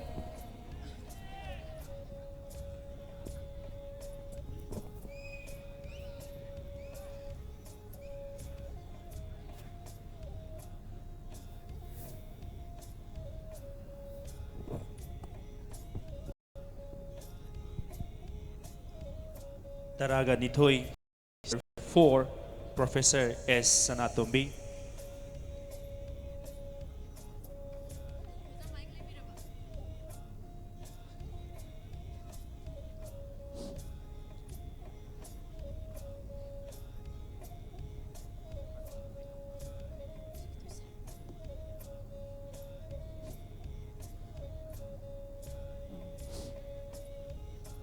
Saikom Daphne ai hangna thamningliba wahangsi Daphne ne handakki Lining Thau Sanamahi Sanapungna Sinba Maitai Chanu Sahenbi Athoibi ama khanbagi sigumba thauramsi yaurubasina nahaki punsida karamba kanaba ama purakani haina khalli madugi wafamdu hongdoksi ꯋꯥꯍꯪꯗꯨꯒꯤꯗꯃꯛꯇ ꯊꯥꯒꯠꯆꯔꯤ ꯇꯁꯦꯡꯅ ꯑꯩꯍꯥꯛ ꯃꯩꯇꯩꯒꯤ ꯑꯣꯏꯕ ꯆꯠꯅ ꯀꯥꯡꯂꯣꯟ ꯂꯥꯏꯅꯤꯡ ꯐꯤꯖꯦꯠ ꯂꯩꯇꯦꯡ ꯀꯌꯥ ꯀꯨꯞꯅ ꯈꯪꯖꯗꯦ ꯑꯩꯇꯁꯨ ꯅꯠꯇꯅ ꯀꯪꯂꯩꯄꯥꯛ ꯑꯁꯤꯗ ꯂꯩꯔꯤꯕ ꯃꯩꯇꯩ ꯆꯅꯨ ꯀꯌꯥꯅꯁꯨ ꯑꯗꯨꯛꯀꯤ ꯃꯇꯤꯛ ꯀꯨꯞꯅꯗꯤ ꯈꯪꯂꯝꯂꯣꯏ ꯍꯥꯏꯅ ꯈꯟꯖꯩ ꯃꯤꯇꯩ ꯆꯅꯨ ꯆꯥꯡꯗꯝꯅꯕ ꯑꯁꯤꯗ ꯌꯥꯎꯔꯛꯂꯕ ꯃꯇꯨꯡꯗ ꯃꯤꯇꯩꯒꯤ ꯑꯣꯏꯕ ꯂꯥꯏꯅꯤꯡ ꯂꯥꯏꯆꯠ ꯐꯤꯖꯦꯠ ꯂꯩꯇꯦꯡ ꯑꯃꯗꯤ ꯆꯠꯅ ꯂꯣꯟꯆꯠ ꯀꯌꯥ ꯑꯁꯤ ꯈꯪꯕ ꯐꯪꯏ ꯃꯁꯤꯅ ꯑꯩꯒꯤ ꯀꯥꯟꯅꯕꯅꯤ ꯍꯥꯏꯅ ꯈꯟꯖꯩ ꯊꯥꯒꯠꯆꯔꯤ Thagachari Saikom Daphne Mathangi Jury Laukat Pinabagidama Koksinzari contestant number 17 Oina Marina Chenu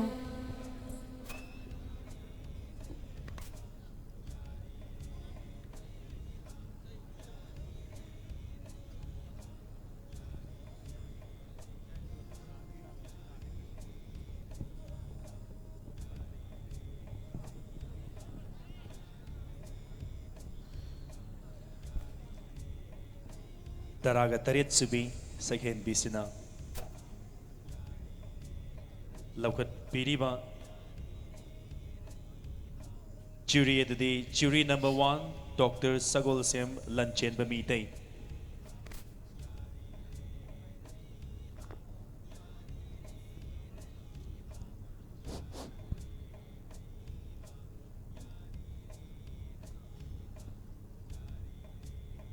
Mirinada Wahang Amakaktang Hange ꯍꯣꯏ ꯑꯣꯖꯥ Munna Tauko Nupi Kudigmakna Nada Sanayale Bo Lay Layena Lay Buhaibono Sana Juhai Sanayan but Layam Adum Hai Masi Iseng Sengna Ariba Londa Hana Yam Namak Liba Naludraku Hana Kari Hiram Gay Habitan Nain haina haine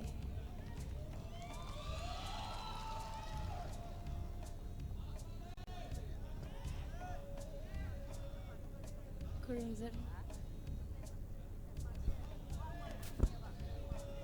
Masi Nain Havasi Sana Sabagi Sanagi Makalamane Aduga Nada Yamri Nasi Korome Kutta Sibana Kuchi Kong the Sibana Kongji Nada Yamana Nasi Korome Kurumzari Thagachari Thagachari contestant number 17 Oina Marina Chenu Mathangi Jury Laukat Pinabagidama Koksinzari contestant number 10 Elangbom Susitra Chenu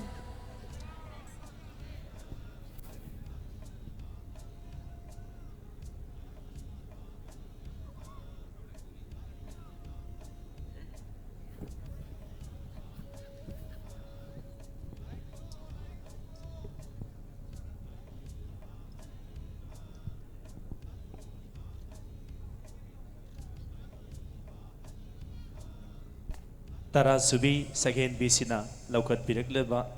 Brother Laukat Piraklibi Jury number 6 Banda Laima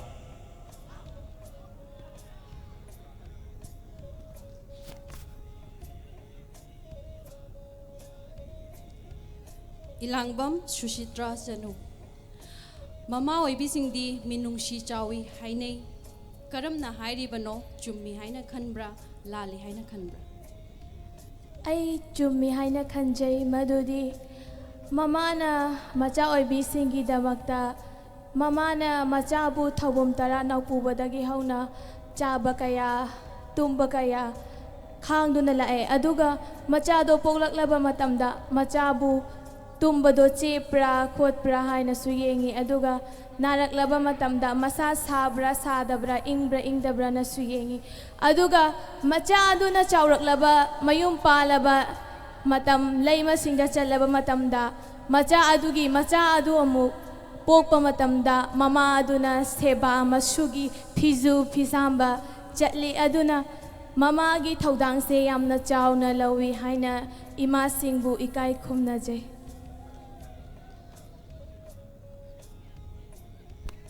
थागतचरी Thagachari contestant number 10 Elangbam Susitra Chanu. Lengsin biriba khwai ki bigdagi aroi boy na muktanga sakhen bi manga sigi damak ahobu kuba mutanga nizagige Ahan Voina Mayamgi Mapamda Mukahana Saktaksari contestant number 9 Laisangbam Sonia Chanu.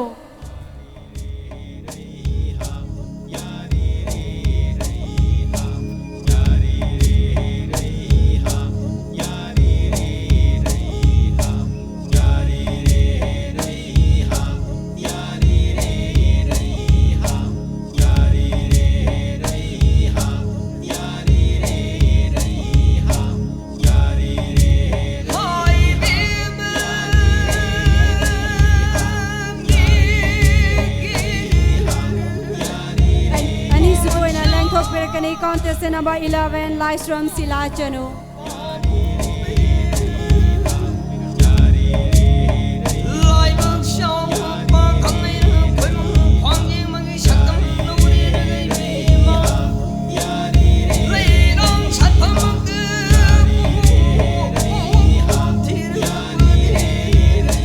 Humsubo in a length of Birkani contestant number 12 Psychom Definite.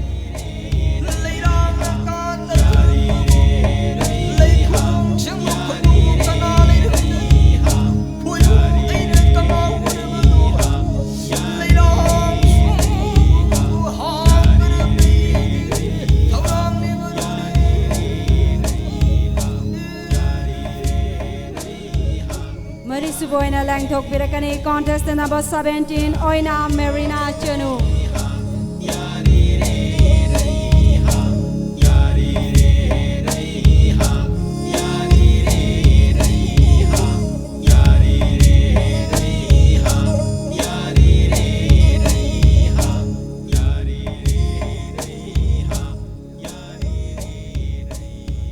Suboina Langtok Birakani contestant number 10 Elangbam Susitra Chanu.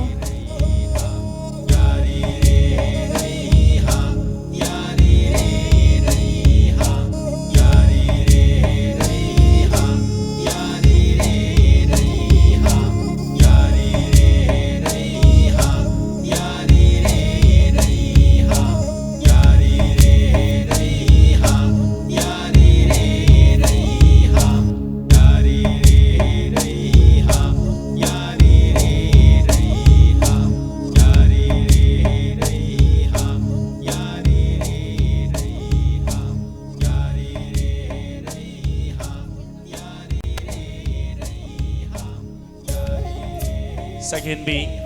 Changdam na bagi tangkag asi ekoi loisal lakadaure auze second B manga duna pipiramba paukhum gi matungina mangna lengsin biribi jury singna magi oiba wakhalonda masing pibi khrabagi matung masing singdu tensilingai marakta ekoi ngasai chithanantha jahoba koibu sponsor tawbirakpa donor tawbirakpa sing Kaukacharaga since Langzari Basingi my Kaitigi, Ikai Kumnabagi, Tanzadu, Lauzage, Ikai Kumnaba, Asibu, Saru Yabiran Nabidamak, LSSPG, Advisor Gi, Tawai Pubiribi, Jemalik Lai Lema, Pambak Takta, Lenkat Pirakani.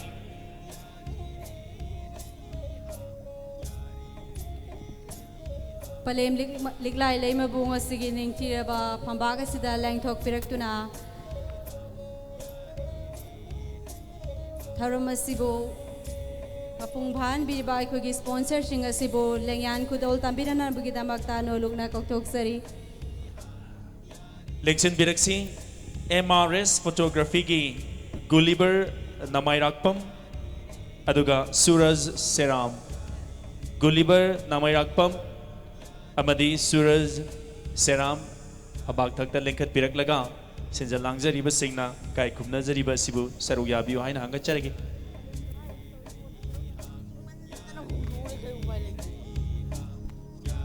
MRS photography gi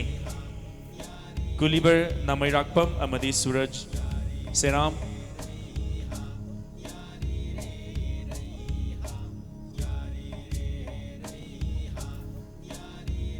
MRS photography gi Gulliver Namairakpam amade Suraj Seram Mathangda Sinja langjariba Midai Chanu Isingani Gatara Taret ki saruk amoina Ekoina Mapam Sidagi Mapam Atopa Karada Kongsan Zabada Bus ki Tingbang Pibirakiba Thongam Tipu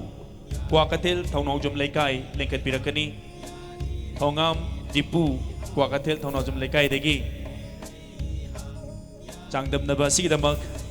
Changdam Nabi Bisingbu Koina Chatuna Buzarubada Bus Tingbang Birakiba Thongam Tipu Kwakatil Thaunawjum Laikai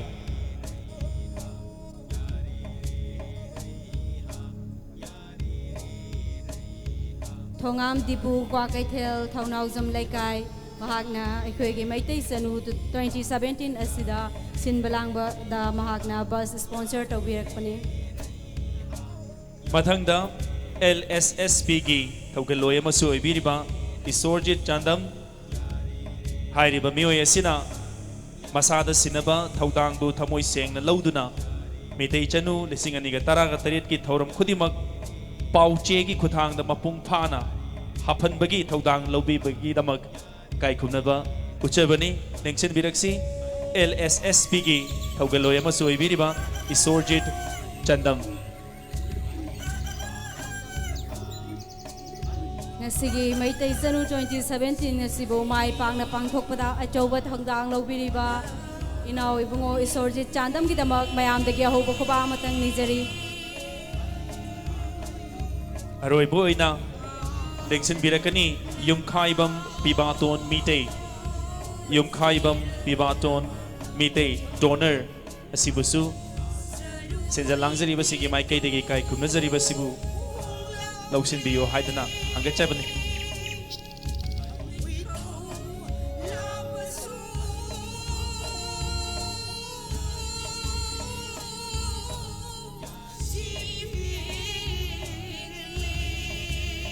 Hagachari Jamas Lailai Mamadi Kagi LSSP gi Thaugaloi Singbo Mukahanna Hagachari Koi Mathangi Thauram Lautha Jadringagi Mangoinana Ngasige Sigumlaba Changdam Nabasida Makok Mathang Taraba Singda Kuldol Tamjage Haidana Takpirakba Loop Amakak Ekoi Mia Mangda Tamjage Madudi Tekana Nachade Ima Laishem Inat Loisangna Hairiba Chathajariba Mitei Chanu Lisinganiga Tara Taritki Mingthol Panglagadabi Ahanba Mingthol Panglagadabi Aduda Sanagi Kudop Ama Kudol Tamjage Hainan Takpirai Ani Suba Tabada Rani P Aduga Ahum Suba Tabada Su Rani P Kudol Tamjage Haina Takpirai Aduna Ima Lai Seminat Loisangi Damakta Lengsin Biriba Kwai Kibigna Ahobu Kubamatang Bibigani Housing Laubisi Aikoigi Changdam Nabasi Loisan Lakbata Lemhoribi Sakhenbi Manga Asina Bibi Kiba Wakalon Tungda Laizari Bas Screen Sida Maya Mami Wena Maying Taminagani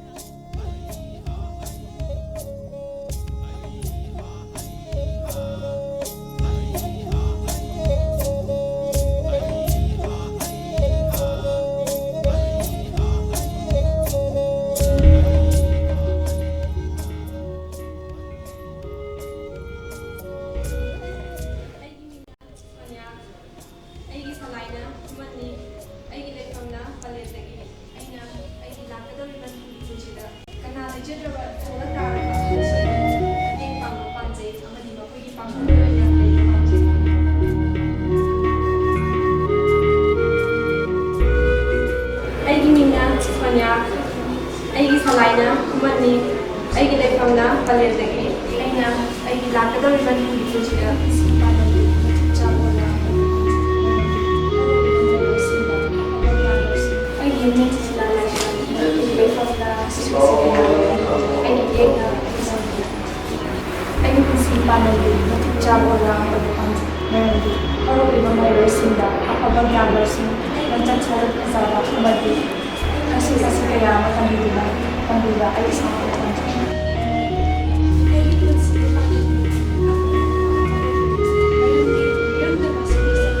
ꯑꯩꯒꯤ ꯃꯤꯡꯅ ꯁꯥꯏꯐꯝꯗ ꯑꯩꯒꯤ ꯌꯦꯛ ꯁꯂꯥꯏꯅ ꯑꯉꯥꯡꯅꯤ ꯑꯩꯒꯤ ꯄꯣꯛꯅꯐꯝꯅ ꯑꯩꯒꯤ ꯄꯨꯟꯁꯤꯒꯤ ꯄꯥꯟꯗꯝꯗꯤ ꯑꯐꯕ ꯑꯃ ꯑꯣꯏꯕꯅꯤ ꯃꯔꯝꯗꯤ ꯏꯔꯝꯗꯝ ꯑꯁꯤꯒꯤ ꯁꯦꯝꯒꯠ ꯁꯥꯒꯠꯄꯗ ꯑꯐꯕ ꯃꯃꯥ ꯑꯃꯒꯤ ꯊꯧꯗꯥꯡ ꯑꯃ ꯑꯩꯅ ꯑꯩꯒꯤ ꯇꯨꯡꯒꯤ ꯄꯨꯟꯁꯤꯗ ꯃꯩꯇꯩ ꯆꯅꯨ ꯑꯃ ꯑꯣꯏꯅ ꯃꯃꯤ ꯇꯥꯏꯕꯪꯗ ꯈꯨꯟꯗꯥꯗꯨꯅ ꯑꯩꯒꯤ ꯃꯤꯡ ꯃꯖꯦꯡꯕ ꯃꯇꯦꯁꯅꯥ ꯆꯅꯨ ꯑꯩꯒꯤ ꯌꯦꯛ ꯁꯂꯥꯏꯅ ꯈꯥꯡꯉꯥꯟꯗ ꯑꯩꯒꯤ ꯂꯩꯐꯝꯅ ꯃꯣꯏꯔꯥꯡ ꯀꯣꯟꯖꯦꯡꯕ ꯂꯩꯀꯥꯏ ꯑꯩꯒꯤ ꯄꯨꯟꯁꯤꯒꯤ ꯄꯥꯟꯗꯝꯗꯤ ꯃꯇꯤꯛ ꯆꯥꯕ ꯃꯃꯤ ꯆꯅꯨ ꯑꯃ ꯑꯣꯏꯖꯕ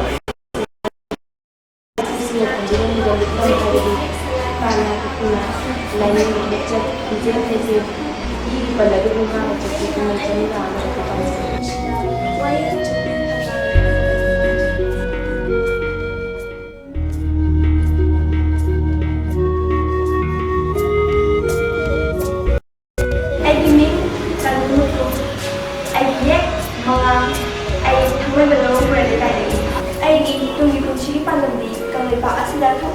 ꯊꯧꯗꯣꯛ ꯋꯥꯊꯣꯛ ꯀꯌꯥ ꯑꯁꯤꯒꯤ ꯃꯔꯝꯗ ꯊꯤꯖꯤꯟꯕ ꯄꯥꯝꯖꯩ ꯃꯔꯝꯗꯤ ꯀꯪꯂꯩꯄꯥꯛ ꯑꯁꯤꯕꯨ ꯑꯐꯕ ꯑꯆꯨꯝꯕ ꯀꯪꯂꯩꯄꯥꯛ ꯑꯃ ꯑꯣꯏꯔꯛꯄꯒꯤ ꯄꯥꯝꯕꯒꯤꯗꯃꯛꯇꯅꯤ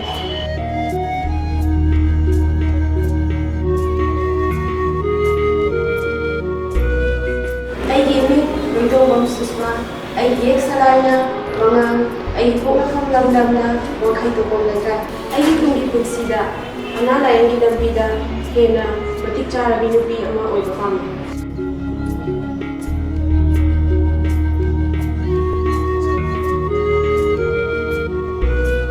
ꯑꯩꯒꯤ ꯃꯤꯡꯅ ꯁꯟꯖꯌꯥ ꯀꯆꯣꯃꯤ ꯑꯩꯒꯤ ꯂꯩꯐꯝꯅ ꯏꯅꯨꯕꯦꯗꯤ ꯃꯣꯏꯔꯥꯡ ꯂꯩꯁꯂꯥꯏ ꯑꯩꯒꯤ ꯄꯨꯟꯁꯤꯒꯤ ꯄꯥꯟꯗꯝꯗꯤ ꯃꯥꯂꯦꯝꯒꯤ ꯁꯛꯈꯪꯅꯕꯤ ꯑꯀꯤ ꯑꯃꯒꯤ ꯑꯊꯣꯏꯕꯤ ꯑꯃ ꯑꯣꯏꯕ ꯄꯥꯝꯖꯩ ꯃꯔꯝꯗꯤ ꯃꯩꯇꯩ ꯑꯩꯈꯣꯏꯒꯤ ꯐꯖꯕ ꯐꯤꯖꯦꯠ ꯂꯩꯇꯦꯡ ꯑꯁꯤꯕꯨ ꯃꯥꯂꯦꯝꯒꯤ ꯁꯛ ꯇꯥꯛꯄ ꯄꯥꯝꯖꯩ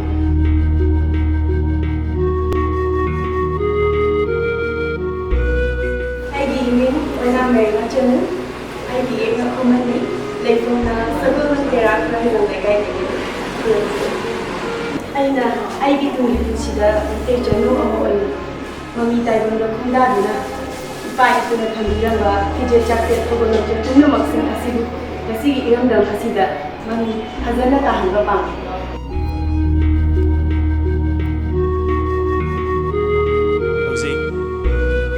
Edi koloni lebi konjeko Kristina Ejina Kananda Edi Lambe Lamushina Lando Lemana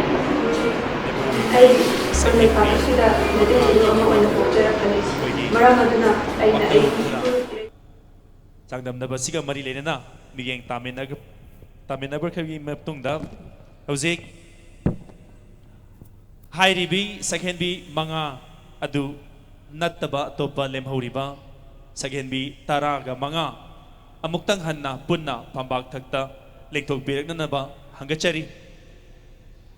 Sagenbi taraga manga punna amuktang hanna pambak thaksida lengthok biraklaga sinja langjariba Lining thoksana mahi sanapunggi maikaidagi achamba khudol pon oina leichen khudol tamjabagi tanjado lawjage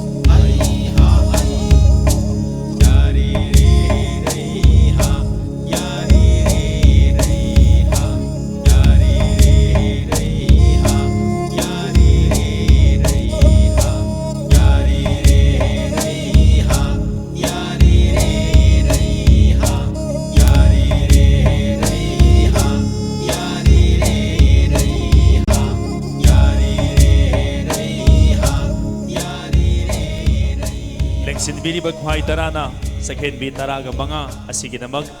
kubak kubigani aduga lining thau sana mahi sana bungi luching kurel gi thauga yabiriba ahli bungo moirang them mega chandrana bi sakhen bi taraga manga sina leirang gi leichen khusin bidana hairiba khoigi mitei chanu lisingani ga tara taret changdam nabagi hauram sida saruk yabibagi ikai khumna badu utpigani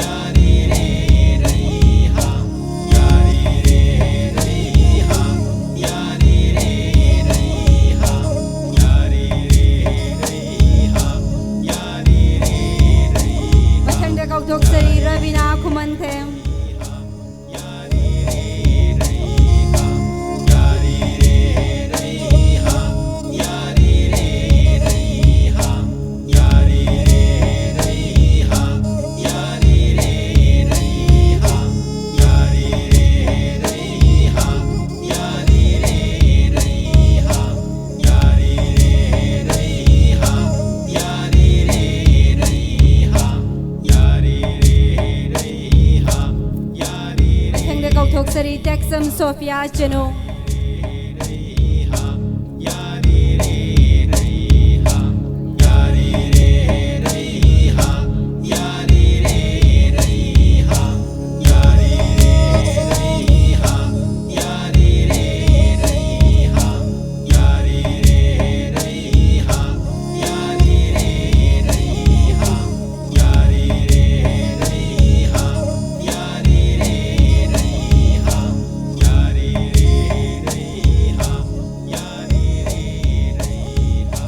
Lengduk Piraksi Tanu Mutum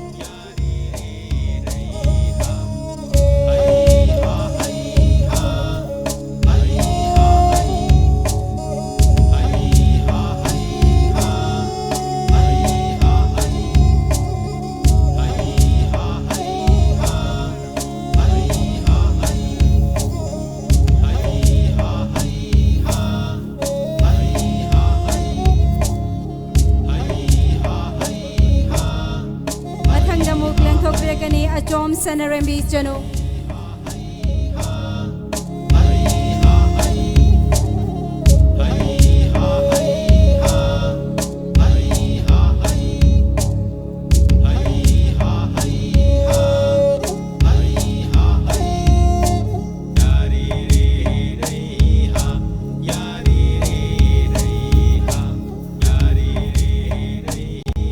Mathangda Lengthok Piraksi Haikam Anuradha Chanu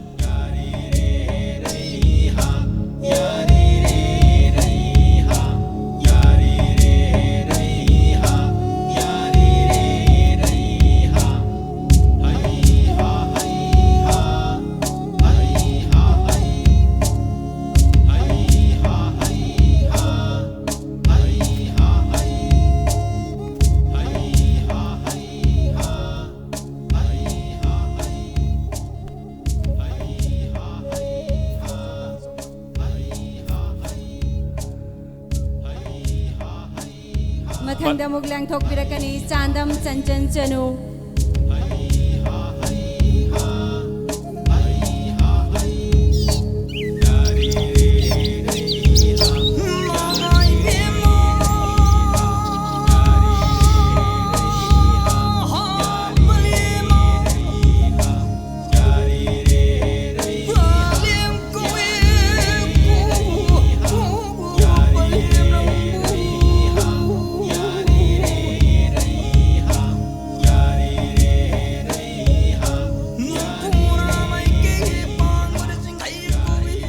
Mathang Ningthok Piraksi, Khongban Tabam Anjali.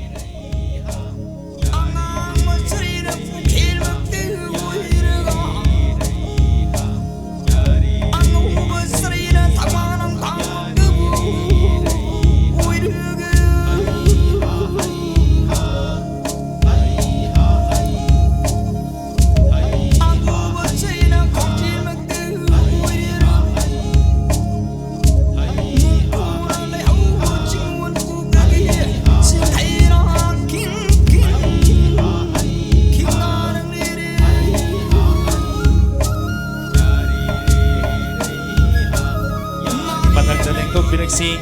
Konjengbam Abesana.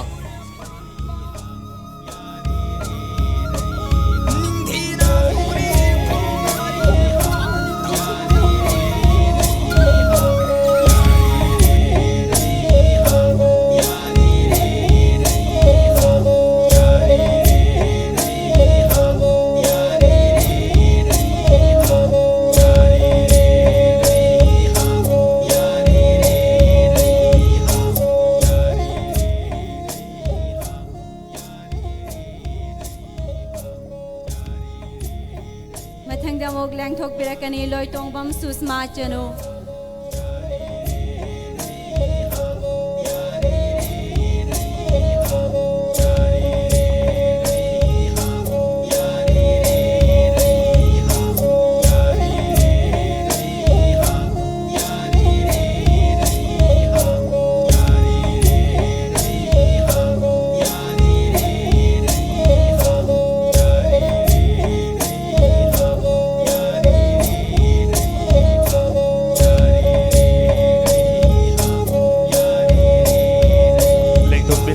Tokchom Sansurya.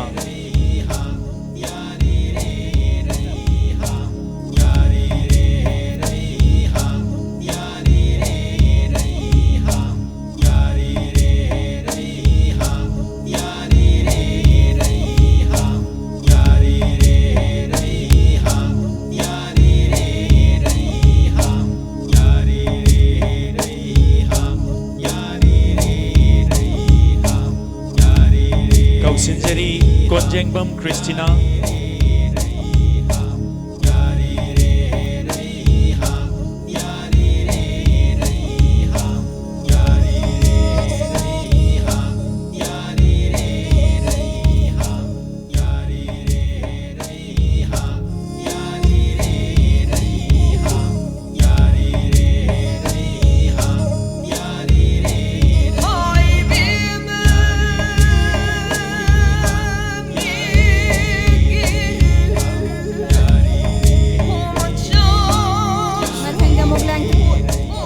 Pirakani Nelly Huidrom.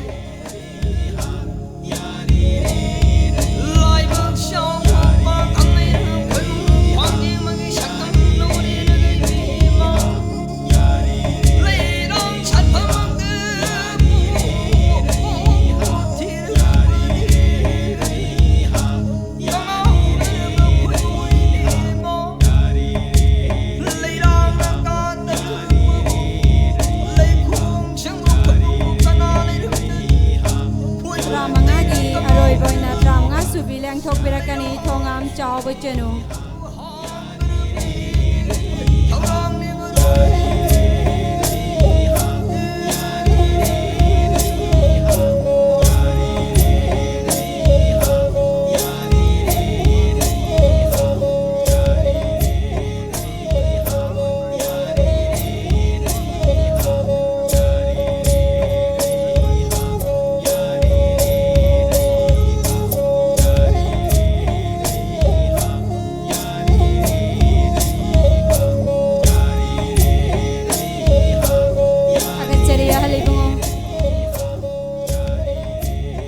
Hojik Mitei Chanu lising aniga taraga tarit ki makok ta leiribi second bi manga adu amumum tang kauthok sege lengthok piraksi mapan subi second bi Laishangbam Sonia Chanu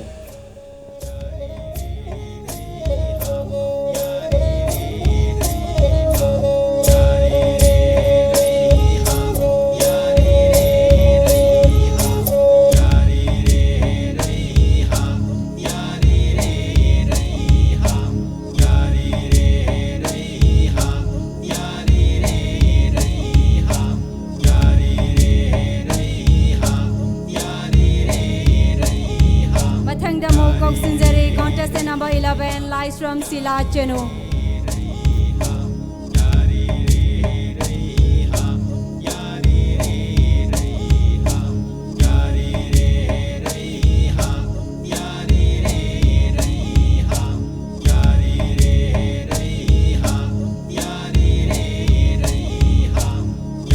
Mathang daling sinbirakani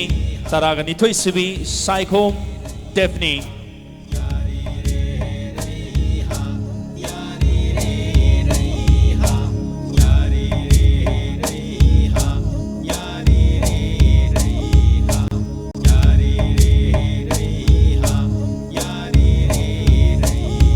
Boyna Kosinjari, contestant number 17, Oina Marina Chenu.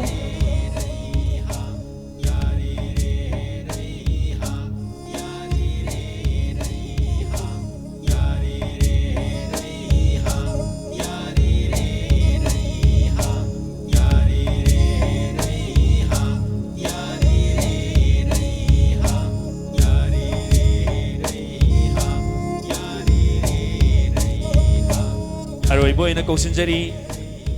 Tara subi second bi Elangbam Suchitra Chanu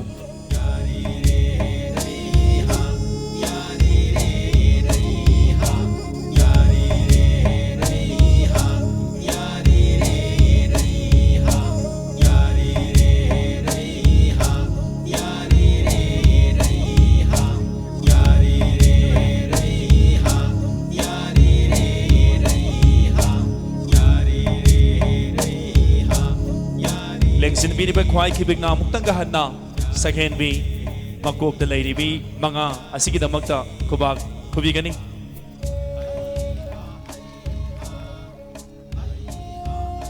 ekoi aroi bagi takak adu yausilakle adu magpu chatnabini masi aduna kai phadaba oibana ekoi mamang chahi Malaya Pambacha Kumsing Lising Ahumga Chamri ga Taraga Marida Pangtuk Sakiba Mitei Chanu Lising Aniga Taraga Taruki Makok Matang Takrabising Adu Miam da Amukhang na Saktak Chabagi Tanzado Lobzage Miam gi Ahoba Kubak Marakta Kautok Charibi Asi Mitei Chanu Lising Aniga Taraga Tarukta Ahum subi takibi Urmila Sagolsem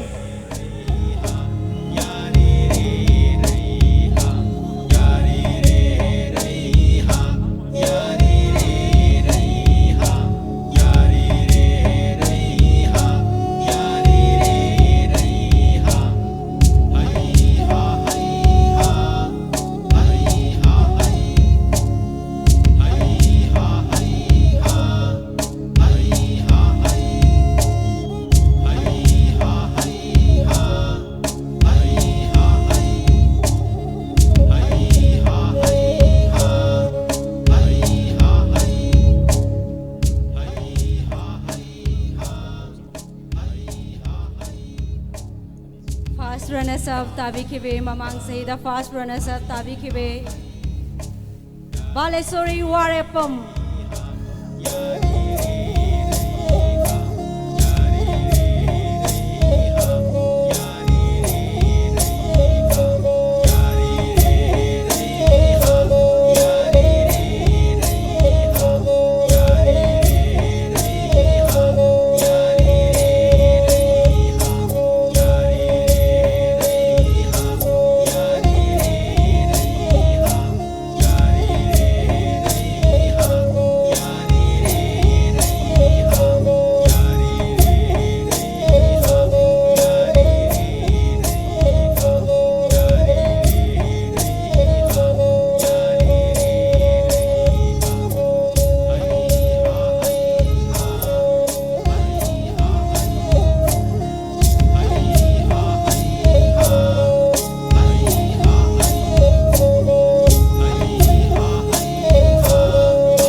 ꯆꯍꯤꯗ ꯄꯥꯡꯊꯣꯛꯆꯈꯤꯕ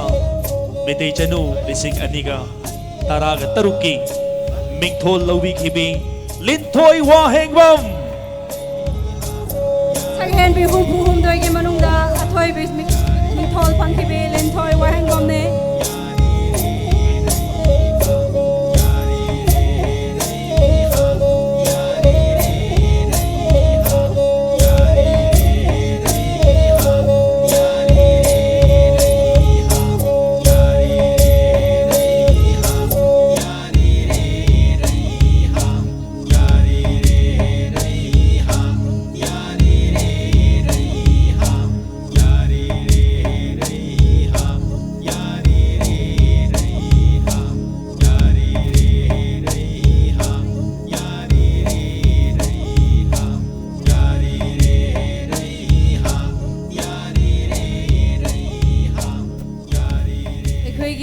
ꯂꯦꯡꯁꯤꯟꯕꯤꯔꯤꯕꯤ ꯁꯛꯍꯦꯟꯕꯤ ꯑꯍꯨꯝ ꯑꯁꯤꯅ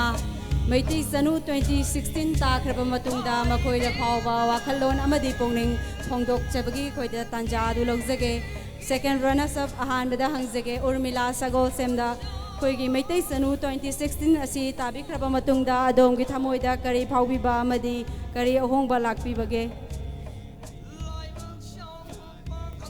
ꯑꯍꯥꯟꯕꯃꯛꯇꯗ ꯃꯐꯝꯁꯤꯗ ꯇꯤꯟꯕꯤꯔꯤꯕ ꯃꯌꯥꯝꯕꯨ ꯎꯔꯃꯤꯂꯥ ꯁꯒꯣꯜꯁꯦꯝꯅ ꯏꯀꯣꯛꯅꯣꯅ ꯈꯨꯔꯨꯝꯖꯔꯤ ꯃꯤꯇꯩ ꯆꯅꯨ ꯇꯥꯈꯤꯕ ꯃꯇꯝꯗ ꯑꯩꯉꯣꯟꯗ ꯌꯥꯝꯅ ꯍꯔꯥꯎꯕ ꯑꯃꯁꯨꯡ ꯅꯨꯡꯉꯥꯏꯕ ꯐꯥꯎꯖꯈꯤ ꯃꯤꯇꯩ ꯆꯅꯨ ꯌꯥꯎꯔꯨꯕꯗꯒꯤ ꯃꯤꯇꯩꯒꯤ ꯑꯣꯏꯕ ꯏꯅꯥꯠ ꯂꯥꯏꯅꯤꯡ ꯑꯃꯁꯨꯡ ꯆꯠꯅ ꯂꯣꯟꯆꯠ ꯀꯌꯥ ꯑꯃ ꯍꯥꯟꯅ ꯈꯪꯉꯝꯗꯕꯁꯨ ꯍꯦꯟꯅ ꯈꯪꯕ ꯍꯦꯜꯍꯜꯂꯤ ꯍꯥꯏꯅ ꯍꯥꯏꯖꯅꯤꯡꯉꯤ ꯊꯥꯒꯠꯆꯔꯤ ꯊꯥꯒꯠꯆꯔꯤ ꯎꯔꯃꯤꯂꯥ ꯁꯒꯣꯜꯁꯦꯝ ꯃꯊꯪꯗ ꯐꯥꯔꯁ ꯔनꯔꯁ ꯑꯞꯀꯤ ꯇꯥꯏꯇꯜ ꯂꯧꯕꯤꯈ꯭ꯔꯕꯤ ꯕꯥꯂꯦꯁꯣꯔꯤ ꯋꯥꯔꯦꯄꯝꯗ ꯑꯃꯨꯛ ꯍꯪꯖꯒꯦ ꯑꯍꯥꯟꯕꯃꯛꯇꯗ ꯂꯝꯗꯝꯁꯤꯕꯨ ꯀꯣꯟꯕꯤꯔꯤꯕ ꯏꯕꯨꯙꯧ ꯄꯥꯈꯪꯕꯕꯨ ꯈꯨꯃꯟ ꯆꯅꯨ ꯑꯩꯍꯥꯛꯅ ꯏꯊꯥꯅꯨꯡꯗ ꯆꯦꯠꯅ ꯈꯨꯔꯨꯝꯖꯔꯤ ꯑꯗꯨꯒ ꯃꯥꯡꯗ ꯂꯦꯡꯁꯤꯟꯕꯤꯔꯤꯕ ꯉꯁꯤꯒꯤ ꯇꯤꯟꯕꯤꯔꯤꯕ ꯈ꯭ꯋꯥꯏ ꯃꯌꯥꯝꯕꯨꯁꯨ ꯑꯩꯍꯥꯛꯅ ꯈꯨꯔꯨꯝꯖꯔꯤ ꯃꯩꯇꯩ ꯆꯅꯨ ꯑꯁꯤ ꯇꯥꯈ꯭ꯔꯕ ꯃꯇꯨꯡꯗ ꯏꯁꯥꯗ ꯌꯥꯝꯅ ꯅꯨꯡꯉꯥꯏꯕ ꯑꯃ ꯐꯥꯎꯖꯩ ꯃꯔꯝꯗꯤ ꯑꯩꯅ ꯍꯥꯟꯅ ꯈꯪꯂꯝꯗꯕ ꯑꯩꯈꯣꯏꯒꯤ ꯃꯤꯇꯩꯒꯤ ꯑꯣꯏꯕ ꯂꯥꯏꯅꯤꯡ ꯂꯝꯕꯤꯗ ꯐꯤꯖꯦꯠ ꯆꯛꯆꯥꯗ ꯈꯪꯂꯝꯗꯕ ꯃꯌꯥꯝ ꯑꯃ ꯑꯩꯅ ꯃꯩꯇꯩ ꯆꯅꯨ ꯑꯁꯤ ꯌꯥꯎꯅꯕ ꯍꯣꯠꯅꯕꯗ ꯑꯍꯜ ꯂꯃꯟꯁꯤꯡꯗꯒꯤ ꯍꯪꯖꯈꯤꯕ ꯃꯌꯥꯝ ꯑꯗꯨꯅ ꯑꯩꯉꯣꯟꯗ ꯈꯔ ꯃꯈꯩꯗꯤ ꯈꯪꯖꯕ ꯉꯝꯍꯧꯏ ꯑꯗꯨꯒ ꯑꯩꯅ ꯑꯔꯣꯏꯕꯗ ꯍꯥꯏꯖꯅꯤꯡꯕꯗꯤ ꯆꯥꯎꯈꯠꯂꯛꯄꯒꯤ ꯃꯇꯨꯡ ꯏꯟꯅ ꯆꯥꯎꯈꯠꯄꯒꯤ ꯃꯇꯧ ꯇꯝꯕꯇꯅ ꯃꯤꯇꯧ ꯇꯝꯕꯇꯅ ꯆꯥꯎꯈꯠꯄꯅꯤ ꯈꯟꯖꯕ ꯑꯗꯨꯒ ꯑꯗꯨꯒꯨꯝꯕ ꯑꯁꯣꯏꯕ ꯀꯌా ꯑꯗꯨꯅ ꯑꯩꯈꯣꯏꯒꯤ ꯈꯨꯟꯅꯥꯏꯒꯤ ꯁꯛꯇꯝꯗ ꯇꯠꯇꯅ ꯊꯦꯡꯈꯥꯡ ꯀꯌꯥ ꯄꯤꯗꯨꯅ ꯂꯥꯛꯂꯤ ꯆꯥꯎꯈꯠꯂꯛꯄꯒꯤ ꯃꯇꯨꯡ ꯏꯟꯅ ꯑꯍꯣꯡꯕ ꯀꯌꯥ ꯂꯥꯛꯇꯕꯗꯤ ꯅꯠꯇꯦ ꯑꯗꯨꯕꯨ ꯑꯩꯈꯣꯏꯒꯤ ꯄꯥꯔꯤ ꯄꯨꯔꯤꯒꯤ ꯍꯥꯛꯇꯛꯇꯒꯤ ꯂꯩꯔꯝꯂꯕ ꯐꯤꯖꯦꯠ ꯆꯛꯆꯥ ꯊꯧꯒꯜꯂꯣꯟ ꯂꯥꯏꯅꯤꯡ ꯂꯝꯕꯤ ꯄꯨꯝꯅꯃꯛ ꯑꯁꯤ ꯑꯩꯈꯣꯏ ꯀꯪꯂꯩꯆꯥ ꯃꯌꯥꯝꯅ ꯑꯃꯠꯇ ꯑꯣꯏꯅ ꯈꯨꯠꯁꯝꯅꯗꯨꯅ ꯌꯣꯛꯈꯠꯃꯤꯟꯅꯁꯤ ꯍꯥꯏꯕꯁꯤ ꯍꯥꯏꯖꯅꯤꯡꯉꯦ ꯑꯗꯨꯒ ꯉꯁꯤꯒꯤ ꯃꯩꯇꯩ ꯆꯅꯨ ꯆꯥꯡꯗꯝꯅꯕ ꯑꯁꯤꯗ ꯀꯣꯟꯇꯦꯁꯇꯦꯟ ꯅꯝꯕꯔꯗꯤ ꯈꯪꯖꯍꯧꯗ꯭ꯔꯦ ꯆꯅꯨ ꯑꯃꯈꯛꯅ ꯍꯥꯏꯈꯤꯕ ꯑꯃ ꯇꯥꯖꯍꯧꯋꯦ ꯑꯩꯈꯣꯏꯒꯤ ꯀꯪꯂꯩꯄꯥꯛ ꯑꯁꯦ ꯃꯤꯇꯣꯞ ꯃꯤꯔꯥꯟꯆꯥꯁꯤꯡꯅ ꯃꯨꯟꯈꯤꯒꯗꯕꯒꯤ ꯉꯥꯏꯗꯨꯅ ꯂꯩꯔꯦ ꯃꯁꯤꯗꯒꯤ ꯀꯟꯃꯤꯟꯅꯁꯤ ꯍꯥꯏꯅ ꯍꯥꯏꯈꯤꯕ ꯑꯃꯈꯛ ꯌꯥꯎꯋꯦ ꯑꯗꯣ ꯑꯩꯅ ꯃꯍꯥꯛꯄꯨ ꯊꯥꯒꯠꯄ ꯐꯣꯡꯗꯣꯛꯆꯔꯤ ꯑꯗꯨꯒ ꯑꯩꯈꯣꯏꯒꯤ ꯃꯅꯤꯄꯨꯔ ꯏꯃꯥꯒꯤ ꯁꯨꯃꯥꯡ ꯑꯁꯦ ꯃꯤꯇꯣꯞꯅ ꯃꯨꯟꯗ꯭ꯔꯤꯉꯩꯗ ꯀꯪꯂꯩꯆꯥ ꯑꯩꯈꯣꯏ ꯃꯌꯥꯝꯅ ꯈꯨꯠꯁꯝꯅꯗꯨꯅ ꯑꯃꯨꯛꯇꯪꯗꯤ ꯌꯣꯛꯈꯠꯃꯤꯟꯅꯁꯤ ꯍꯥꯏꯕꯁꯤ ꯃꯌꯥꯝꯗ ꯍꯥꯏꯖꯅꯤꯡꯉꯤ ꯊꯥꯒꯠꯆꯔꯤ ꯃꯩꯇꯩ ꯆꯅꯨ 2016ꯒꯤ ꯐꯥꯔꯁ ꯔनꯔꯁ ꯑꯞꯀꯤ ꯇꯥꯏꯇꯜ ꯐꯪꯕꯤꯈ꯭ꯔꯕꯤ ꯕꯥꯂꯦꯁꯣꯔꯤ ꯋꯥꯔꯦꯄꯝ ꯃꯊꯪꯗ ꯃꯩꯇꯩ ꯆꯅꯨ 64 ꯁꯛꯍꯦꯟꯕꯤ ꯊꯣꯛꯂꯛꯄꯗ ꯑꯊꯣꯏꯕꯤ ꯋꯤꯅꯔ ꯑꯣꯏꯕꯤꯈ꯭ꯔꯕꯤ ꯂꯤꯟꯊꯣꯏ ꯋꯥꯍꯦꯡꯕꯝꯅ ꯃꯩꯇꯩ ꯆꯅꯨꯒꯤ ꯋꯥꯍꯟꯊꯣꯛ ꯑꯃꯗꯤ ꯃꯩꯇꯩ ꯆꯅꯨꯒꯤ ꯃꯤꯡꯊꯣꯜ ꯐꯪꯕꯗ ꯑꯗꯣꯝꯗ ꯐꯥꯎꯕꯤꯕ ꯋꯥꯐꯝ ꯈꯔꯗꯪ ꯃꯌꯥꯝꯗ ꯊꯝꯕꯤꯒꯅꯤ ꯑꯍꯥꯟꯕꯃꯛꯇꯗ ꯂꯝꯗꯝ ꯑꯁꯤꯕꯨ ꯀꯣꯟꯕꯤꯔꯤꯕ ꯏꯕꯨꯙꯧ ꯏꯕꯦꯟꯗꯧꯕꯨ ꯃꯁꯨ ꯑꯩꯍꯥꯛꯅ ꯄꯨꯅꯦꯝꯖꯔꯤ ꯑꯃꯗꯤ ꯉꯁꯤꯒꯤ ꯁꯛꯍꯦꯟꯕꯤ ꯆꯥꯡꯗꯝꯅꯕ ꯑꯁꯤꯒꯤ ꯃꯌꯥꯏ ꯇꯥꯡꯕꯟꯗ ꯂꯦꯡꯁꯤꯟꯕꯤꯔꯤꯕ ꯄꯂꯦꯝ ꯁꯛꯂꯕ ꯄꯟꯊꯧ ꯁꯛꯂꯕꯁꯤꯡꯕꯨ ꯏꯀꯣꯛꯅꯣꯅ ꯈꯨꯔꯨꯝꯖꯔꯤ ngasi asigumba changdamnaba asida yengbigani haina lakpiriba pumnamapusu aihakna hainingai leitana khurumjari mitei chanugi wahanthokti kanglai maitai chanuni aikhoi ikum madi kumkangdana ima madi thogandana lakle ngasisu mitei chanu sakhen bi changdamnaba numit lising ani supna taraga taret मितै चनु वहाई असी हौरकफमदी इमा अतिया मरुसीदबी इमा लैमरे लांगोन चंखोनबी इमा न खाबी तरा चिंगदमी अमाई तरा चिंथाई कंगलै नुरा चनु ओइबी सिंगबु पलेम ओइबी सिंगना पागी पथांग कायदना पुगी पुथांग कायदना याथांग ओइथांग खायनना सिंताक सिंदमबिरी चनु अखोइबु पलेम ओइबिना अंगांग नवा मतमदगी चाव लेपथांग फाब फाव वाखन मपुंग फारकपा अपाम नुंशी खंगलकपा फावबगी तांककता थाखांग थाक्सिंग थक्शी कासी खंगना सिंताक सिंदमबी हकचांगी लानफुम फिदुप मपान लिस चामगा सुपना निपानगी मनुंगदा खोइदौ थंबाल सना खोंगा लुपागी चिंदुना लैरिबा खोइदौ थंबालगी मथक थंबबु थक कवी खा थंबा सरुपुना खा कवी खा अनीबु सोक तौबा यादबा करीनो तौबा यादबना करीनो वाखलना पुकनिंगना हकचांगबु लक्ताई सिंगदाइना दुना ngamnaiduna tawning bakaya haining bakaya arepa achumba khangdana chaning bahairang lonjana ganu chining bahairang lonjina ganu haiduna palemgi chaira khangna chaganu chinganu haibagi tangkak asibu chanu haina kawido naning nakha tamkhinu haiduna ningol haina kawido palem panthau anigi chairang marup thupna leiringai tangkak khakni ngasigi maitai chanu Palem panthau yathang tungin na tunggoy na hayrang lonjana na layrang lonjin na krabadi chanu ningol adu layrang khongchat manglai haiduna lay mahay na kawido irikha maukhallai haiduna mau haina sukong naido matang asida ay nang asi kanglay chanura oibisingda kanglay miyam singda haining badi ipana sukyaraba ipuna suyaraba pumnamak na yaraba puyagi laytang laigi layek irek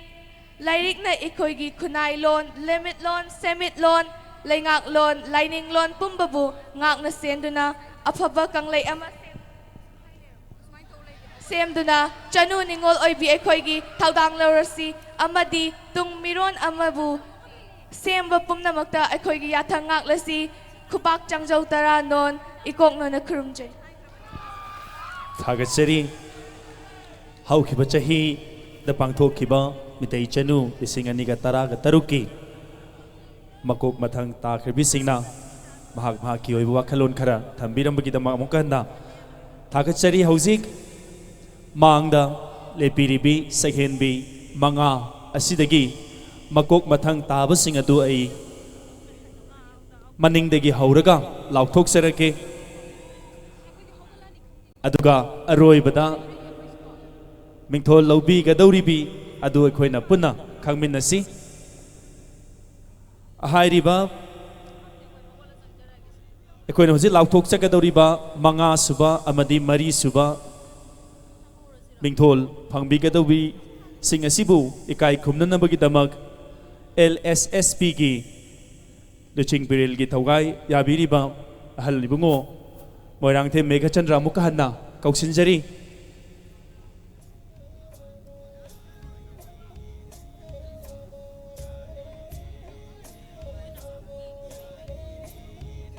Lengtok biraksi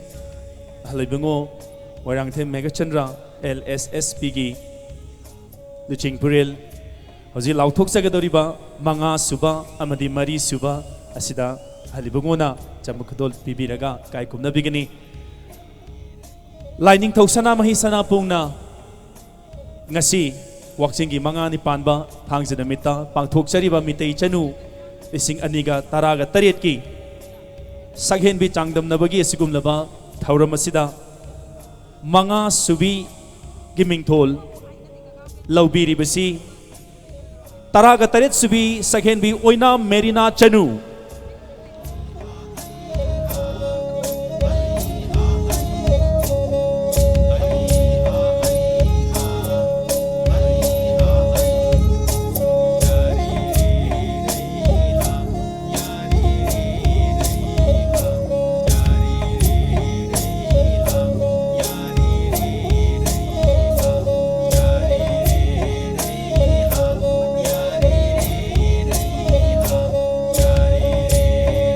Mitei Chanu Lising Aniga Taraga Tariat Ki Sakhen Bi Changdam Nabagi Sigum Laba Thauram Sida Mari Subi Gimana Lobi Gadori BC Tara Subi Sakhen Bi Langbam Suchitra Chanu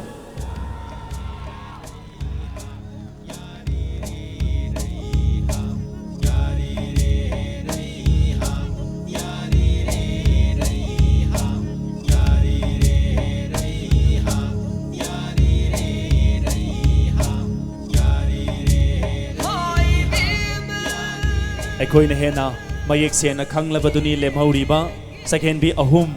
asidagini makuk mathang ko'y na laukat chagadawri basi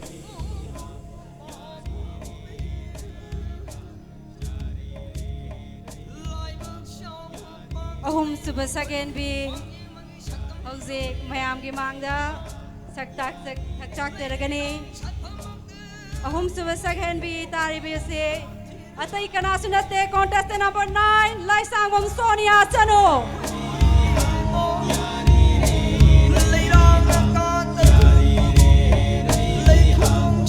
Laisangwam Sonia Chanu ki ahobo kuba matang mayam digini jare Lengsin Biraksi LSSP gi Luching Kurel gi thaugai laubiriba ahalibungo Moirang the Mega Chandana Ngasige Skumlaba Mitei Chanu Changdam Nabagi ahum subigi mana laubiribi Sonia da Kudol pot bibiraga ikai khumnabigani loi lenana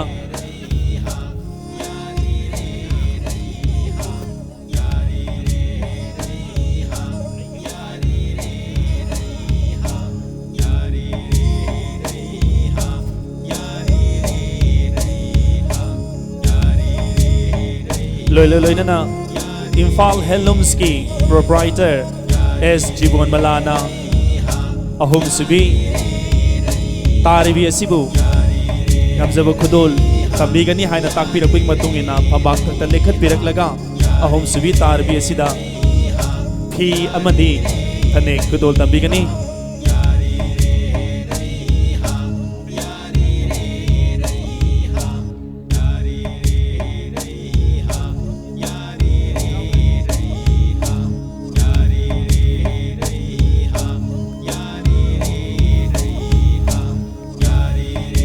loi nana takpira pagi matungina ima laisem inat loisang gimai kai degi ahum subi gimana phanglabi asida rani phi kudol tambigani kudol asi ima laisem inat loisangi president gi thaugai bubiribi chabungbam chanu chenbi na pibigadabani lengsin birakani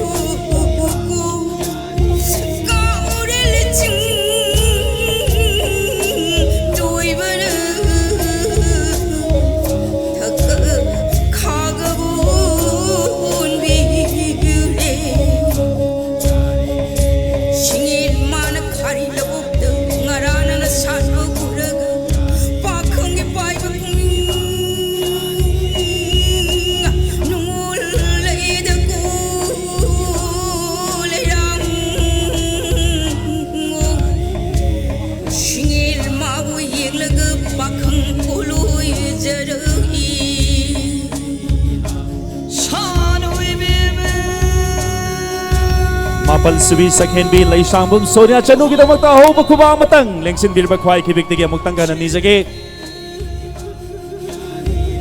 Hauzik lemhauribi Sakhen Bi taraga mathoi subi Laisam Shila Chanu amadi taraga nithoi subi Saikhom Daphne anigi maraktani hairiba mitei Chanu ising aniga taraga tariat ki mingthol asi kanana laugadabano haibadu khoina hauzik yengadawri basi Adumakpu aikoi hauzik khudaki oina hariba si lauthokpa ngamdadana leire maramdi jury sing na pibirakpa masingi matungina ani si chap manaba masing phangduna leibana maram oiraga koi hauzik wahang pawhang tauraga hariba mingthol asi laubigadabasi gi laibak lepkani haina takpirakpagi matungina koi hauzik lemhauribi sakhenbi ani sigida koi wahang hangbagi tanjadun laujaba tari haina ai miyamda tangi thamjage masi koina su kari tauragadi phagadage haina khanarakpada wahang oina hangaga maraibak lepserasinu haidana tabirakpagi matungina takpirakpagi matungina koi hojik sakhenbi ani asida thintharabasu thinthana koi wahang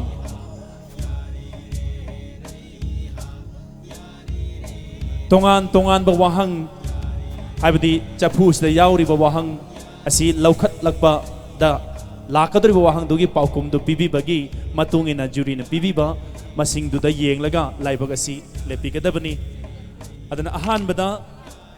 second bi taraga mathoi subi laishram shila chanu kauksinjari adongi wahang laukhat piraga pathok saraba matum da udongi paukum pibi gani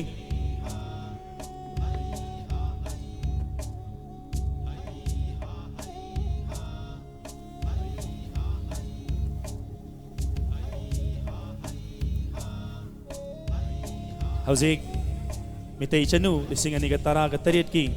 mingthol phanggadabagi kanana oigadabano haibadu laibak lepnabagi wahangni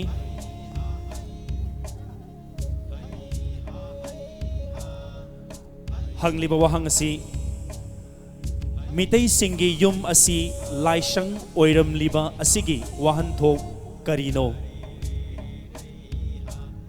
Meitei singi yum asi laishang oiram liba asigi wahan thok karino Hagachari Meitei gi yum sing na laishang oiram liba gi maramdi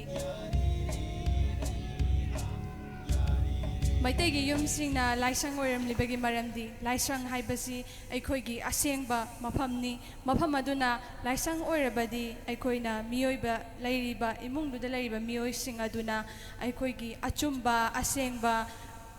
arur ananba thabakaya ama tawgani samna haibda laisang haibasi ananba asengba mafam amani aduna pukning hakchang sengna aikoina yum asibu laisang ne haina khangani hagachari thagachari shila chanu laibak phabi oibiyu kauksinjari taraga nithoi subi sakhenbi saikhom defni wahang lokhat pigani pathok sarba matungda dongi paukhom pibigani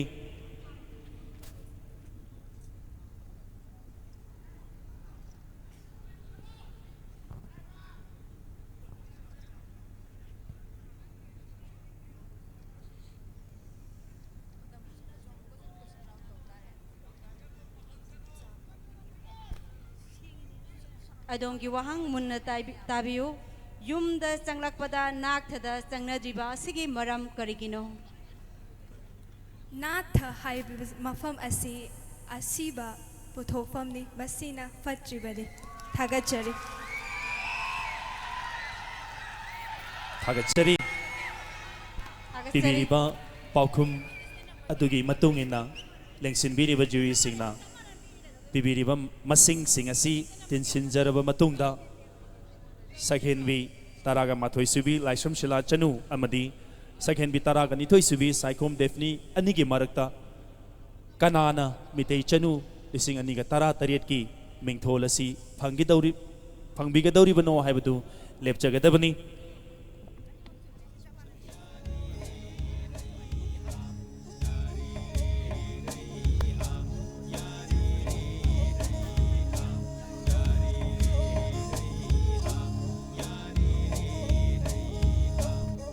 Meitei sanut iming thol biba amadi koina luhup oina sizinariba kajeng lei haina sizinariba sige wahan thok mayam gi mafam da amtang thamjage ngasigi meitei sanu changdamnabagi mana oina kokki kokthon ubliba leiteng gi kokthon kajeng lei aikoi gi khunai asiga tatna thana yadraba leiteng amani Kazengli Horakwamdi Kikloi Haina Kangnaba, Loibi Sing the Hoba Pambi Dagi, Lakibani, Sing the Kikloi Mapan Sarabadi, Pamba Kaden Gaunare, Hariba Kikloi Asigi Mapanga Kaigayana de, Kikloi Mapana Kaigi Turik the Hek, Sankibaga Kayadu, Ngaksam the Tinduna, Kayadu, Kang Bangam the Tunangau, the Question Zelly, Kikloi Horakwam, Kikloi Madudi, Ibudo Pakang Bana Sing the Kari, Haiduna Yang Tangbon Olido, Kuting Kupai Olido, Kikloi Mapan Olido, Kikloi Mapan Bu Ima Pantoibina Paiduna, Pamba Kairen Bupaduna, Puning Mamai Kaida Puduna, Kai Wuselhan Bangambalani, Haiduna, Ima Pantoibina, Kikloi Mapan Buparing, Lengduna, Koki Lighting, Oina Kazing Lay Haina Upki. Asumna, Ibudo Nong Pokning Tauna, Pamba Kai Onduna Lakpada, Ima Pantoibina, Kairen Kaizao Mabu, Kikloi Mapan Kazing, Legi Mating na Paduna Kudung Tanki.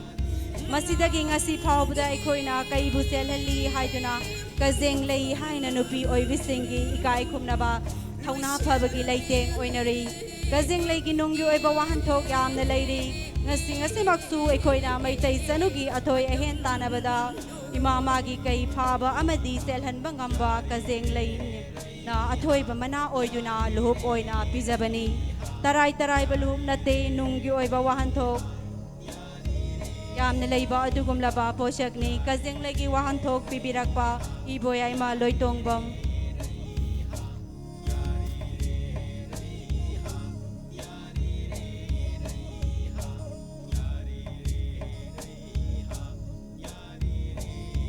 Sige skum laba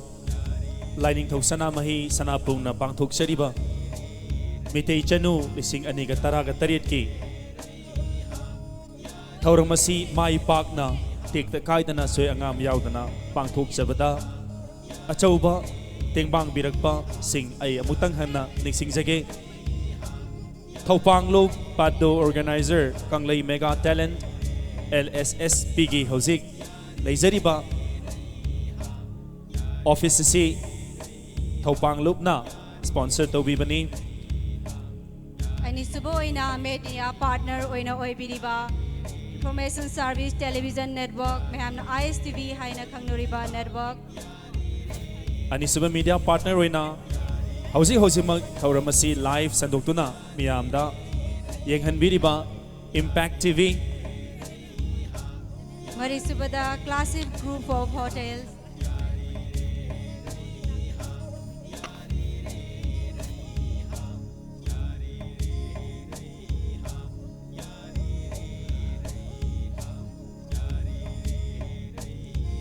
Hauzikta second bi ani asigi maraibag lepna bagi wahang bahang chathakrabagi matungda jury sing na pibirak pamang masing sing adu tinsil laba matungda huzik kanana mingtholasi laurabagi haibadu huzik laizare aduna ahum subi lauthokrabagi matungda ai ani subi lauthokchage Lining thau sana mahi sanapung na pangthok sariba mitei chanu lising aniga taraga tariat ki ani subigi mingthol laubiri bisi taraga nitoy subi sakhen bi Saicom Defini Contestant number 12 Saicom Defini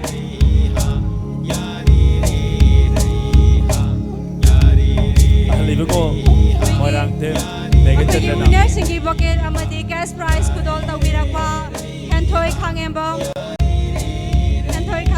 lengsin birakani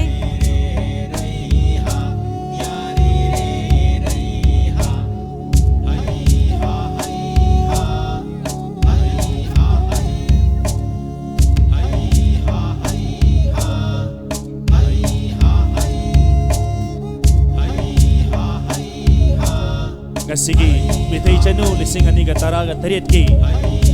makok mathang takraba singda pizariba bouquet ga cash prize ga animag henthoi khangebam na tengbang bibani hojik mag henthoi khangebam na hairibi mitei chanu lising aniga taraga tariat ki Ani Subi Mingtol Panglabi Saikom Depnida Buke Amadi Shas Kushinabiri Mamang Chahigi Ani Subigi Mingtol Lobi Hibi Palesori Waripabna Kumsi Chahigi Ani Subi Mingtol Lobi Hibi Defni Saikom Da Kajeng Lay Upi Duna Ikai Kumnabiri Lengsin Biri Bakwai Kibigna Ho Bakubak Adumak Bibigani Aduga Koksinjari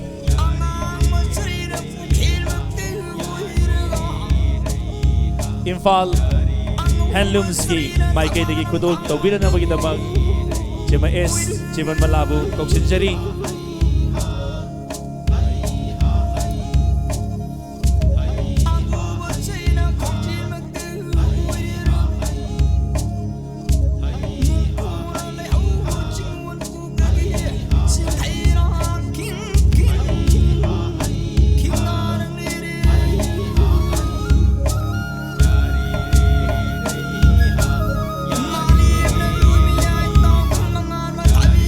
Mathangda Imalay Seminat Loisengi President Gi Thawgai Pubiribi Mama Chabumbam Chanu Chenbi Na Hozik Ani Subigi Mingtol Lawbiribi Saikom Definida Kudolpot Kusinabigani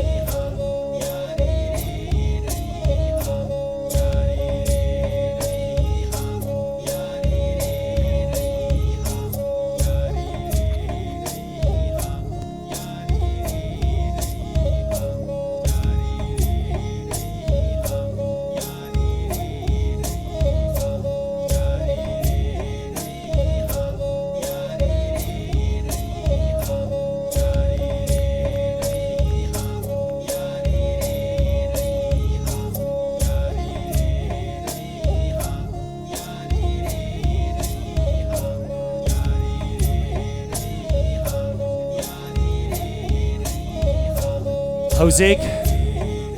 Lengsen Biri Bakwai Kibiki Lepanai da Bakubak Barakta Koksen Jadari Basi Mitay Chanu Lising Aniga Taraga Taritki Mingtol Panglabi Taraga Matoy Subi Sakenbi Laishram Sheila Chanu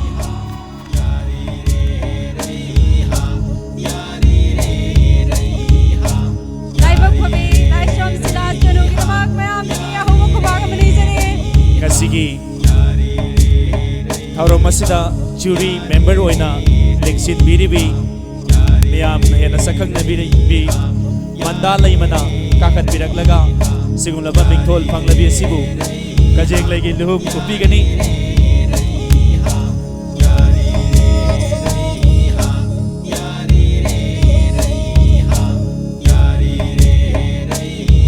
Waro bibi aroy Kajeng lay na hanagi Mingtol Panglabi na upiraga Mandalay mana Magi Shash Kusinabigani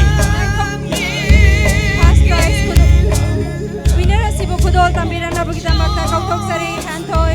Hangembong Magkong matang takraba singa sige Buki Lairagi Lengchen Haizaba Tare Amari Shash Ngambiragbi Hentoy Hangembong na Sige sigong laba Mingtol Panglabi Sheila Chanuda Kudolpot matang-matang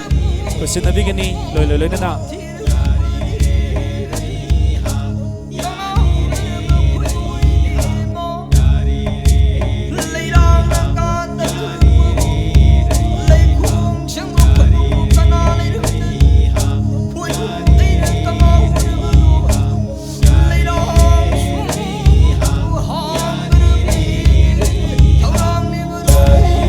Lengsin Biri Bakwai Kibigna Aroy Boy na Lepalay na Kubag Kubigani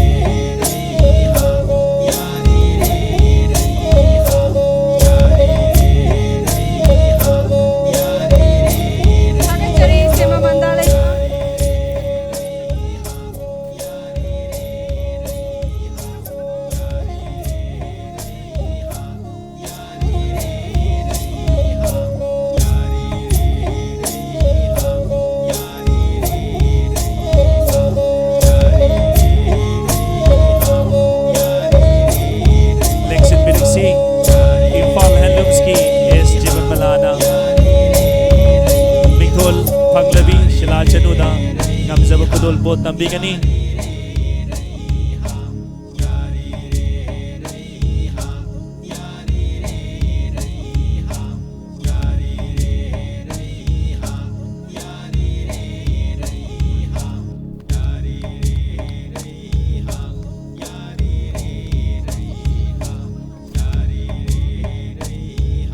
Loy na takpira pagi matungina imalay seminat loy sengi mai kai de gisu imalay seminat loy sengi president githawai bubiribi chawbom chanu chen bina mahut sinbiraga asigi mingthol phanglabi asida khoi mahumgi sanagi kudol tambigani.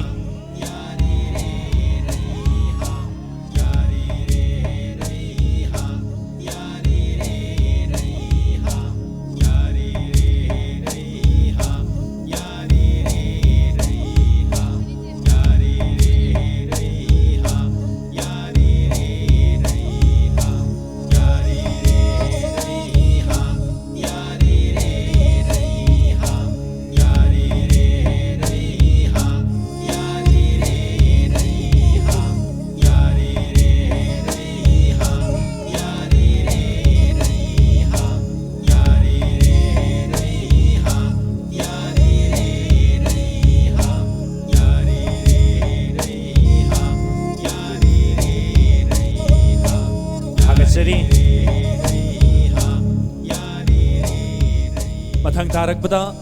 mamang chahi maitai chanu lising aniga taraga taruki makuk mathang takribi singda kongbam romicha devi gi maikai degi ngamjaba khudol pot khardang tamjagi haina takpirapagi matungina hojik kongbam romicha devi uchekon takhok mapal gi mahut sinbiraga LSSP gi luching kurel gi thogai bubiriba ahalibungo warangthe megachandrana kudol por asi mamang chahigi makok mathang takraba singda kusinabigani. Ahangoina second runner up ki manapang bikrabi Urmila Sagolsem.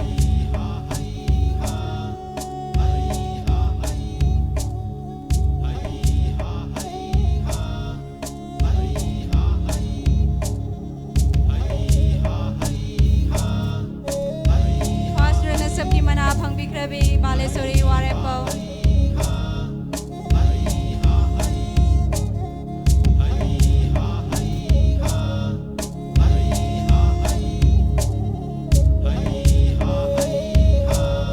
Mamang sehigi mitei chenugi mingthol lobi krabi linthoi wahengbam thagacharia libungo thagachari mamang sehigi makok mathang takribi singlusu amukka hanna thagachaba phongdoksari leksin diba yagani.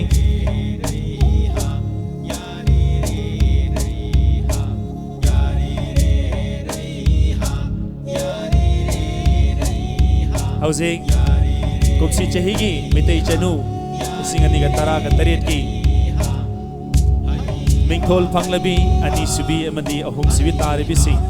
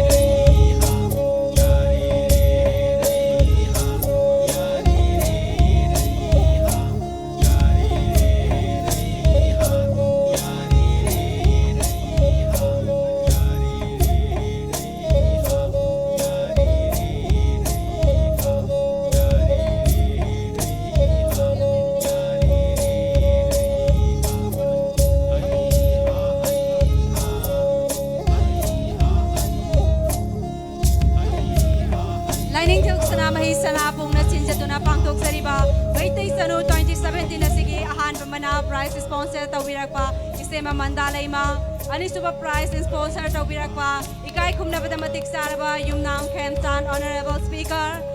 Ahum Subamana City Lining Tosanama Sanabong organizer Gimakai Dagi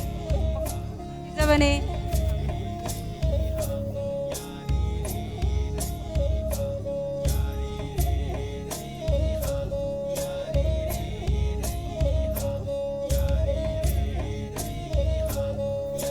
Maning dali piribi second beat tara mga nasu mamang na lingkat piralaga apun bagi mami laumin na ba asida saru yabiyo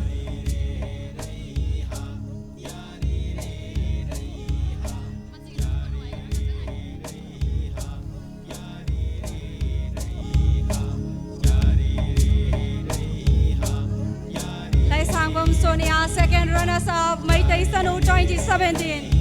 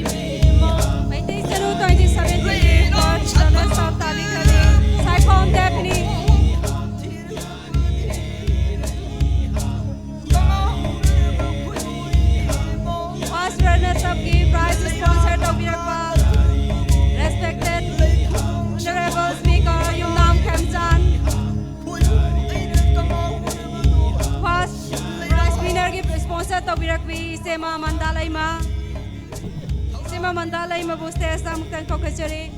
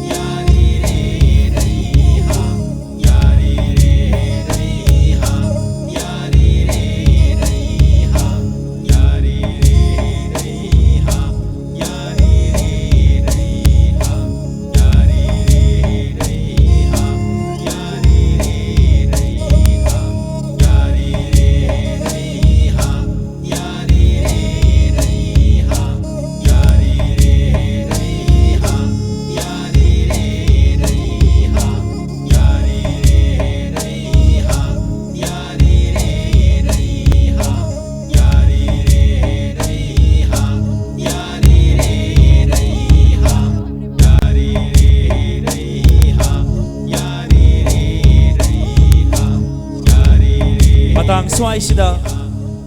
Lain ito sa namahi sa nabung na Kung si Chahigi ay napangtok sa ba Mitay chanu lising ani ka tara ka tarit ki Saghen bi changdam na bagi Aura masiloy si Jabwa loy na na Leksin bi ibag bhai kibig amadi TV ki kuthang da Aura masibo miyang tabi puno po mukahan na